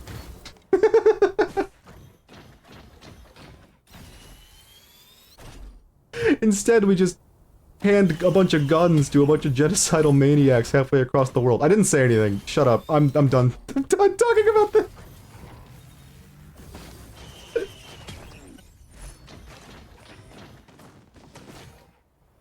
Somehow we have tanks. I don't know how that would help the Loweens.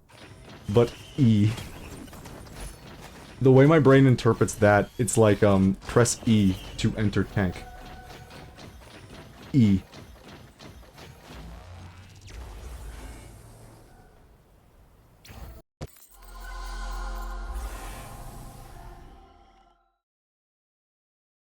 I'm noticing that I'm not playing particularly poorly, but because I'm playing so cowardly, the pace is rancid. Ye, not E. I really liked E. Not sure where we got all these tanks, but E. I think it's all the time from, like, playing Halo. Push E to enter tank has, like, cemented itself into my brain.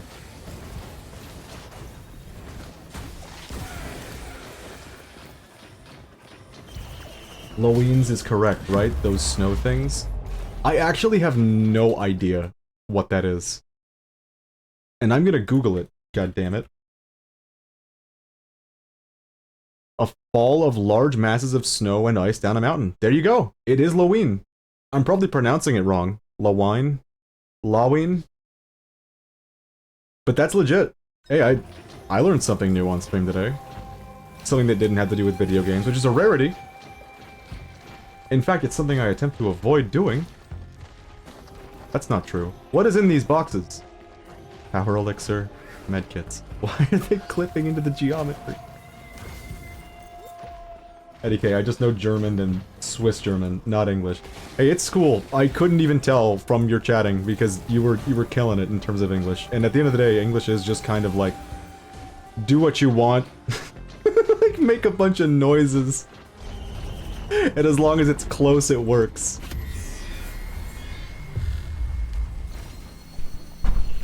OMG, don't be mean. I'm not! I'm dead serious. Part of the cool thing about English is it's genuinely such a hodgepodge of all these other languages that you can just, like, insert foreign terms, and there's a good chance it'll work in an English sentence. I haven't learned English for like 6 years. I genuinely couldn't tell.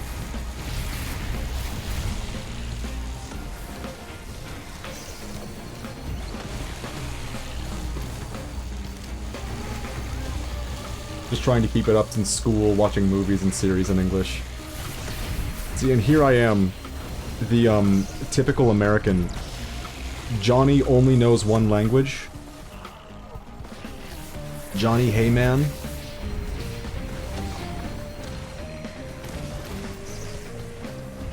Yeah, you would laugh at my English. It's... Again, it's been literally perfect this stream. So, oh, that fucking range on that hitbox. You could have fooled me. You could have told me that you're like... Ugh. You could have told me you're from Texas and I would have bought it. We speak in person? Okay. Speaking English is a whole new ballgame. It's difficult to find the right words because, yeah. Hell, I've been a native English speaker. I've spoken English for as long as I've been alive. Maybe minus 1 year. But, like, even I frequently struggle for the right word. Then again, I am, like, kind of obsessive when it comes to finding the exact perfect word for a situation because sometimes it's just out there. And you gotta know. You gotta find the correct word. You didn't even know about Loweens? Okay, here's the deal. We do have snow in America. I'm Floridian. We have no snow here. Ever. Floridia is a big ol' flat peninsula with the maximum elevation being about 100 meters. It does not get any higher than 100 meters in Florida. We don't get snow. We don't get slopes. Just a big ol' flat land. You should come to Switzerland and check out our mountains. That's the thing, I fucking love mountains. Every time I, like, travel to a different state or a different country and I see, like, huge peaks of rock off in the distance, I'm like, yes! Fuck yeah! I might just move... Oh no, get away from me. I might just move to a state with very, very big mountains. At least some that are out of view. Just out... Not out of sight. Just in sight, like Nevada or something. Yeah, the boys! I like that, referring to the mountains as the boys. The fucking boys, let's go!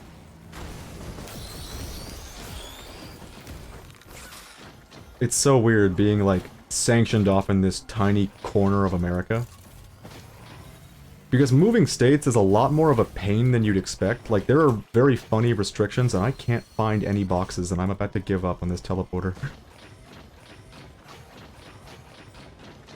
If I ever get the chance and commit to a different state, I want Colorado, because it's a big ol' flat plain like I'm used to, but you can always see either the Rocky Mountains, definitely. You can always see the Rocky Mountains just out of sight. Just in sight. I keep using that term the way I'm not intending to. Oh. There we go. And mountains are just a fucking beautiful sight when they're out there. Might go walk up a mountain on Saturday just to show off on some non-Swiss people. Hey! I'll live vicariously through you. It'll be fine. IRL stream waking up in some random Swiss mountain with Elon's Starlink? You have nothing. Elon is my only way home. A cursed predicament if there ever was one. Yes, there's no mobile in those mountains. None. Or not much. That is one thing I'm not too upset about. We don't have mountains in Florida, yes, but we have cell signal pretty much fucking everywhere. No, that's not true. I forget. Half of Florida is just like empty forests with nothing in them. Trees, deer, for 100 miles around. It's such a weird country. How, like, just being in one of these 50 states can give you such a different experience than like, another state, which also has its own completely unique experience. It's such a fucking weird place, this is. Like, Florida is half the size of Italy, and then some. This place is huge. It takes forever to, like, just go one state away. I'm jealous of all these other countries that can, like, drive for 2 or 3 hours and be in a completely different country. It takes me 16 hours to reach the nearest country by car. You don't have Swisscom, like the god of our cellnet provider? If you don't have Swisscom, you're pretty fucked in the mountains. Damn. It's impressive that any company could get something set up in mountains like that. Frontier Nav vibes. But it keeps getting better. Hell yeah. God damn it. I've actually been to Switzerland one time, very, very long ago. And I had the best white chocolate of my life. I need to make plans to visit again sometime. Granted, I was in, like, I think either, like, 5th or 6th grade, elementary or middle school. So, I didn't really register much of what was going on. White chocolate is my fave. Hell yeah. It is the best chocolate. Which is kind of a cop-out answer that people will make fun of me for giving.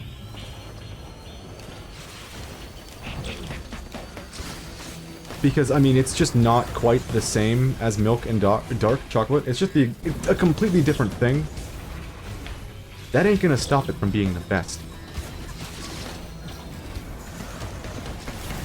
The one experience I did have in Switzerland that I can recall perfectly, besides the whole chocolate thing, is that I lost my family at one point and went around asking for help.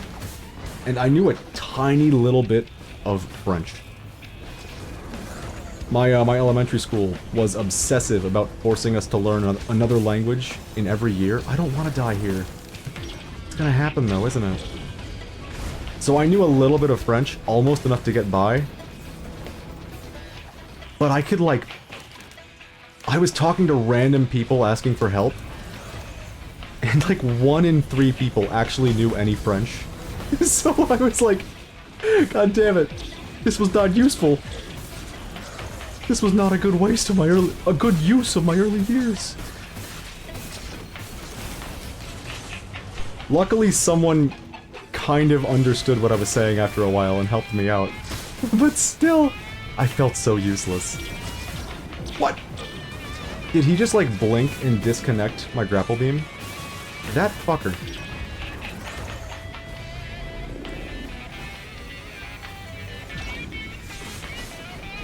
I'm coming for you.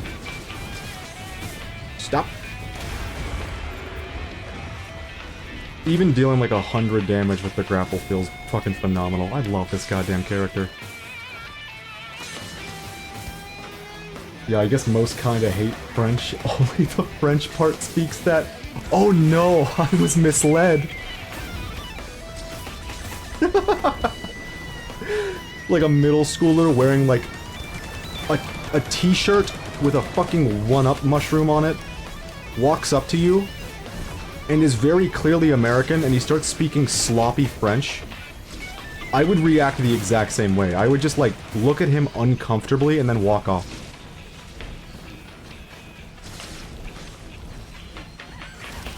I cannot blame anyone for that. But myself. I guess I didn't prepare enough. I would just speak English. We learned that from a 3rd grade. God damn it. It would have been so much easier.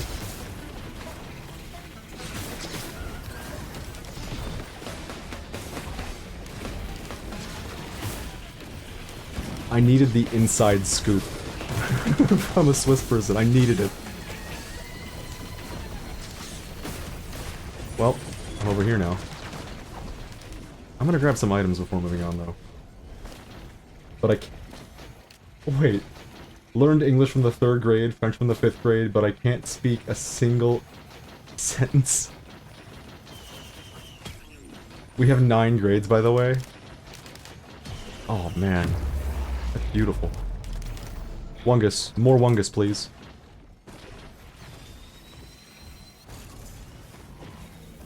In America, we have 12 grades. Make that 13. One of them just doesn't have a number. And very little of what you were taught in school here is useful, which is great. But we have to get through it, or the police will come a-knockin'. If you don't show up to school, the police knock down your door, and they say, "Why aren't you in school, kid? What's going on? What's this about, huh?" That's real. But only if you've missed enough school days.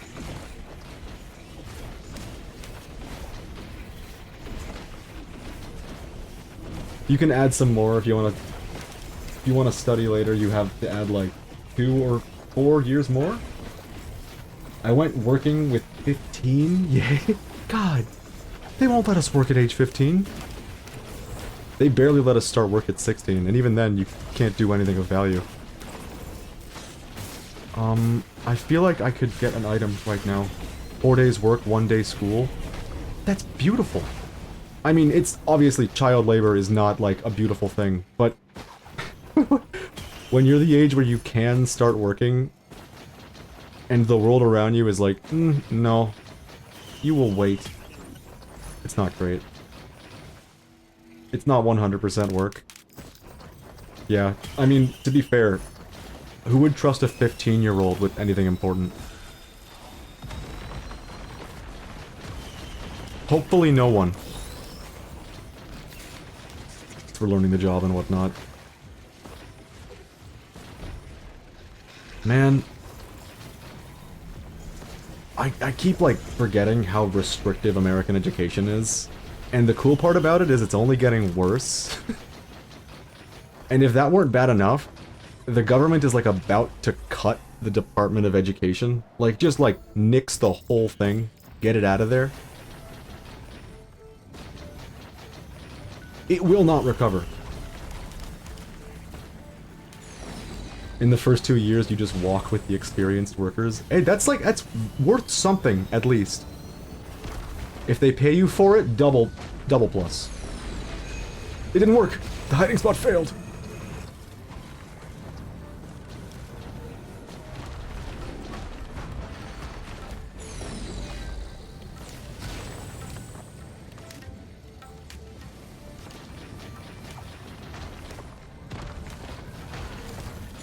Just seeing how they do stuff to copy them and do the same later. You get paid from year one. That is amazing. Get me over there. Wait, no, I'm already 27. Damn it, I missed my window.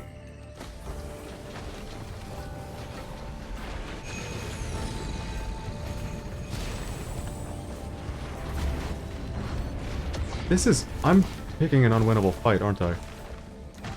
I've taken too long, and now the pace is ahead of me.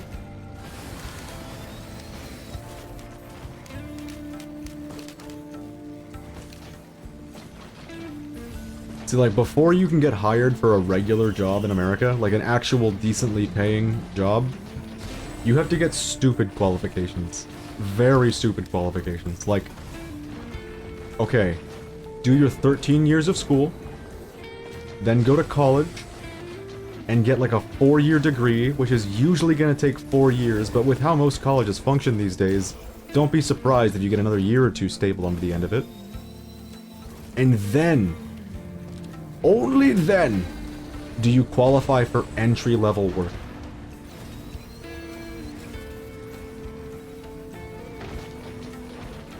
I don't want to talk about how much money. I have no idea how much Americans earn. Well, maybe a couple years ago I would have a different number for you, but all I can say now is that it ain't much. It is definitely not up to snuff with how much things are costing. But then again, this is entry-level workers speaking here, so take me with a grain of salt.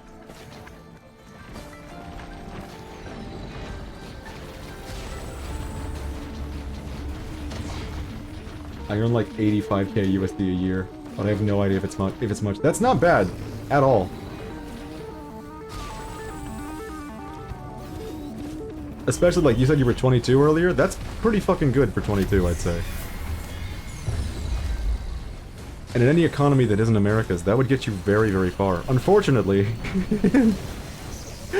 unfortunately, in America's economy right now, even with that kind of salary, you might find yourself struggling to afford all the things. Like, rent, especially if you're living alone, can be somewhere between $1,000 and $2,000 a month. Tax is insane, food is insane, gas is insane, and you need gas to get anywhere because everything is so goddamn far away. I just go to Vietnam or Thailand, it's cheap. That's amazing! I want that option.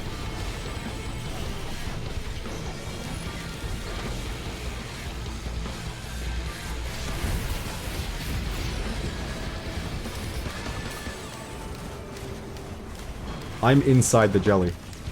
I'm outside the jelly. That was weird. This'll work, right?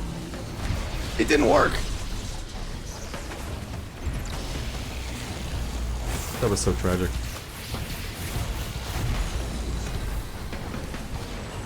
I'm starting to get into the feel for this character. It's amazing. I'm just kidding. Won't leave my country. It's too beautiful. Beautiful. Be beautiful. Or something. Oh no. See, in America, we have a lot of sights to see, and at one point, one of our presidents was like, we need to preserve these sites. These sites are goddamn beautiful. And he created the national park system, and that system has only deprecated since. I can't believe I could do that. I just re-rolled one of the worst, yellow items in the game. That's great. I'm about to die! Beautiful. I like that spelling. You got it right the first time. But I like beautiful. Because that's how I pronounce it every once in a while.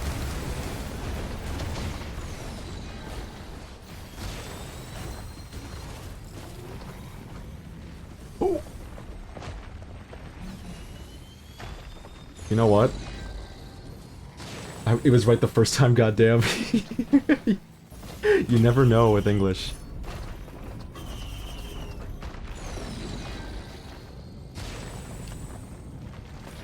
Beautiful.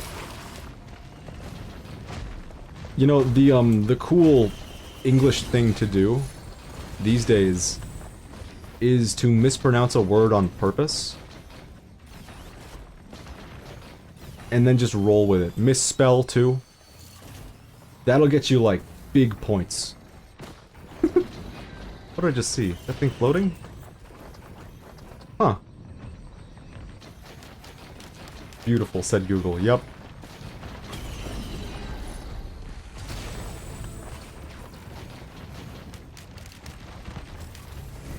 I hate that I can't think of a really good word to mispronounce right now that isn't like a proper noun. But because I always think of Pokemon when I think of mispronouncing names, because I love calling Pokemon by like some sort of fucked up twist on their name. Like Arcanine becoming Arcanine. That shit makes me very happy.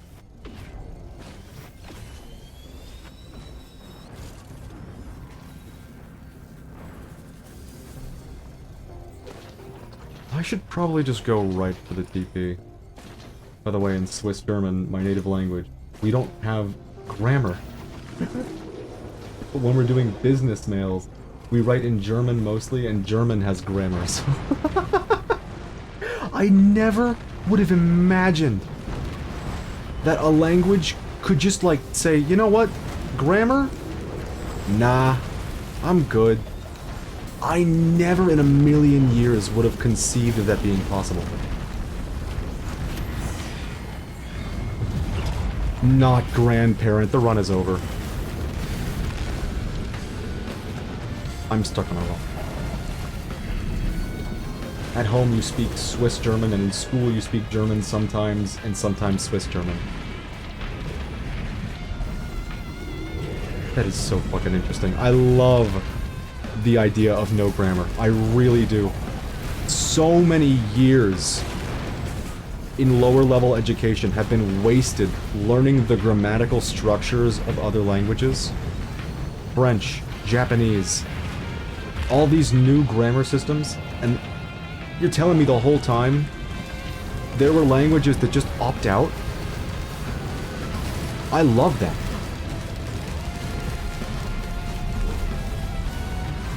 We are not gonna get through this TP event, by the way. I'm calling it now. We're fucked.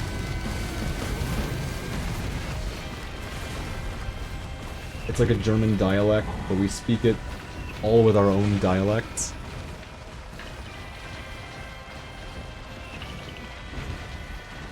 We write the same as we speak. Depends which part you're from in Switzerland, it looks differently. Oh, okay, like you were saying about that one area that's a little more French.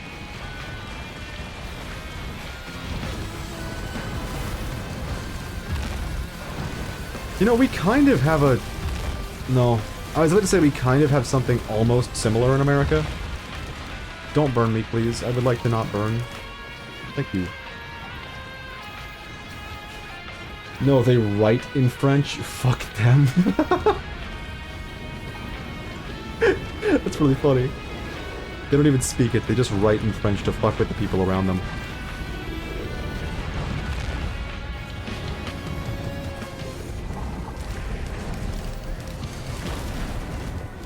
They don't speak Swiss German. That's so mean, dude. It's so mean. Oh, we have a national lingua franca? Nah. I'm gonna burn to death 100% now.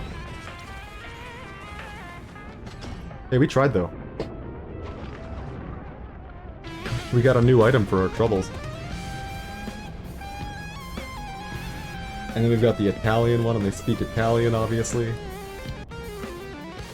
You know, because I went to, like, so much early school for learning French. I'm just gonna keep queuing up, by the way, for Monsoon Loader until I'm, like, too tired to continue.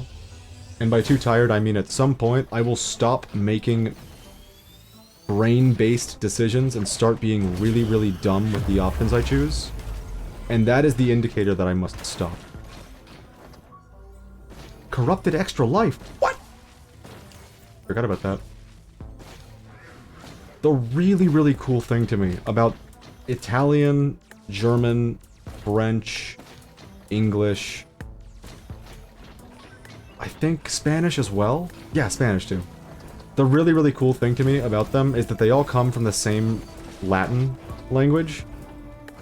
And if you kind of have an understanding of one or two of those languages, you'd be surprised how many times something that's either spelt or said the exact same way as the language you're familiar with will appear in other languages. I think that shit's dope as hell. We have 4 languages. One that's not a language, Swiss German, not officially, but it is. French, Italian, German, and Romanic. Wow. Oh, Roman script? Or am I just, like, putting letters in your mouth? Romansh. Oh, that's how it's pronounced. I have never heard of Romansh.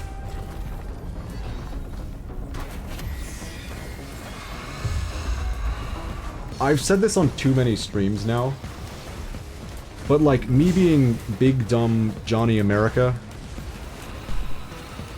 has kind of sheltered me from a couple different languages and some of the beautiful things that they do.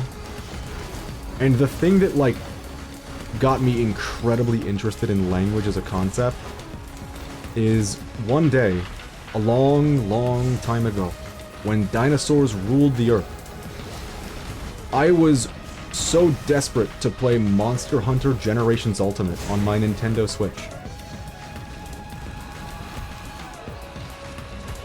And there was no English release of the game at the time. It took them a full 2 years after the Japanese version came out for them to put an English version out. And I really, really wanted to play that game, so I started learning a little bit of Japanese. And after a little bit, just a tiny little bit of research, I started seeing something fucking beautiful. A lot of their letters, or the kana for the letters rather, are just drawings of something. Like the Japanese character Fu, F-U, Fu, is literally a tiny drawing of Mount Fuji. I fucking love that. The syllable for ku, the kana for ku, is just the shape your mouth makes when you say ku. I fucking love that shit, that's so good. I love Japanese, but it's way too hard. Yeah. Every once in a while, I'll try getting into, like, Japanese again. But it really is so completely foreign to me. Because, I mean, there's not really much further you can get from the Latin-based languages up until you get to, like, Sanskrit. But so much of that is so completely different. In reverse order more often than not to what we use. But every once in a while, I will get like a little bug in my brain that gets me wanting to continue learning it. And my methodology for doing so has been like, I'm at a point where I can kind of read it, for the most part. So I'll just download like a video game that I know. Like, say like Pokemon Emerald for the GBA. A game that every word that can be said in the game I've already seen, because okay, they're gone? They're just gone now? We're fine. A game that I've seen every word said in, suddenly I can, like, play a translated version of that game in Japanese, and I can kind of piece together what's being said, and go from there to kind of figure out how things are used and structured in their sentences. That was a useful-ass play, and it only dawned on me, like, much later that that's kind of how I learned English, too, was by playing Pokemon. I can speak some words from animes, but nothing more. It's the second time I go there, so I should start to learn it by now. Probably going in winter next year, or the other again. Or the year after.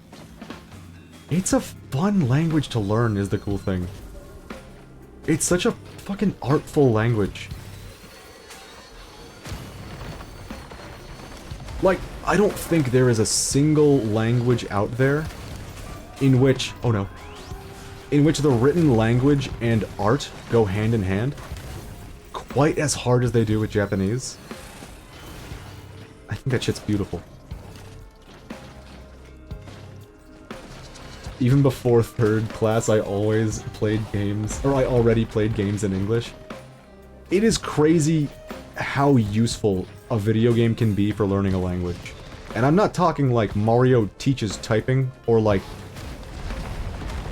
Can You Learn French in 90 Days, the video game for the Nintendo DS? I'm talking just like an actual good video game. It's crazy how much you can learn by just playing it. In a language that you're not too familiar with. New words like factory or something. And then I played a chem mod pack in Minecraft and just learned fucking chemistry through Minecraft! That's beautiful. So my interest in Minecraft right now is at an all-time low, for obvious reasons. Which is really unfortunate because I've definitely been meaning to play Feed the Beast again, which I haven't played since fucking high school. I miss that shit. I had genuine fun there. I want to do it again. It was a mod pack where you start on the moon and you have to do chemistry to get to other planets.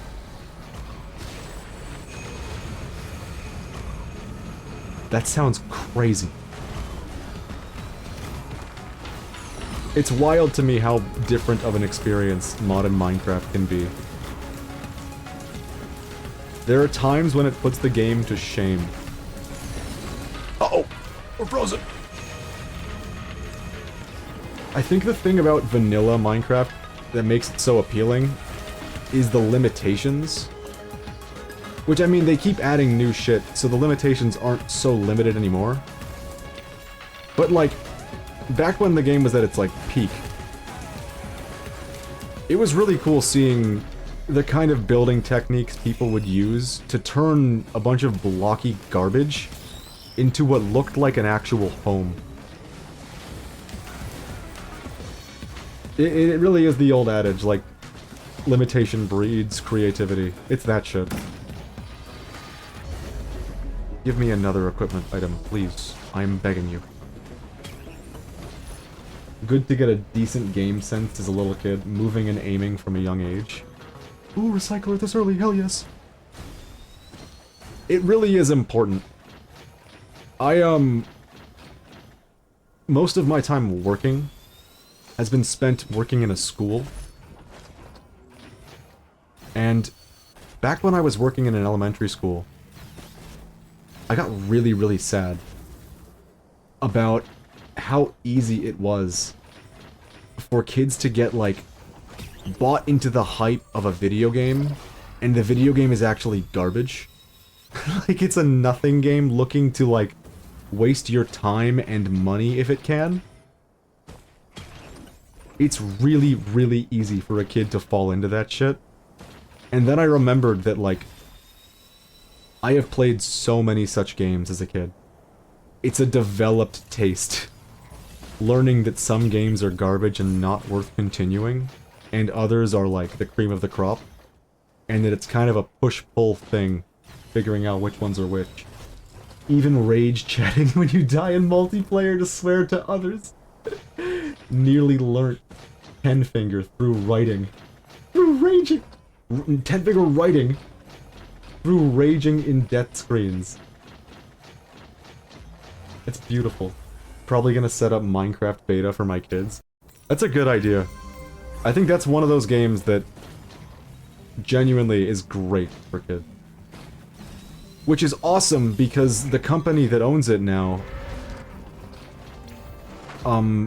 is no longer trying to make it, you know, for the kids, or even for the adults. They're trying to make it a system to bleed as much money out of people as possible. With skins, which is fucking comical? Back in my day, we would make our own fucking skins on a skin creator. It was great. There was like an art to it. Making your own skins and just importing them to the game. I loved that shit.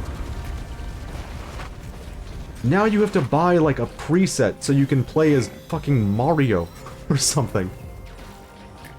Meanwhile, 10 years ago, you could just Google Mario Minecraft skin, download the JPEG, set it on your profile, and you're golden. Now you have to pay $10 for Mario. Sorry, kids. I just hate all these passes on every game product, and... yeah, every single game nowadays. It's always... buy our pass. The game's been out for 3 days. Buy our pass. You can get nothing, and in 6 months, maybe you can get something. Probably not, though. Plimp. We got Plimp. It's Plimp time. That's not Plimp. I'm blind. Damn it, I like saying all the funny names.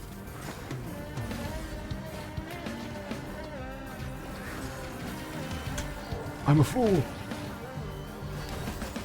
Pay 10 USD a month to get gems and skins. Yay. you need it. You need cosmetics. Mandatory. Then again, I like to make fun of that and like be like, haha, how would anyone ever fall like victim to buying skins in a video game? Meanwhile, my TF2 backpack is literally worth $600. God damn it! I feel like I learned my lesson with that game, though. It introduced me to gambling at the ripe age of 12. I even bought the 6-month Clash of Clans pass. You're 22, I'm 27. I think if I were your age, Clash of Clans would have been around at the exact time that would have resulted in me doing the same fucking thing. Because at the very end of high school, I definitely had a friend circle that was way into Clash of Clans. 100%. You played it? Yes! I used to spend, like, afternoons with my friends theory crafting. What is a new layout we can give our base with the few with the few walls we are able to get? What are the layouts we can get that would offer us the best benefits? That was genuinely fun. It was like creating your own tower defense maps. It's just a shame that, like, they made so much money from it that they kind of, like, went a little nuts. I played it as soon as it came out nearly. There was not even Dark Elixir. I don't even know what that is. Although it does sound familiar. Now you can just copy-paste from the internet. Exactly. Now that it's been figured out, where's the fun in trying to come up with an optimal thing? Also, I'm a fool for not clicking on the teleporter. It is done. It's really wild how many games have just been kind of more or less ruined by the existence of the internet. I miss those offline games. Yeah. We had it too good. Old man yells at cloud. Every once in a while, we have to become that old man. It's required. Otherwise, you risk forgetting all the beautiful things that we once had. Like McChickens for $1 USD. $5 now. You can buy your clown meat. And you won't be able to afford breakfast if you do.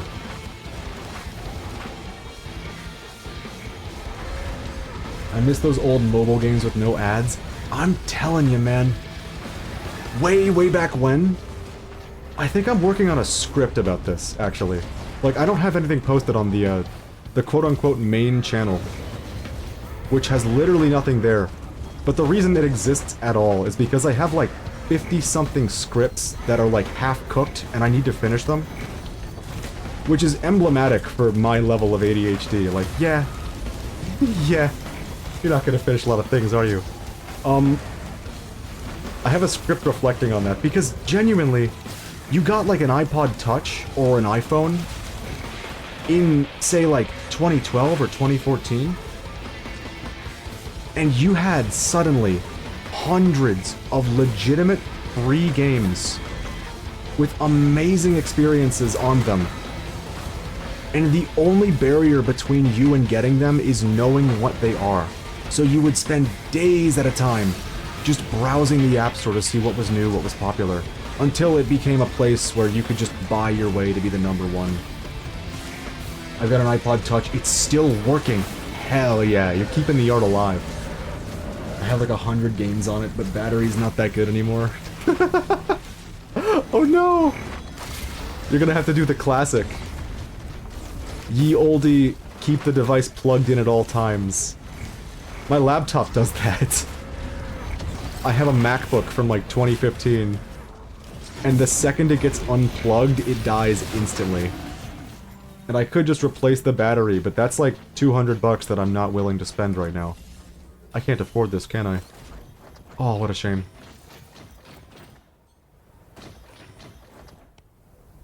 I'm not giving up hope yet. I might just get him yet. I need 456, 1456, we're good. Big drone online. Most of the games don't even exist anymore. Yeah. Man, like, I mentioned there's a script I'm working on. And that script is about a game that I'm convinced nobody fucking remembers. Called Zenonia. It was a $5 mobile game. iOS and Android. That came out within a year of the iPhone's launch. And granted, most of the games available at that time were just either shovelware or a port of something you would find on addictinggames.com. But Zenonia was a legitimate... what's the word? ARPG. It was an action RPG with beautiful sprite-based graphics. A full 30-hour game for $5 in the early iPhone days. That shit's amazing that that even existed. And the funny thing about it is that, like, the company that made it, they made 2 sequels. The third game was amazing, and it came time for the fourth sequel. They abandoned the sprite-based artwork, they abandoned the core gameplay loop, and they embraced microtransactions. And it's only gotten worse since then, that franchise. And the most fucked up part of it is that they delisted the first 3 games. The only 3 games in the franchise that were actually worth anything whatsoever. The things that gave them, like, a name, they just delisted them to drive traffic. How much is the legendary test? Good job. Rex, I miss you. We should check, because I've been wasting a lot of time on each stage, and odds are, if I save up, I could probably end up with legendary bucks. 3150. I love pinging. Actually talking about Risk of Rain 2? It's a fucking rarity. Once I get, like, too in the zone,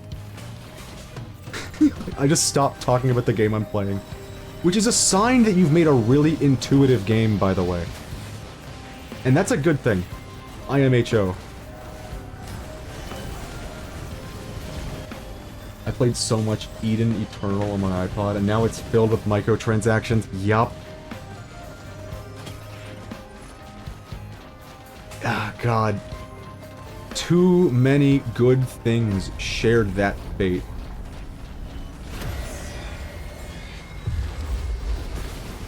And you know it's not like the devs... It's not their idea to riddle the game with microtransactions. You know it's the investors saying we want return on profit. embrace the devil.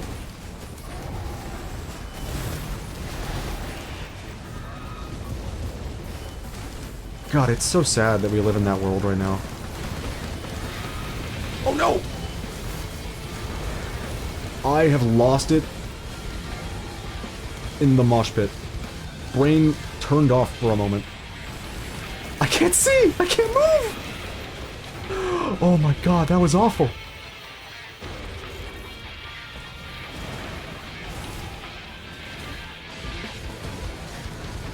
Why did I re-roll that? That was such a bad re-roll. I'm gonna die of bleed. Wow, I can't believe I took bleed from that. Wait a minute, I'm still in the game! I forgot I had this. Spent item. We corrupted. Potentially recruit void allies. Hell yeah, I've never seen this one before.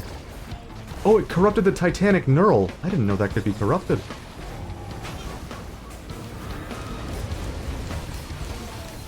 IDK, it's also not that bad. Not that good. We live the... Wait. Fuck. I can't read. Brain broke. It's not that bad. We live good these days. I think arcades with friends would have been so much fun, but they don't exist anymore. Yeah. And even with, like, the predatory, you died, give me a quarter, kind of practice, I will take that to we charge your wallet $10 a month for every single video game you play.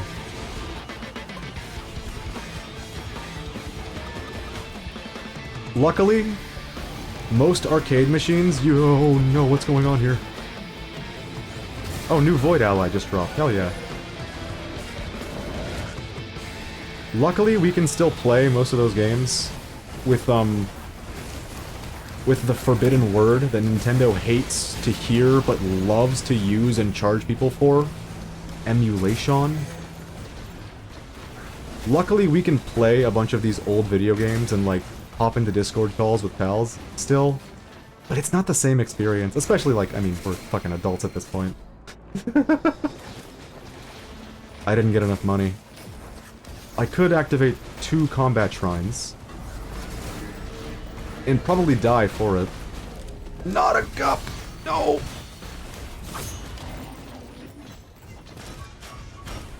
That's why I love Japan. They still have so many of these arcades that just play random Japanese games.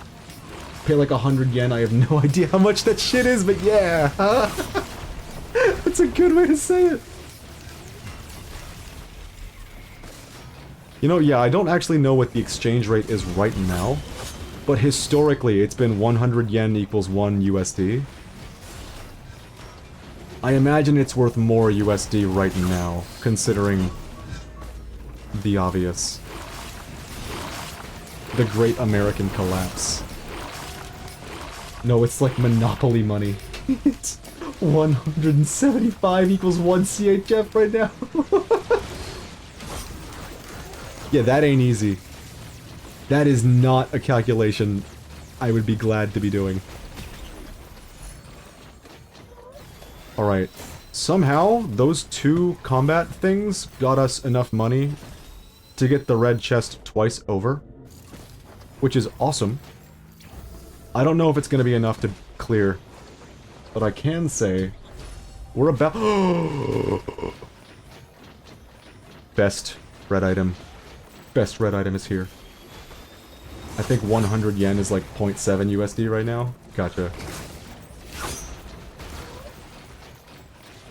Oh, that's better than I thought.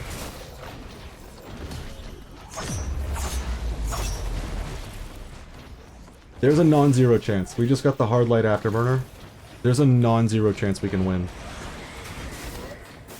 It won't be easy. But I think I'm gonna commit to something. We've been streaming for 5 hours, and I can't think of anything new to do that I can, like, target. At least nothing I could do in a reasonable amount of time. It's already an hour later. 3:36 AM now, what the fuck? I'm so sorry! I'm a time leech.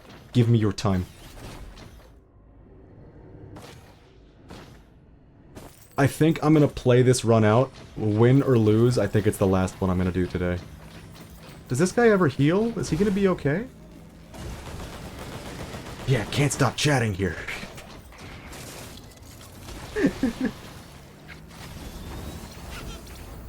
Oh, he was a friend. Was he a friend? No, he just tougher timed. I feel like I've gotten no items on this floor, and I'm gonna keep looking, and it's gonna ruin my run because I chose to.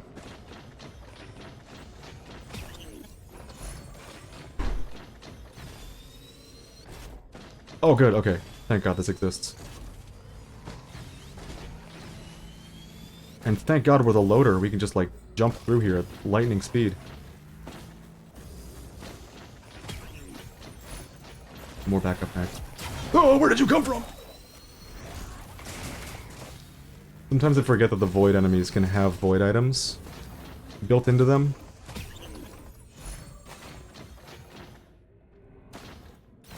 So when the tougher times corruption, whatever the fuck it's called, gets added to them, it kind of breaks my brain a little bit. Alright, I'm running. I'm getting out of here. Today I helped a friend for 7 hours of birthday preparations for another friend. Like driving them to a shopping mall to get helium and balloons and stuff and then setting everything up. Hell yeah, that's gonna be one hell of a birthday. You know it's real when the helium comes out. Oh, you're back at full health. Good. I'm glad. That is my friend right there. I'm gonna ride him. That was a bad idea.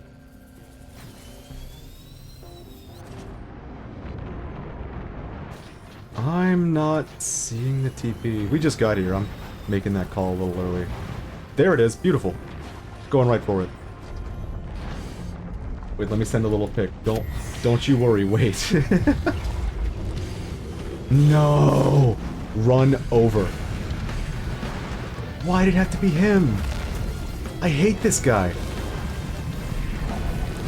There is not a boss in this game that I hate as much as Grandparent. Not even close.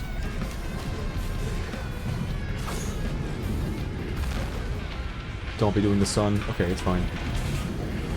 Grapple hook, come on.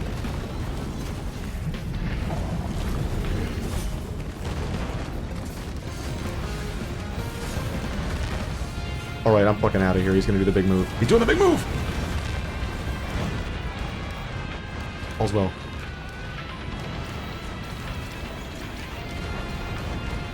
I still don't know how Automod handles links. It seems to be pretty alright with people linking things. But I've definitely heard 1 or 2 times where the Automod is just like, fuck you, no link. How dare you?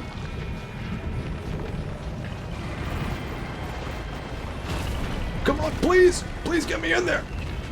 Wait, he's dead. I didn't even do anything. What happened to him?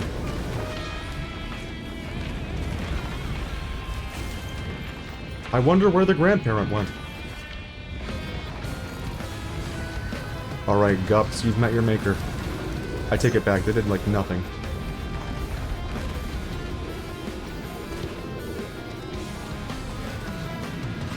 You know, I hate to say it. I don't think with the way our build is, like, orchestrated, I don't have a lot of faith in us beating the final boss, even now. But what matters is we fucking tried, you know? Alright, as soon as I hit the button, I'm gonna click that link. Open it. Chat face. That was menacing, dude. You can't just put the chat face after saying that. That's fucking terrifying. Maybe you get rickrolled. You know what? There's a song I've been fucking dying to show off. And I might actually mute my VOD, or cut it out of my VOD when I'm editing later, if it just means that I can play the fucking song. It's called Never Gonna Hit Those Notes. And I think I'm gonna show it. Alright. Yeah, it's probably fine for me to play this and then just cut this bit out of the VOD. So if you're a VOD watcher, I'm just gonna include like 3 to 4 seconds of the song.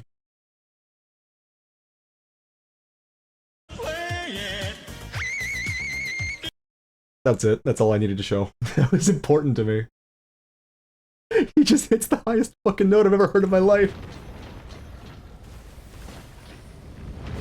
It's so fucked up.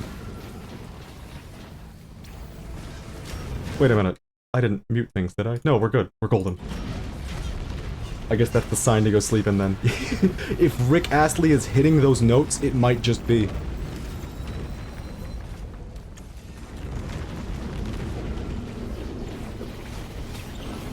God, I love that fucking song. Not Never Gonna Give You Up. Honestly, that's just like funny joke music. But that shitpost, it brings me back to like early college when I got really into Silva Gunner. And all these like musical shitposts. And I was going to college for music. So you gotta understand, all of this hits significantly harder. Oh wow, they're like immortal now.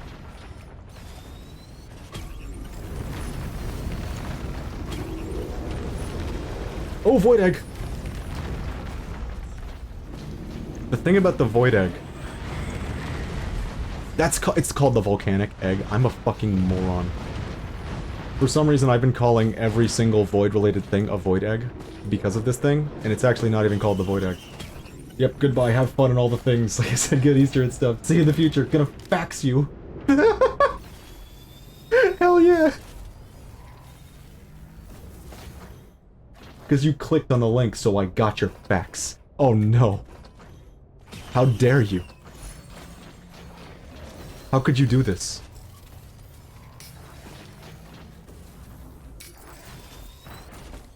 Poison. Take care. Alright, I'm not seeing anything else. It's time. Let's finish this. Let's fucking end this. We listened to Rick Astley. We unlocked all the loader buttons. We even got really used to playing on Monsoon. Reverse Chrono Bobble, yes please. Pick up.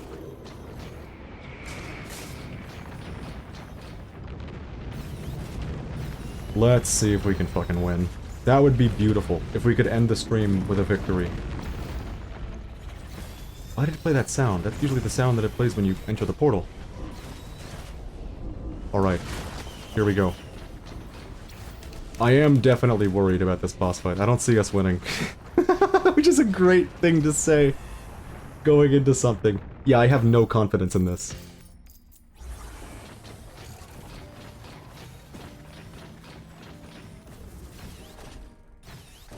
Come on, just grab the ramp.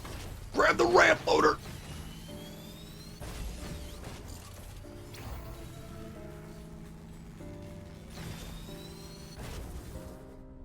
At least we have movement tools now.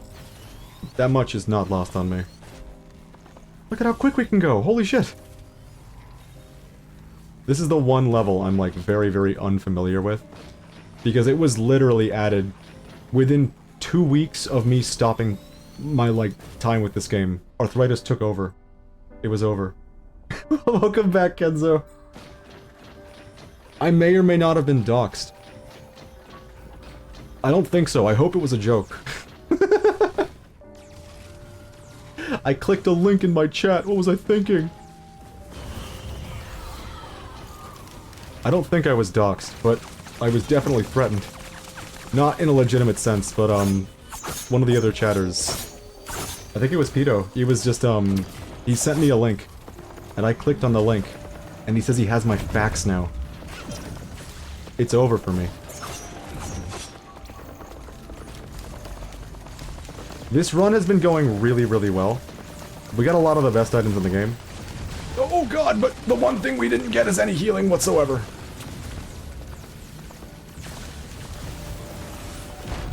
At all. We got no healing.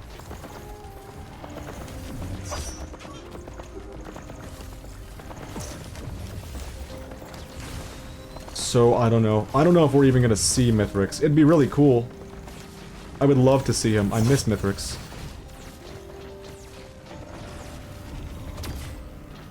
I'd love to see you, Mithrix. Come back to me.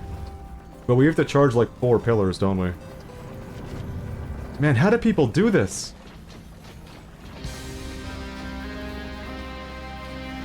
There's the music. Oh, I misclicked! I just got breakfast and some other things. Hell yeah. Wait. Hold on, what?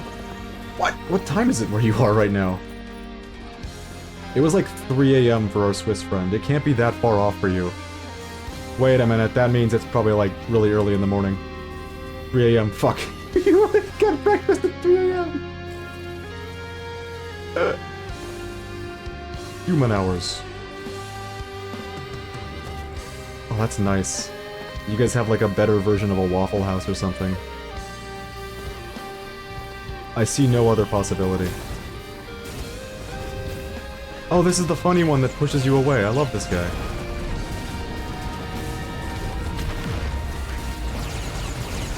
Oh no!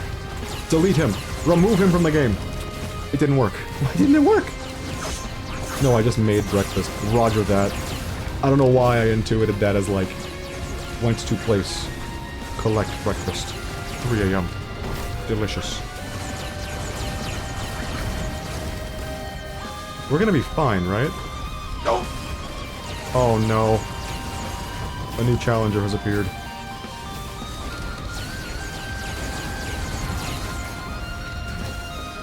It's fine. At least we don't have to kill everybody.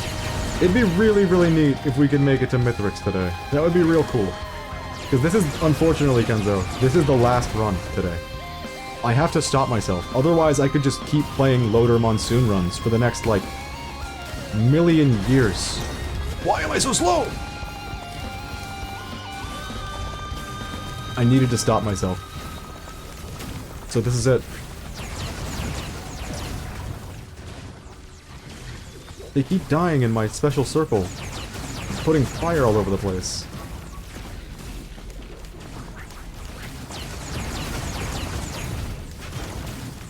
So we're gonna give Mithrix a shot. We failed last time we were here, like brutally failed. Why doesn't he die instantly to the void circle thing?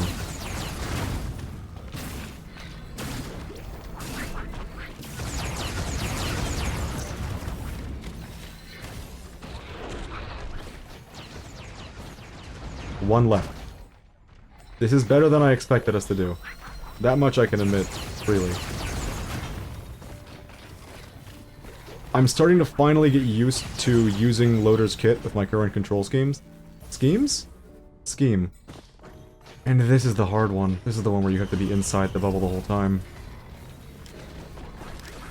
Oh shit, where did you come from? Is he an ally? Oh, he is an ally. Yeah, get him. Go, Void Crab. Show him what for. I'm surprised you can't pillar skip with all those grapples. I didn't even think of that. I didn't even know it was an option. I'm just gonna hide right here while they all aggro onto my big crab man. Oh no, the bubble's getting smaller. Bro, just grapple up it slowly. If this gets hairier, then I will. But at this point, it seems like it's fine. I was wrong, but it still worked out. I'm not gonna lie. My hands are so fucking sweaty right now. So nervous. At least we got funny texture clipping. I needed this. This is bringing peace to my soul right now. Am I cursed? I feel like every game I play, some texture is just like horrendously fucked up. Let me go! I was getting sniped from a million miles away. Yeah, I could totally have grappled up that. You're definitely right. I'm gonna wait right here for my health pool to respawn. Because I have no ways to get my health pool back. I'm looking over my items right now. I have 0 health regen. 0. This is not gonna go so well. I don't even have a double jump.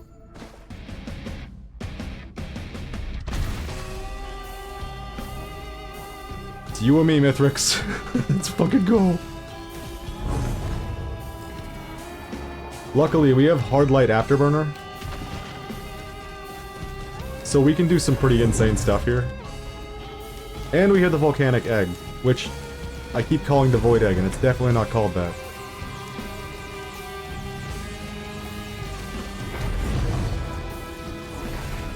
Don't do it. Stay away.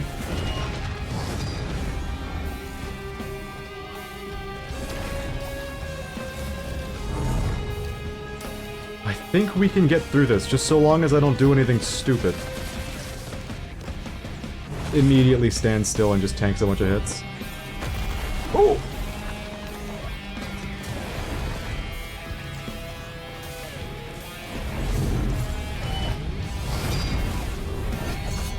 It would be so goddamn beautiful if we could somehow beat a monsoon run and unlock the second skin with Loader today. That would be glorious. And while our run right now isn't fantastic, as is evident from the lack of healing, it's a pretty good run overall. I think so, anyways. I'm just gonna float for a little bit and recover my cooldowns. I love that he's aggroing onto my little void dudes. That makes me so happy.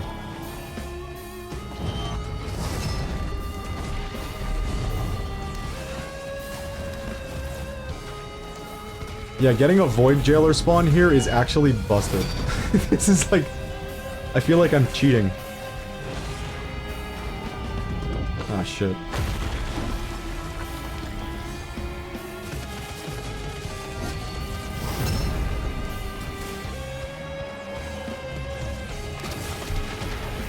Yeah, the Void Jailer is doing more damage than I am.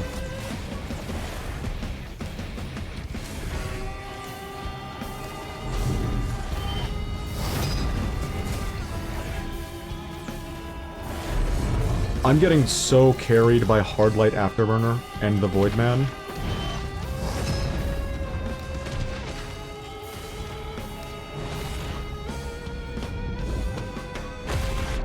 Oh my god! I thought I'd be able to react. I really did think I'd be able to react to that. That was crazy. Holy shit. I think I got too close. God damn it, we were so close!